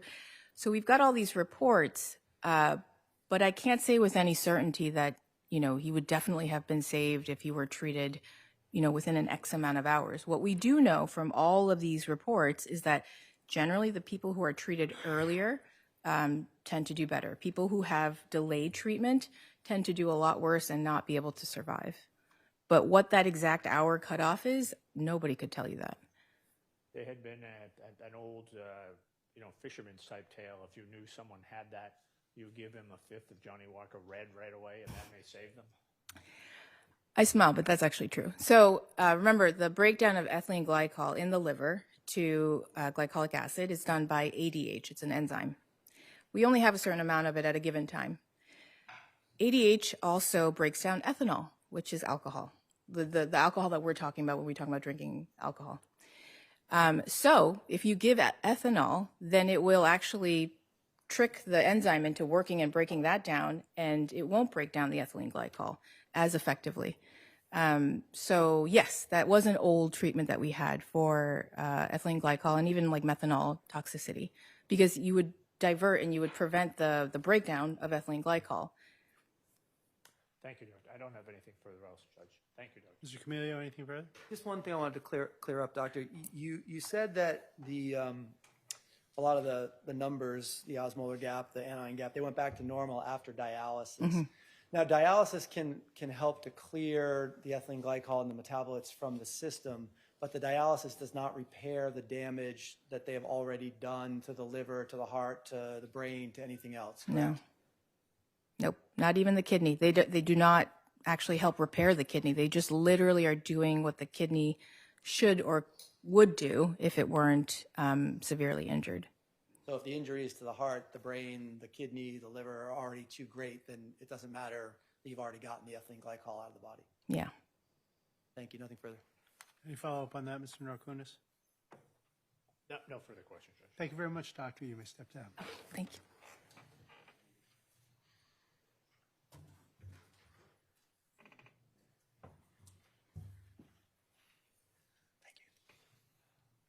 William Eaton.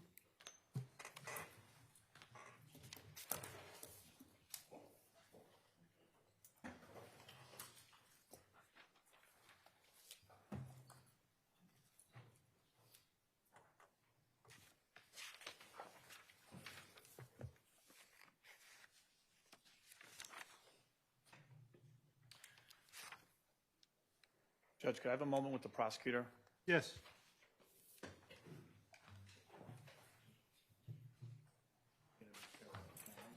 You can still come forward. Just gonna ask you to stand behind this blue line and face the clock. Sir, would you raise your right hand for me, please? Do you solemnly swear the testimony you're about to give in the cause now in hearing shall be the truth, the whole truth, and nothing but the truth, so help you God? Seated.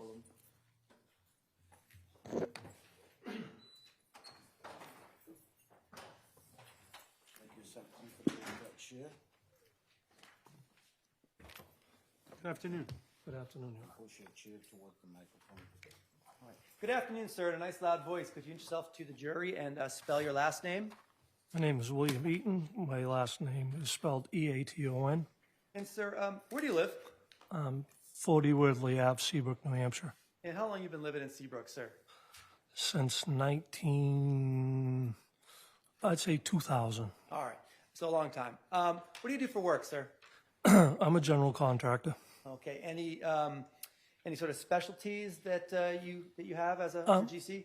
I ran a roofing company, Tri-State Roofing, for 35 years.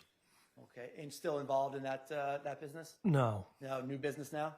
Excuse me? New business now? No, kind of retired. Okay, kind of retired now. All right. And how long have you been retired, sir? I got COVID in mid-2020, probably 21, so probably since 23. Okay.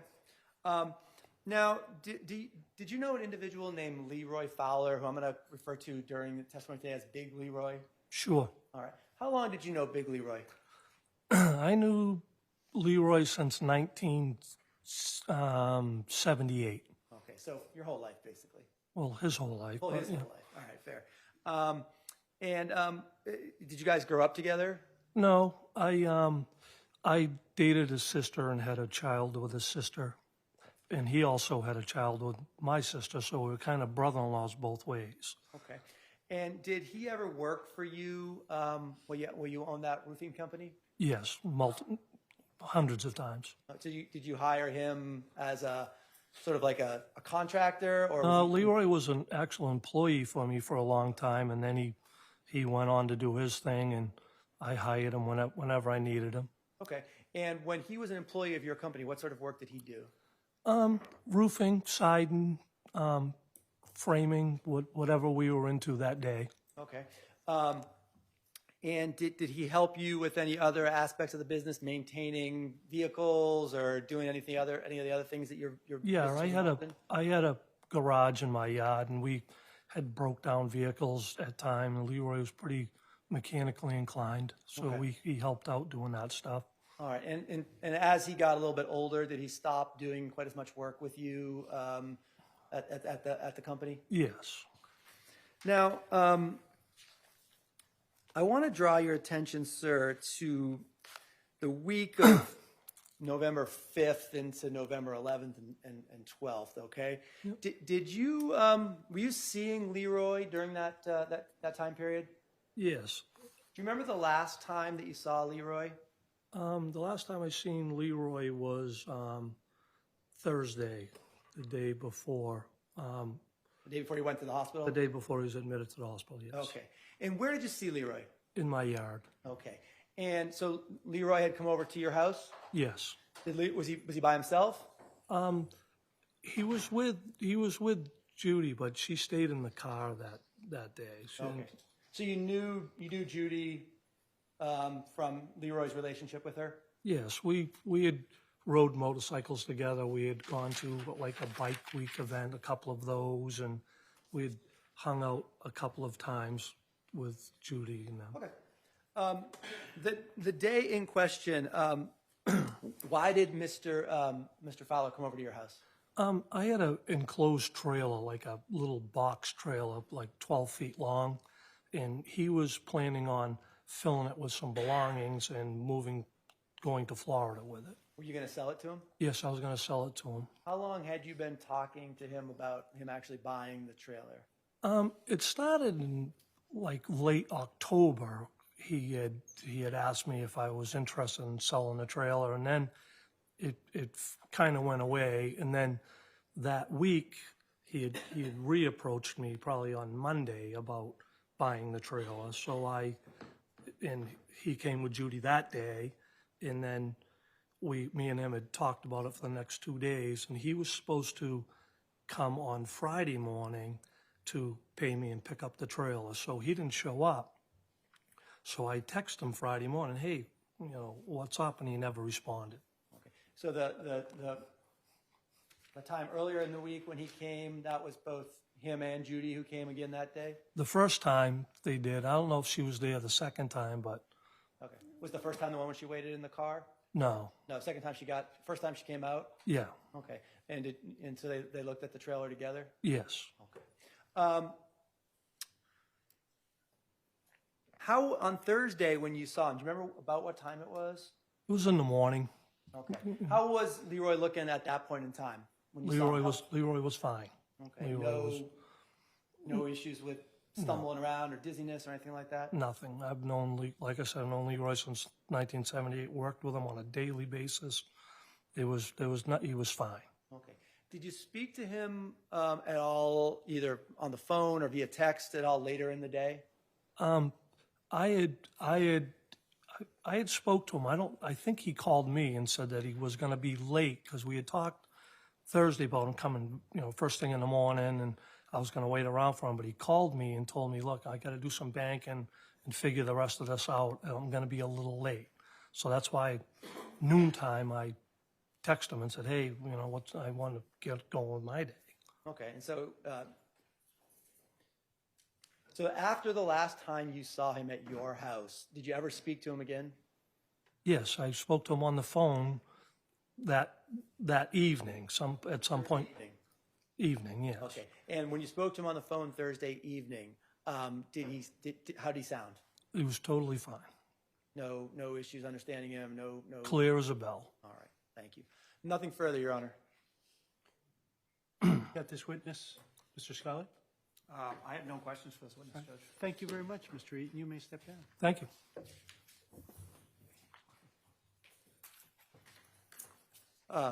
Richard Delaria.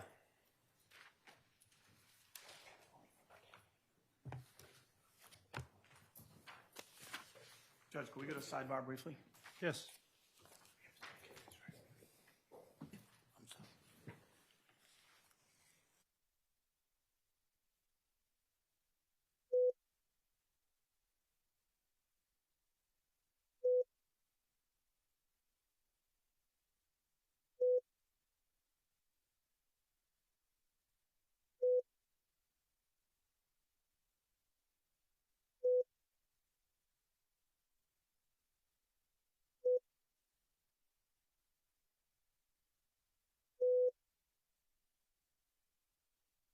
This issue with counsel.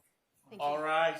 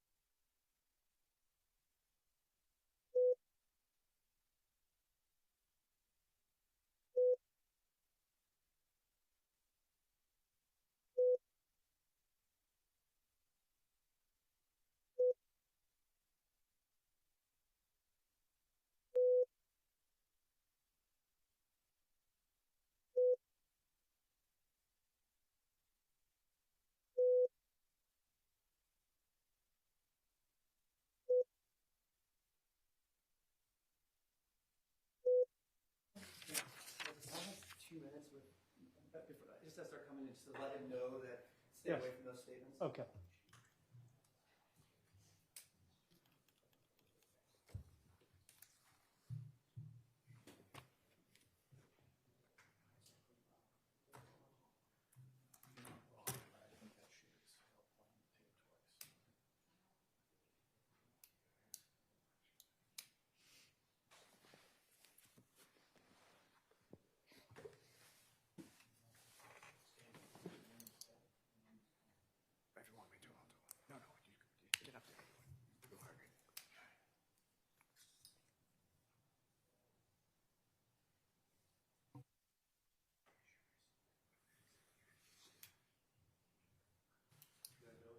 Thank you, Judge.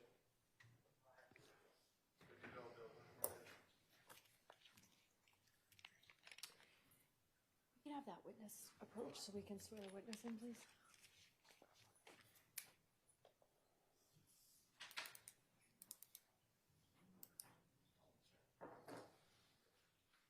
Please follow me, okay? Stand right on that blue line for me.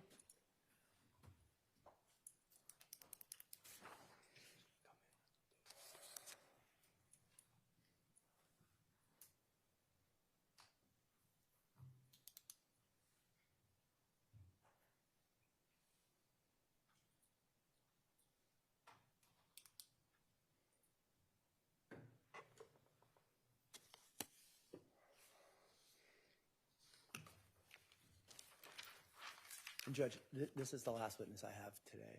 That's fine.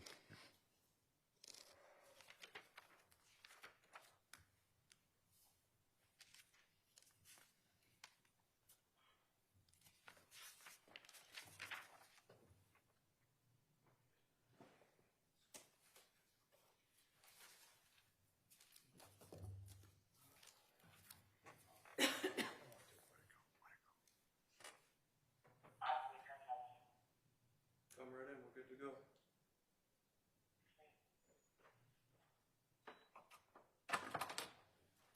All right, Judge.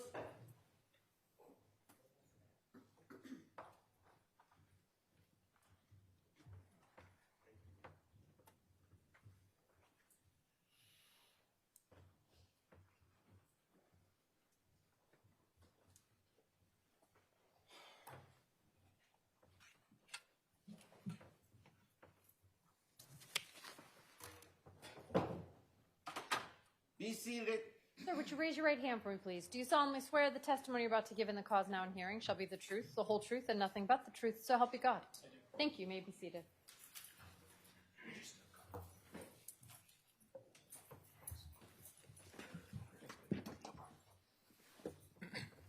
Good afternoon, sir. In a nice loud voice, could you please introduce yourself to the jury and spell your last name? Richard Delaria, Dellaria. And sir, where do you work? Salisbury Police Department. How long have you been a police officer in Salisbury, sir? 18 years. What is your current rank, sir? Lieutenant. What is your current assignment? As lieutenant, I oversee all patrol operations as well as all administrative functions of the department. All right. As a patrol supervisor in Salisbury, as a lieutenant in charge of the patrol, do you generally wear a uniform? Not usually. Usually plain clothes? Correct. Okay. When you do you ever do shifts where you do wear a uniform? Yes. What are those types of shifts that you're doing? I can take extra supplemental patrol shifts, cover on holidays, overtime shifts, regular patrol. All right. And when you do those regular patrol shifts, are you generally wearing a body camera? Yes, I am. Okay. Now, last week, when a couple of other witnesses testified in this case, the jury saw what has now been marked as Exhibit 2, which was a body camera footage of a response that was made to 108 Central Ave in Salisbury on November 11, 2022. Were you wearing the body cam that filmed that particular call for service? I was. Okay. Were you the only person that responded that day who was wearing a body cam? I was the only officer that entered the house that was wearing a body camera. Okay. Now, when you entered the home, What observations were you able to make of Mr. Leroy Fowler? Mr. Fowler was seated in the bedroom on the floor. I didn't have direct contact with him, but over the other medical personnel, I could see that he was struggling, grunting. He was in obvious distress. It appeared like he was grasping out, trying to use his hands to grab onto something to possibly pull himself up. He was struggling. Okay. Now, the medical personnel that were in there asked Mr. Fowler a number of questions. Is that fair? Correct.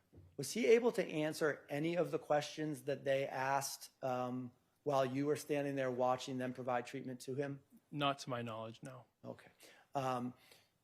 Who answered the questions that were being put to him by the medical personnel? His girlfriend. Is that Miss Church? Yes. Okay.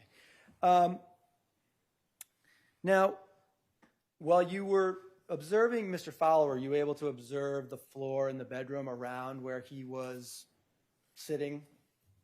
A little bit, yes. Did you notice any signs of drug use there? Any pills, any cocaine, any paraphernalia of any sort? Nothing. Okay. Now, when Mr. Fowler was carried out from the apartment or the unit, whatever you want to call it, was he able to start talking at that point? No. No. At any time that you were present with Mr. Fowler, from when you entered the apartment until they put him into the ambulance, was he able to say anything? From the time he was picked up off the stretcher and put in the ambulance, I was able to make out something about a dog or his dog. Okay. And that was it? That was it. All right. Thank you. I don't have anything further, Judge. Just a few questions, I think. Good afternoon, sir. Good afternoon. So when you responded to this scene, you had body-worn camera on, right? Correct. And people were moving through the house and dealing with Mr. Fowler, right? Correct. And EMTs and fire were arriving, right? Correct. He was being taken out, right? Correct. Judy Church, who's seated over here, was present and providing some information, right? Correct. Okay. Now, one thing that you did is you deactivated your body-worn camera at 16:15. Correct. Is that right? Yes. And that was before Mr. Fowler was loaded into the ambulance, right? Yes, it was just after he was walked out past me down the ramp. Right. And he's with Jonathan Lemke at that point, right? You know who that is? I don't. And are you aware that Jonathan Lemke participated in a recorded interview with Trooper Williams about his interactions with Leroy Fowler? I was not aware of that. Okay, and are you aware that Lemke had, in fact, conversations that you weren't present? Objection, Judge. Sustained. He sustained. Right. He doesn't know Lemke. He's not going to be questioned about what Lemke might have said. All right, well, you weren't recording, because you shut your recorder off, the conversations, if they were taking place, between Lemke and Fowler, right? Correct. All right, no further questions. Mr. Camellia? Thank you very much, Lieutenant. You may step down. I'll see counsel at sidebar. Go ahead. Play on through. That was the last witness for today, so I'm about to let you go, but I just want to get a sense of scheduling before I let you go.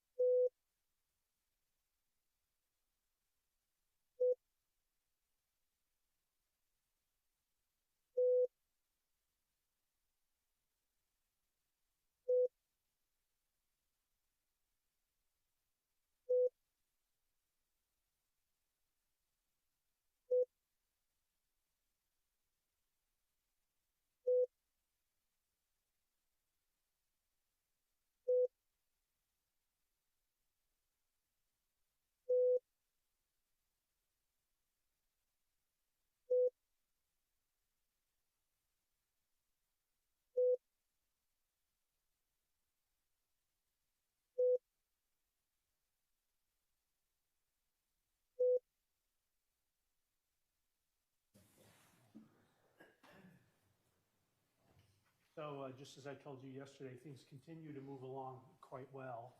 I think there's some belief, as we were talking about the Commonwealth's next witnesses, that their case is likely to finish up by sometime, I think, relatively early on Thursday.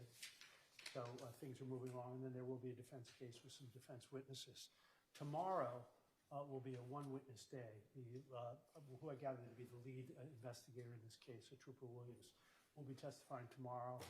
There'll be a recorded interview of Ms. Church played, which in and of itself is about an hour and a half that you'll be listening to. So, but I think tomorrow may be a day where you're excused at 1 o'clock. It may be even a little bit before that, depending on the length of cross-examination. If we press into the afternoon, it's just completing the testimony of Trooper Williams, and whenever that's done, you're done for the day tomorrow. They're trying to line up witnesses for the rest of the week, but I wanted to let you know that's how tomorrow looks. So that's where things stand. I want to thank you all for your time and your attention, as always, today. We're very appreciative of that. And so I'm going to excuse you with the usual cautions. Until we see each other again, don't discuss the substance of this case with anyone, including among yourselves. Please don't allow yourselves to see, read, hear, or overhear anything from any outside source about any aspect of this case. Thank you so much, folks. You're excused until tomorrow morning. Oh, one last thing. We will be dealing with a few issues having to do with Trooper Williams' testimony, and we're going to discuss a couple right now. Those discussions may extend a little bit into tomorrow morning, so it's likely that we'll be starting around 9:30 tomorrow morning, just as we did this morning. When I say start at 9:30, I mean from when you come into the courtroom. We're usually here before then. So if you want to alter your plans accordingly, I think you can count on that it will be probably about 9:30 when you're coming into the courtroom tomorrow. So thank you.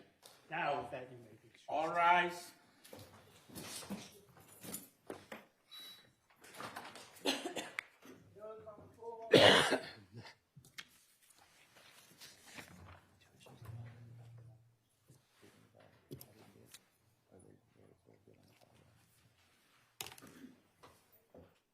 We're going to remain in session.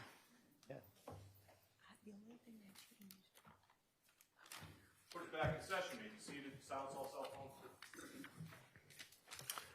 phones. So understanding that Trooper Williams is testifying tomorrow, and I gather that he is the witness through whom the defense would seek to admit the text messages between Ms. Church and Mr. Fowler. I think we should have a discussion about those. We can discuss anything else either now or tomorrow morning, including proposed redactions or disputes about the second recorded interview. But with respect to the texts, let me make a few observations, unless the council has something. Have they come to some agreement now? We have not come to Okay. any agreement yet. All right. Well, let me make a few observations to set up our discussion of the texts. I've reviewed the texts between the defendant and Mr. Fowler, which are, as far as I can tell, over a 10-day period leading up to Mr. Fowler's death. That is, they're from November 2nd to November 12th, I believe, of 2022. It appears, as I think the Commonwealth had indicated to me, that the majority of them are explicit sexual talk between the two correspondents.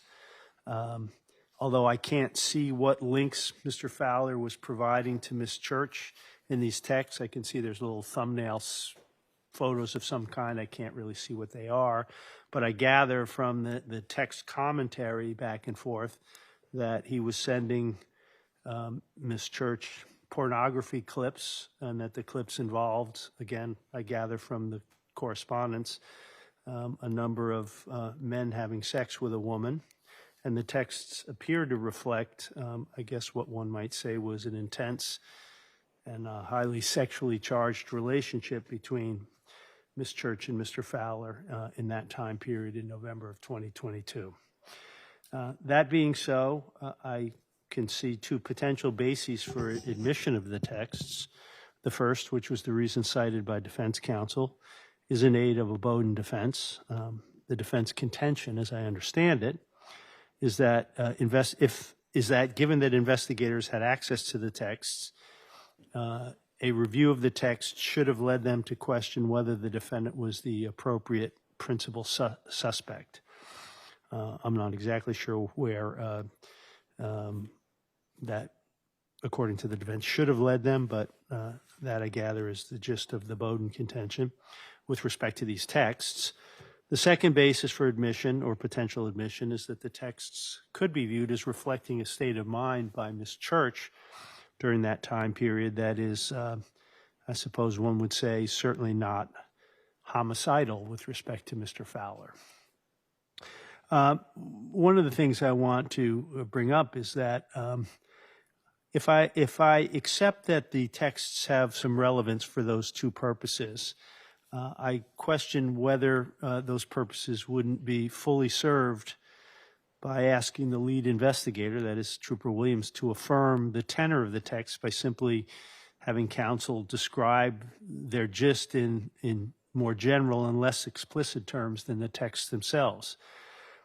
I don't purport to know how most people would react to reading this text correspondence, but I have to imagine that there may be jurors who are somewhat appalled and disgusted by it. Not only are the texts sexually explicit and graphic, with much discussion about, at least as I can understand it, whether on a planned trip to New Hampshire, the defendant and Mr. Fowler can recreate the scenario depicted in the pornography links with multiple men having sex with Miss Church while Mr. Fowler watches. But there are many statements by both of them that could be viewed as racist, or at least as perpetuating racial stereotypes about black men. The text may be seen as highly offensive by some jurors, and I would expect maybe by nearly all of them. Mr. Scully, I ask you, have you made a reasoned strategic judgment that it would be advantageous to Ms. Church to seek to admit all of these texts rather than eliciting a description of them?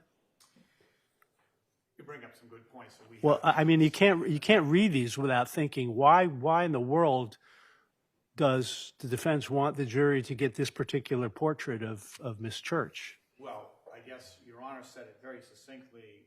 This shows that her state of mind during that period was not homicidal.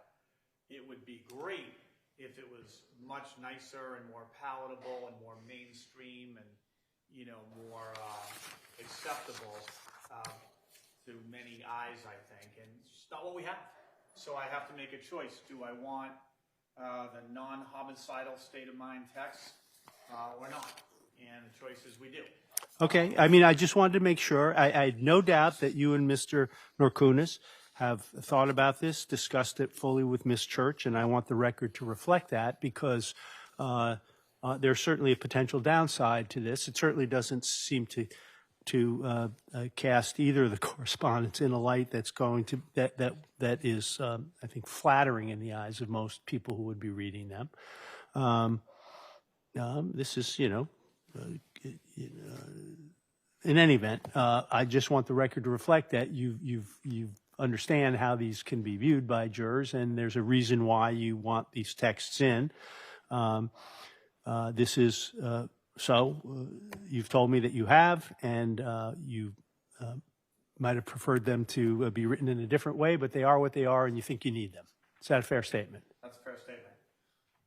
That said, if the court is inclined to let that universe of text in. Well, I will tell you right now, I'm not letting any text in once the correspondence is stopped. It appears to me, and you can correct me if I'm wrong, but the very last text by Mr. Fowler is on page 5280 at 5:27 a.m. And so it appears that he is texting, and right up to that last text, he's still texting basically about these sexual matters. But that's just hours before the ambulance is coming. Am I correct? Right. But there's no texts after that one, and so every text by Miss Church thereafter is not a correspondence. It's not a back and forth. It's a soliloquy by her at a time when she knows she's not getting a response, and I don't see a basis for admitting those. So what I would say, Judge, is we have. And I haven't made a ruling yet because I want to hear from the Commonwealth, but I've told you I think there's some potential relevance for the texts up through that last one by Mr. Fowler at 5:27 a.m., and then I'll hear from the Commonwealth after we've had our discussion. So what the defense is thinking is we wanted to present the court with the universe of the text we had, and you can now see, some of the problems we have. What I would like to do is separate them into two sections now. The first section up until the last text of Leroy Fowler that he replies to. That's section 1. Okay. And we would seek those in. My plan would be, I think, to follow the court's suggestion, ask Trooper Williams a little bit generally about the nature of those texts. There was nothing in them homicidal, something like that, to show the nature of it. And then to just offer it as an exhibit that the jury can look at later. Without eliciting the specifics in any of the texts. Shock and awe that it'll have. Okay. The other thing I'm thinking about that is now that, if the court rules that that universe is admissible, what we would probably do is now take a second look at culling out some that we think are just unnecessary, redundant, inflammatory, so that we have a smaller subset, which I didn't want to do to start with. I wanted the court to see the full subset. But if that goes from 1,000 text messages to 500, it probably cover, or if that's the ratio, right? But probably the point is made, the state of mind point is made. But I didn't want to withhold anything from the court when you're making that ruling. So we would take a second look at now narrowing that set of text messages. All right, I understand. And then I could address sort of the second text message, which I agree stand on different footing. All right. Well, first let's talk about the first section. Let me just hear from the Commonwealth on the texts up through Mr. Fowler's last text. Mr. Camille, you've heard my analysis of the potential relevance. And Yes. Well, 2 points that I want to make, Judge. First, with regard to access, which you had mentioned. So the search warrant that the Commonwealth obtained for Ms. Church's phone allowed the Commonwealth to look at text messages between November 8 and November 12. So when I had shown these text messages to Sergeant Williams on Friday when they were provided to us by the defense, Trooper Williams rightly pointed out to me that the ones from before the 8th were ones that he's never looked at because they were outside of the scope of the search warrant authorization. We were not allowed to look at text messages before the 8th unless they had a certain keyword in them, like poison or murder or whatever. so the ones from the second, November 2nd to November 8th were not text messages that he was able to review. Based on the search warrant, exactly. So for purposes of the Bowden component of the analysis, at least a portion of these texts don't really. They don't have, he didn't look at them, so they don't have any reflection on Bowden for. Because he couldn't. It's not something he should have done and couldn't.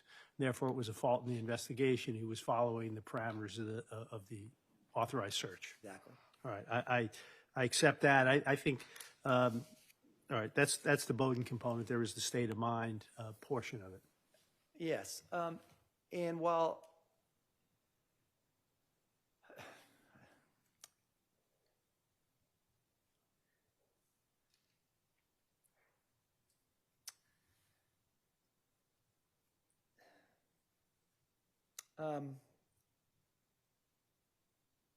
I think given the nature of the relationship between these two individuals, as it has been testified to over the course of the trial, I mean, I don't know how to describe it other than sort of toxic and dysfunctional. So I don't know that them trading what can only be described as sort of vile text messages between the two of them really go to Miss Church's state of mind with regard to whether or not she was homicidal.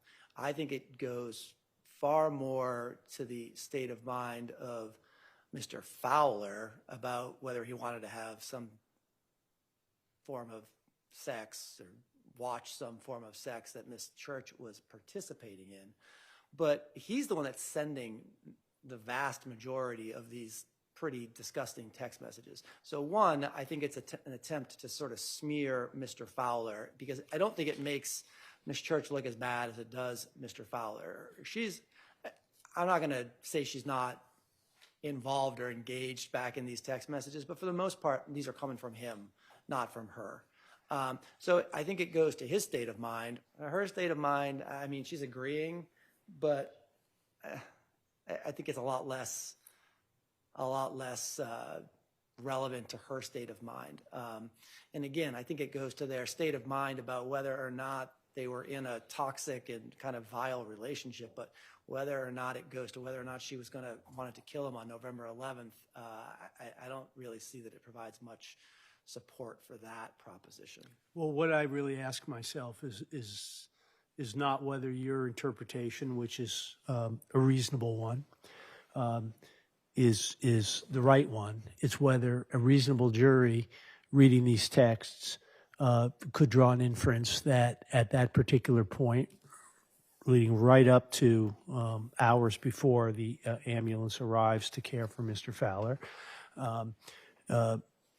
Ms. Church was interacting with Mr. Fowler in a way that would be contrary to a contention that she was affirmatively trying to kill him. And I make the determination that the jury could. It's not the only interpretation, and that's what argument's for. You've made your points as to why you think that this speaks much more about Mr. Fowler than Ms. Church.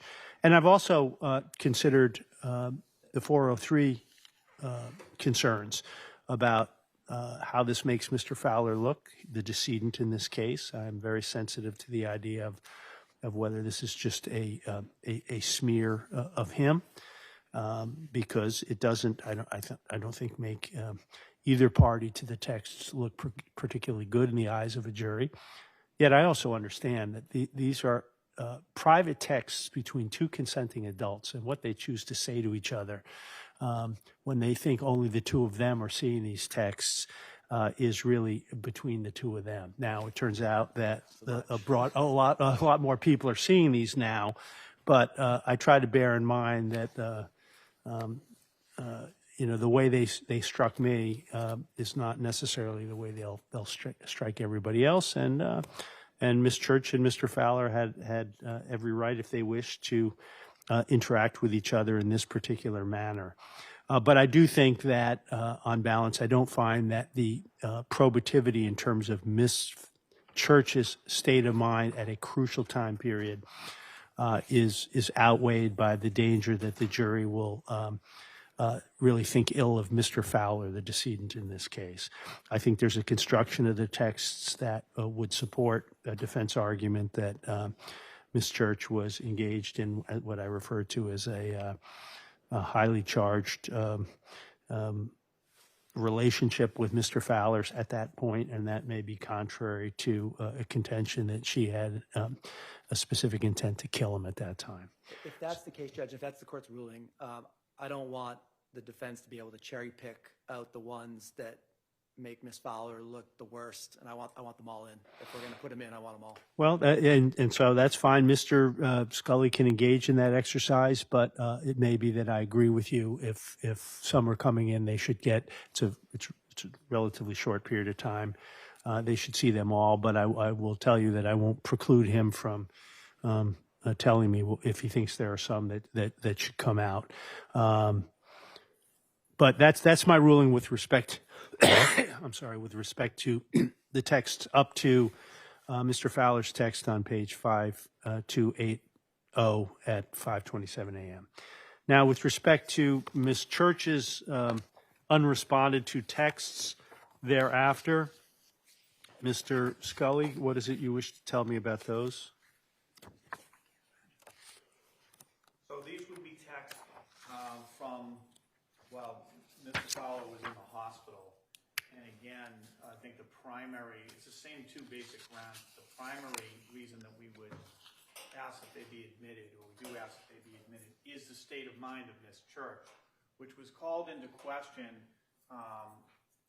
primarily by the witness Tammy Carbone and secondarily by the witness Leroy Fowler III, who Tammy Carbone came up with her interpretation of Judy's silence being malicious.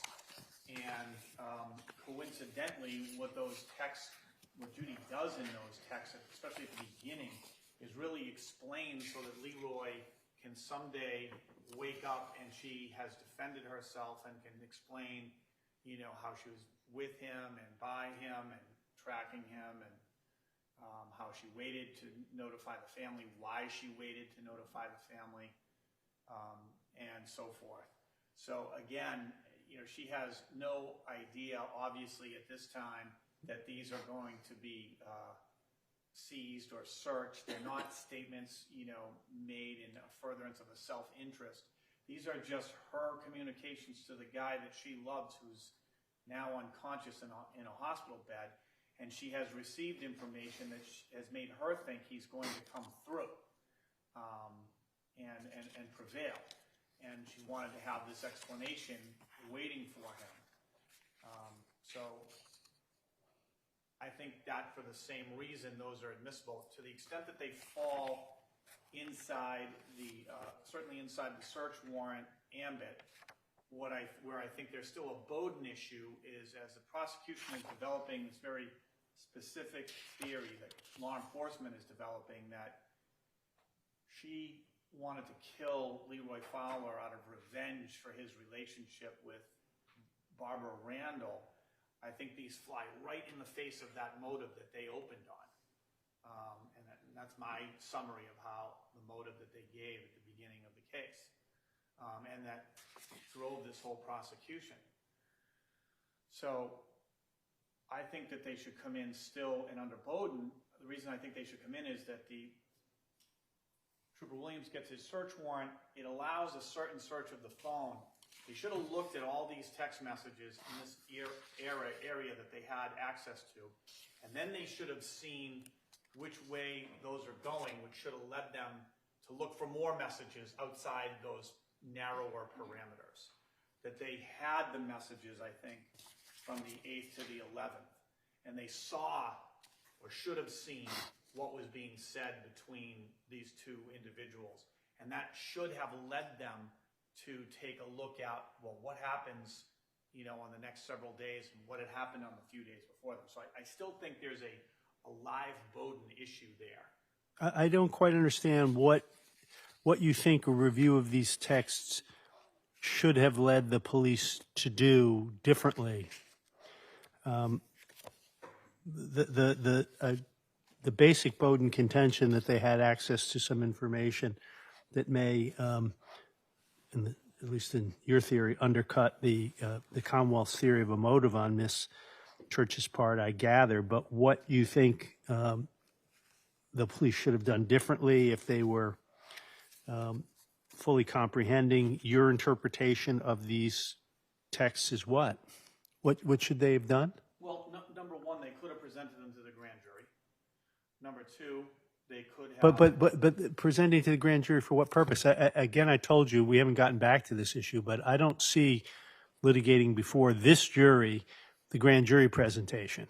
We're not, this isn't an Odell motion, so they're not going to be hearing claims that the grand jury was misled or was given incomplete information. The indictment stands as a charge, and we're not relitigating the indictment process here.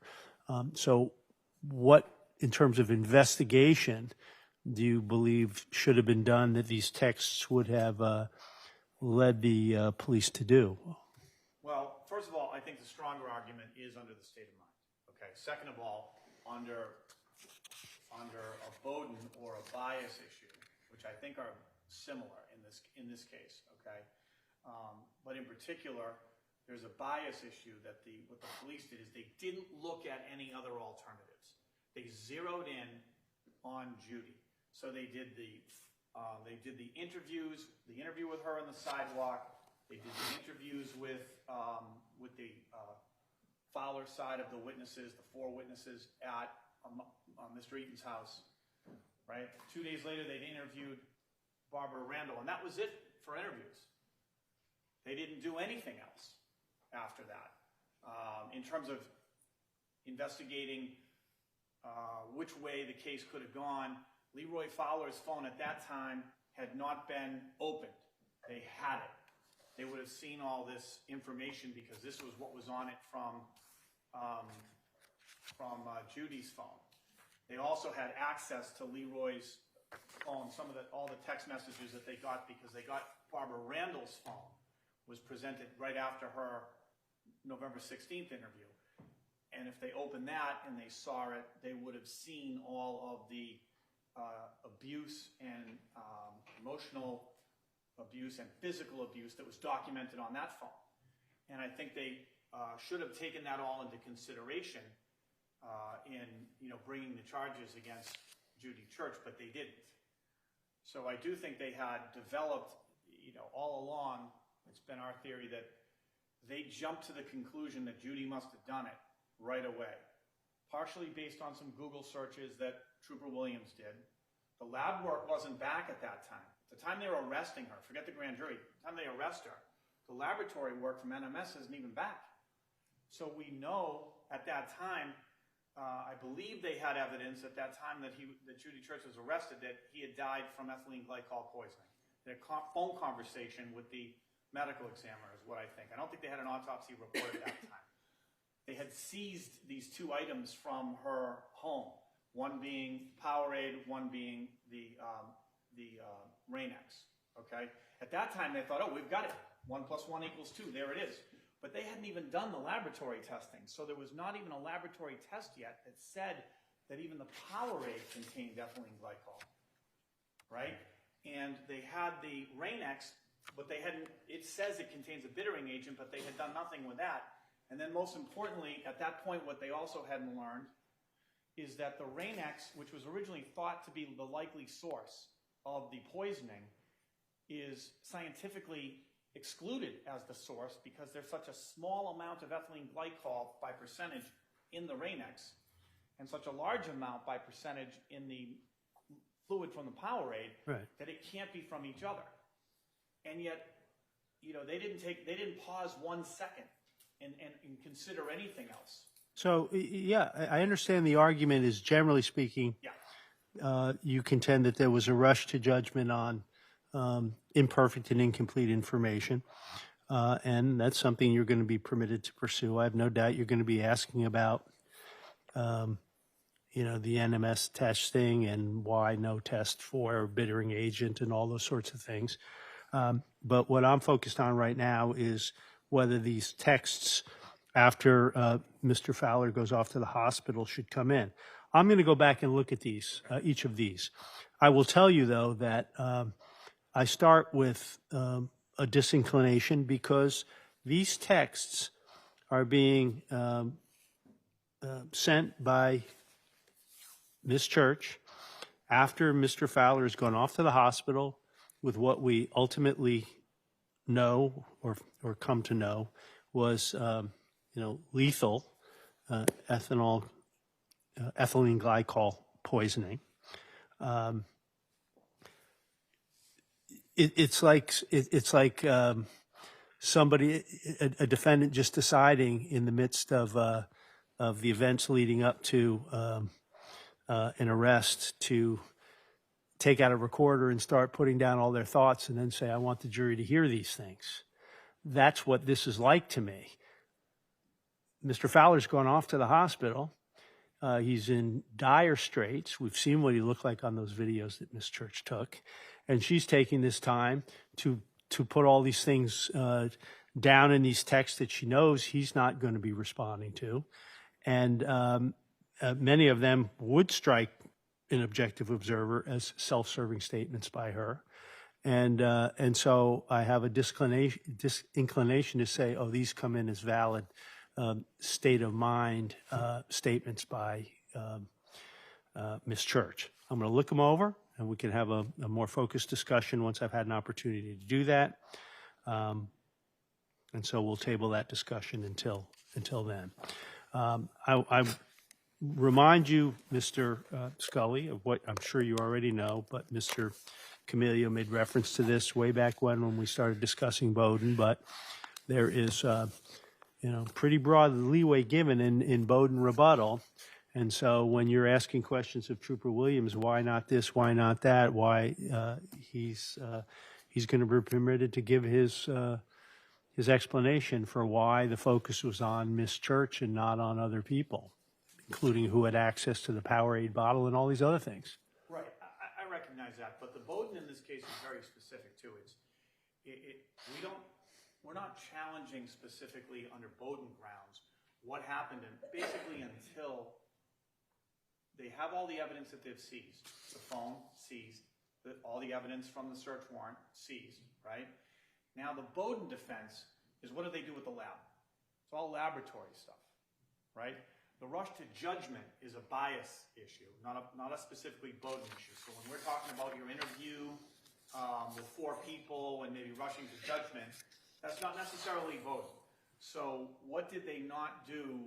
What would they have done differently, now that they know we're challenging the lab stuff? What is a bias issue? I know what bias is when there's a claim that a particular witness is biased such that the jury shouldn't credit what the witness is saying. But you're talking more generally speaking of sort of generally an overarching antecedent bias against Miss Church. But ultimately, this case rises or falls on the evidence that's presented in this courtroom. So what's the bias issue you're talking about? Well, it strikes me that that interview on November 14th with the family members at William Eaton's house, that those people got together and decided to tell police what they thought that might connect Judy Church to this case. And essentially what the police did is try to solve the whole case in one meeting. That's it. That's basically there it is. We got the whole answer right here. They interviewed Barbara Randall after that, and John Haywood pops up out of the blue 2 years later. So he's not really part of the investigation. He just pops up in the middle of the litigation, I think after the motion to dismiss case was heard. And there was some media on it, but setting him aside. So I think that's the bias. It's not racial bias. It's not necessarily gender bias, although you wonder. It's that, they wanted to resolve this case quickly without necessarily doing any more work. And I think that's the bias that developed, the law enforcement bias. Well, you calling it bias, I think that is a form of Bowden. It's still a claim that it was a rush to justice with an incomplete and imperfect investigation for various reasons that you wish to highlight for the jury, and you're permitted to do so. But anyway, I don't think we need to belabor that. Yeah, right. What I really don't think we're opening the door to, is anything that was excluded in terms of when she lawfully said, I don't want to let you search my house. No, you are not opening the door. Someone standing on their constitutional rights, that door doesn't really get opened. So what I'm talking about is if the questions is asked, a trooper's generally permitted to respond why they thought that the evidence was strongly leading them in one direction. In this case, it may be whatever Trooper Williams may choose to say, but I would imagine the fact that Mr. Fowler's living with Miss Church, there's a bottle found in the recycling that has this liquid that ultimately they think is the murder substance. Nobody else is there. She's the one who has access to it. All those sorts of things. Those are generally fair rebuttal to a contention that they should have been looking elsewhere, doing other things. Fair enough. We're on notice. I don't know where the Commonwealth's going to go, but my biggest I don't either. constitutional issue. No, I don't.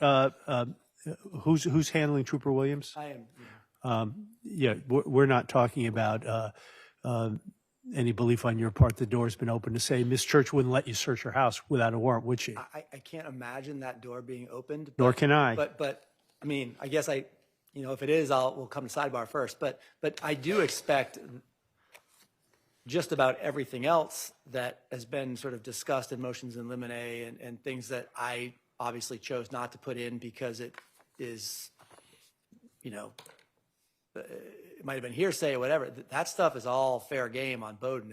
And I do expect all of those statements that are attributed to Ms. Church by various witnesses or attributed to Mr. Fowler, by various witnesses about what Ms. Church said. I do expect all of that to be Bowden-related rebuttal. So I made that pretty clear in the motions in limine last week, and I think the court is fully aware of that. So I do expect that as far as I'm concerned at this point, the Bowden door has been kicked as wide open as possible based on the opening and the cross-examinations of various witnesses here, both in terms of what the police knew prior to Mr. Fowler's death or what they did at the lab after. This is the entire defense has been Bowden and with hints of third-party culprit. So I'm not looking to put in anything that is a constitutional right for Ms. Church. I'm not, I don't expect to say, oh, you had a lawyer, and you stopped talking. Obviously, I'm not doing that. But everything else is fair game. All right.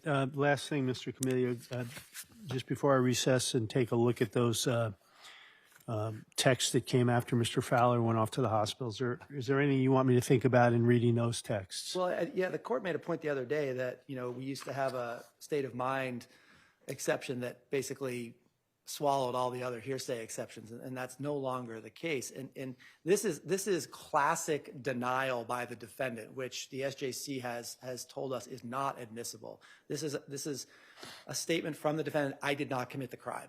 Right? I mean, that's the summary of what these 25 or 30 text messages are.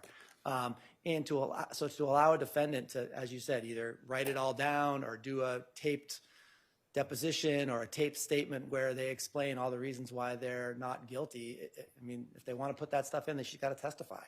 Well, I think you're conflating two separate things a little bit in terms of what the SJC says. When they talk about exculpatory denials being inadmissible, first of all, I'll say it, I've said it umpteen times, I don't understand why the SJC says that. In the context of an interview, it seems, and defense usually don't stand on that particular objection. Context of an interview where there may be incriminating statements, generally speaking, I think it's appropriate for the jury to hear the denials as well to understand the full tenor. But what I was making reference to the other day is the fact that the SJC has made clear that the state of mind exception does not apply where you have to believe the truth of the matter asserted in the statement in order for it to have relevance to the declarant state of mind. I do think that is exactly what And it is. that may indeed be what's going on here. And so when that's the case, the state of mind exception does not apply because it's essentially not a hearsay exception. It's the truth of the matter. So I will be. That's why I want to go back and look at the text. The one other issue that we really do need to deal with today, and we can't do in the morning, Oh, is okay. the interview of Mr. Fowler, Ms. Church. Oh, you need to make the redactions. Okay. There are two that we are sort of in dispute on. One, there is some discussion. Trooper Williams or Detective Ernie asks Ms. Church if she would take a polygraph. There's some discussion back and forth about that. She eventually says yes, but not today. A week later, we get a letter from a lawyer saying, don't talk to my client. So, there's no chance of doing a polygraph. I think getting into any of the polygraph is going to get into the reason why it didn't happen is because we got this letter from a lawyer that said, don't talk to my client. I think that's just not worth getting into. I don't see any relevance to the polygraph where she says, yes, I'll do it, but not today. It just seems like a nightmare to litigate that whole thing. I ask that the court take that out of the statement. I don't have a copy of the statement. I can give. I thought you did. I apologize, Judge. I have a transcript of the statement. I thought you had been given one, but it might have been only interview number one. The only thing I got was a marked up interview 1. I never got a marked up interview 2, to my knowledge. Right, we have C for ID, which was. Is that number 1? I don't think that's it. This is Tammy Carbone. Sorry. I'll provide it. Thank you. And Judge, the other issue. Sure. Can we keep this, Mr. Camilio? Yeah, I'll print another copy. All right. Thank you. This will be. And then so that takes place on page. Actually, it's that time, right? There were agreements that we had that were already taken out. I can provide the court the highlighted portion that I flagged yesterday of the two things that I thought we had missed that should come out.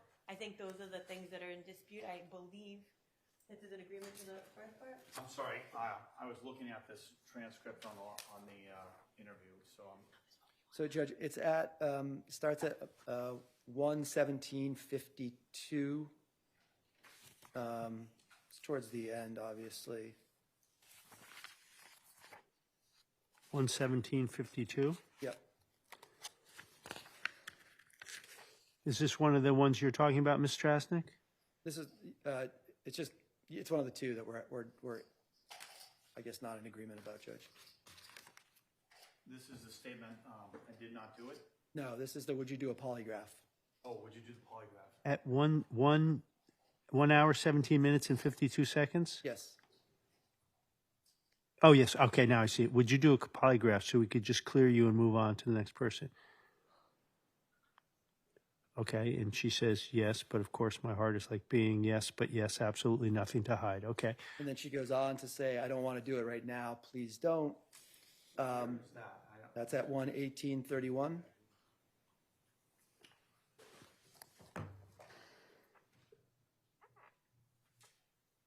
Oh, yeah. All right, so what you are proposing redaction of what, Mr. Camilio? I'm proposing redaction starting at, would you do a polygraph up until Ms. Church says, I don't want to do it right now, please don't. Okay, Which seems to convert her, yes, I'll do it, into a no, I won't.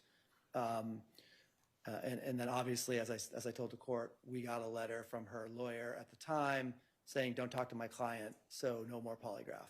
Okay, all right, that's one of the two, and what's the other one?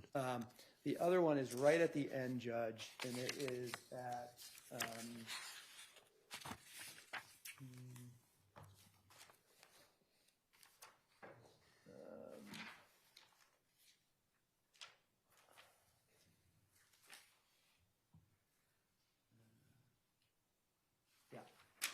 it's at 134:05 to 134:27 in that box, and it's at the end.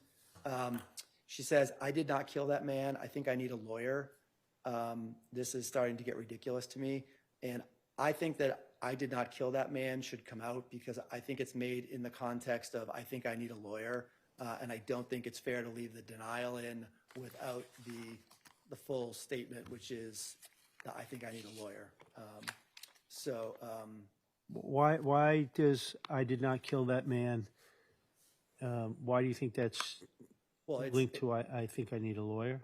Well, I just think because she stops and she says we're happy, laughing, and no, I don't, and then she says I did not kill that man. I think I need a lawyer. I don't know how to read that without those two things being part of the same thought process of Miss Church. So you're proposing just a redaction of, well, right now, aside from I did not kill that man, you've agreed, by agreement, I think I need a lawyer is being redacted? Right, and pretty much everything that falls after that is a discussion about the lawyer. So so the agreed redaction, starting with I think I need a lawyer, goes down to what? To the end. Yeah, I think it goes all the way to the end. Is that it? There's one block at 1:36:17 where Trooper Williams says I'm going to end says the time, says I'm going to end the interview right now. So it's the only thing the jury hears after that is I'm going to end the interview? Yeah, he says the time is now 5:36. I'm going to end the interview. Okay, I have my card here, which I didn't have the other day. He gives her his phone extension. Okay. Says they'll give her a ride back to her house. Okay, so by agreement, there'd be a redaction from I think I need a lawyer at 1:34:27 all the way down to when Trooper Williams says the time is now 5:36. Okay. And everything that follows after that from 1:36:51 to the end is also coming out. Okay, all right, so so the second dispute is about whether or not a single line gets redacted, which is I did not kill that man. Yes. Okay, all right.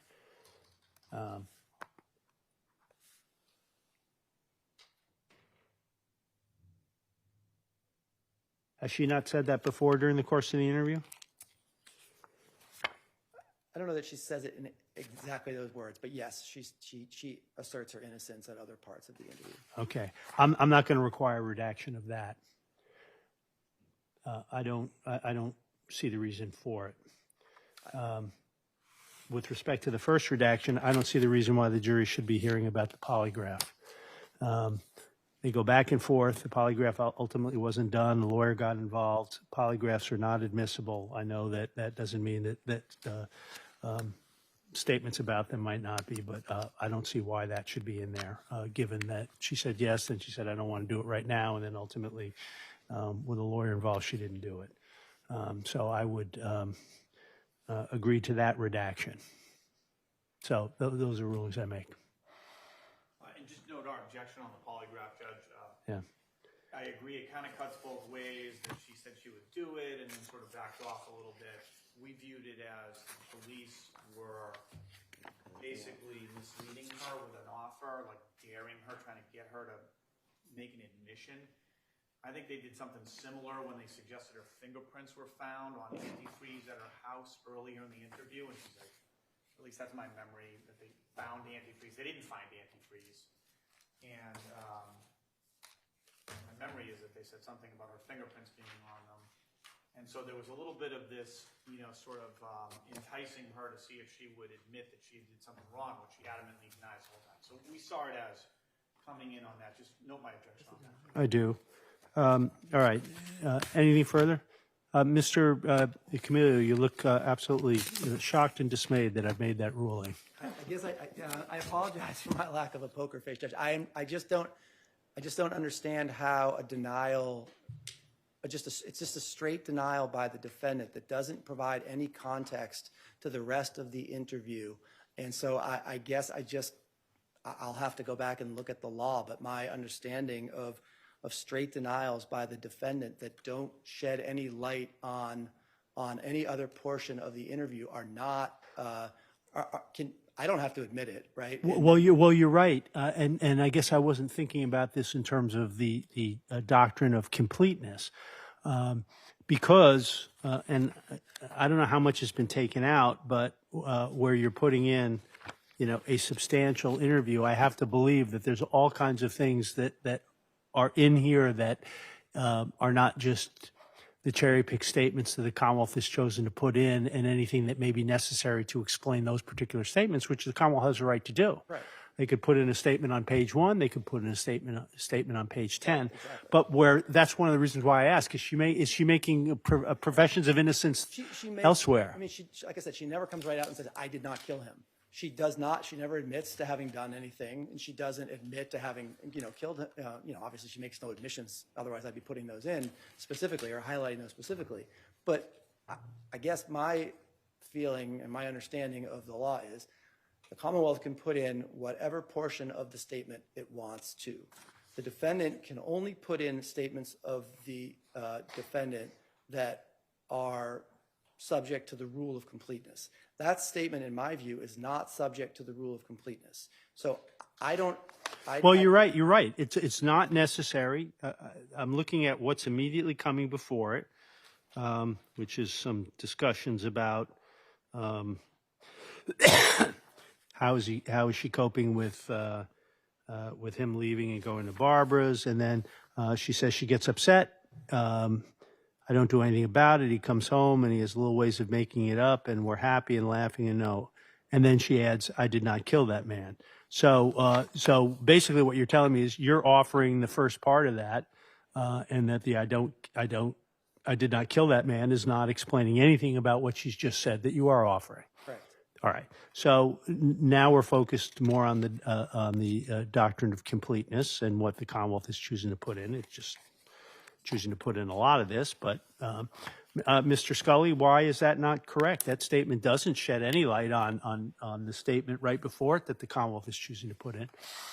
I think it does in context, that what Judy Church has been faced with is a series of accusations and an unfolding amount of evidence that they're disclosing to her, some of which is not true, including that they found antifreeze at her house. And then they spring these notebooks, which they've just recovered in the search, on her, and her response to this cumulative interview is to say, I did not kill that man. And it's the first time she says so specifically, because it's the first time after all of these suggestions that she has done something wrong and that the investigation is focusing on her and that evidence is building against her. This is her response to that.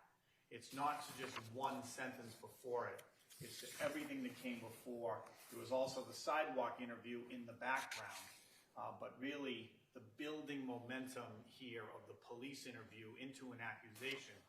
And I think it's unfair because that's how it reads when you see it. And she would be expected to make a response at this point. Well, And she says, "I did not kill this man." That's well, her response. that's not an expected response to anything that's under discussion right then and there, and it doesn't shed light on anything that I see is immediately before it. I don't have the benefit of simply saying, "Let me go through all this again, and I'll finalize my decision," because the thing has to be edited so it's ready to go first thing tomorrow morning. I understand your argument, Mr. Scully, and I know that I'm reversing myself here, but that's why I always try to be open-minded about such things. But I don't see that statement as shedding any particular light on anything that's said right before it. And if she makes no overt admissions to anything, I take it, in this interview, Mr. Camilio? No, Judge, she does not. So it's not like it's needed to understand that she may have said, "I did something," and then she's taking it back. She's made no admissions to anything in particular, so it's really just a freestanding assertion of innocence, which doesn't really shed light on anything else. So, no, I think on further reflection that the Commonwealth's not required to put it in, and I don't think that statement is necessary for the jury to fairly consider the statements that are being put in. So that too may be redacted. That's it for today. Thank you for I do. One more thing to add, if I could, Judge. Okay. Sorry to everybody. As a court, so note our objection to court's rulings. As the court's going back to consider now the potential admissibility of the ongoing text messages that Judy sent to Leroy when he was at the hospital, one other thing that I just want to put on the court's radar screen is that in assessing her state of mind, take a look at her text messages that she had been sending all that evening and that Leroy had been sending to her. Because what it shows is that Leroy had excellent dexterity and a focused chain of thought process all night long. Okay, we know on Thursday he was good because William Eaton saw him and talked to him. And then all night long, he's texting her, he's sending her links, he's proposing scenario. There's a lot of dexterity involved with that. Clarity of thought and dexterity, hand-eye coordination, all being sent to Judy, which goes to her belief that he's going to be okay, which is what she's basically under the impression of when she is cut off from being in the medical care, which goes against the idea, I would submit, that these are self-serving statements and show that they are, true state of mind exception statements. Well, anybody who observed what Ms. Church observed firsthand and videotaped and was shown to the jury would understand that Mr. Fowler was in pretty dire straits when he went off to the hospital. Something was grievously wrong. So he may have been dexterous in his texting up to 5:24 in the morning, but by 8 a.m., he was in serious and dire medical condition.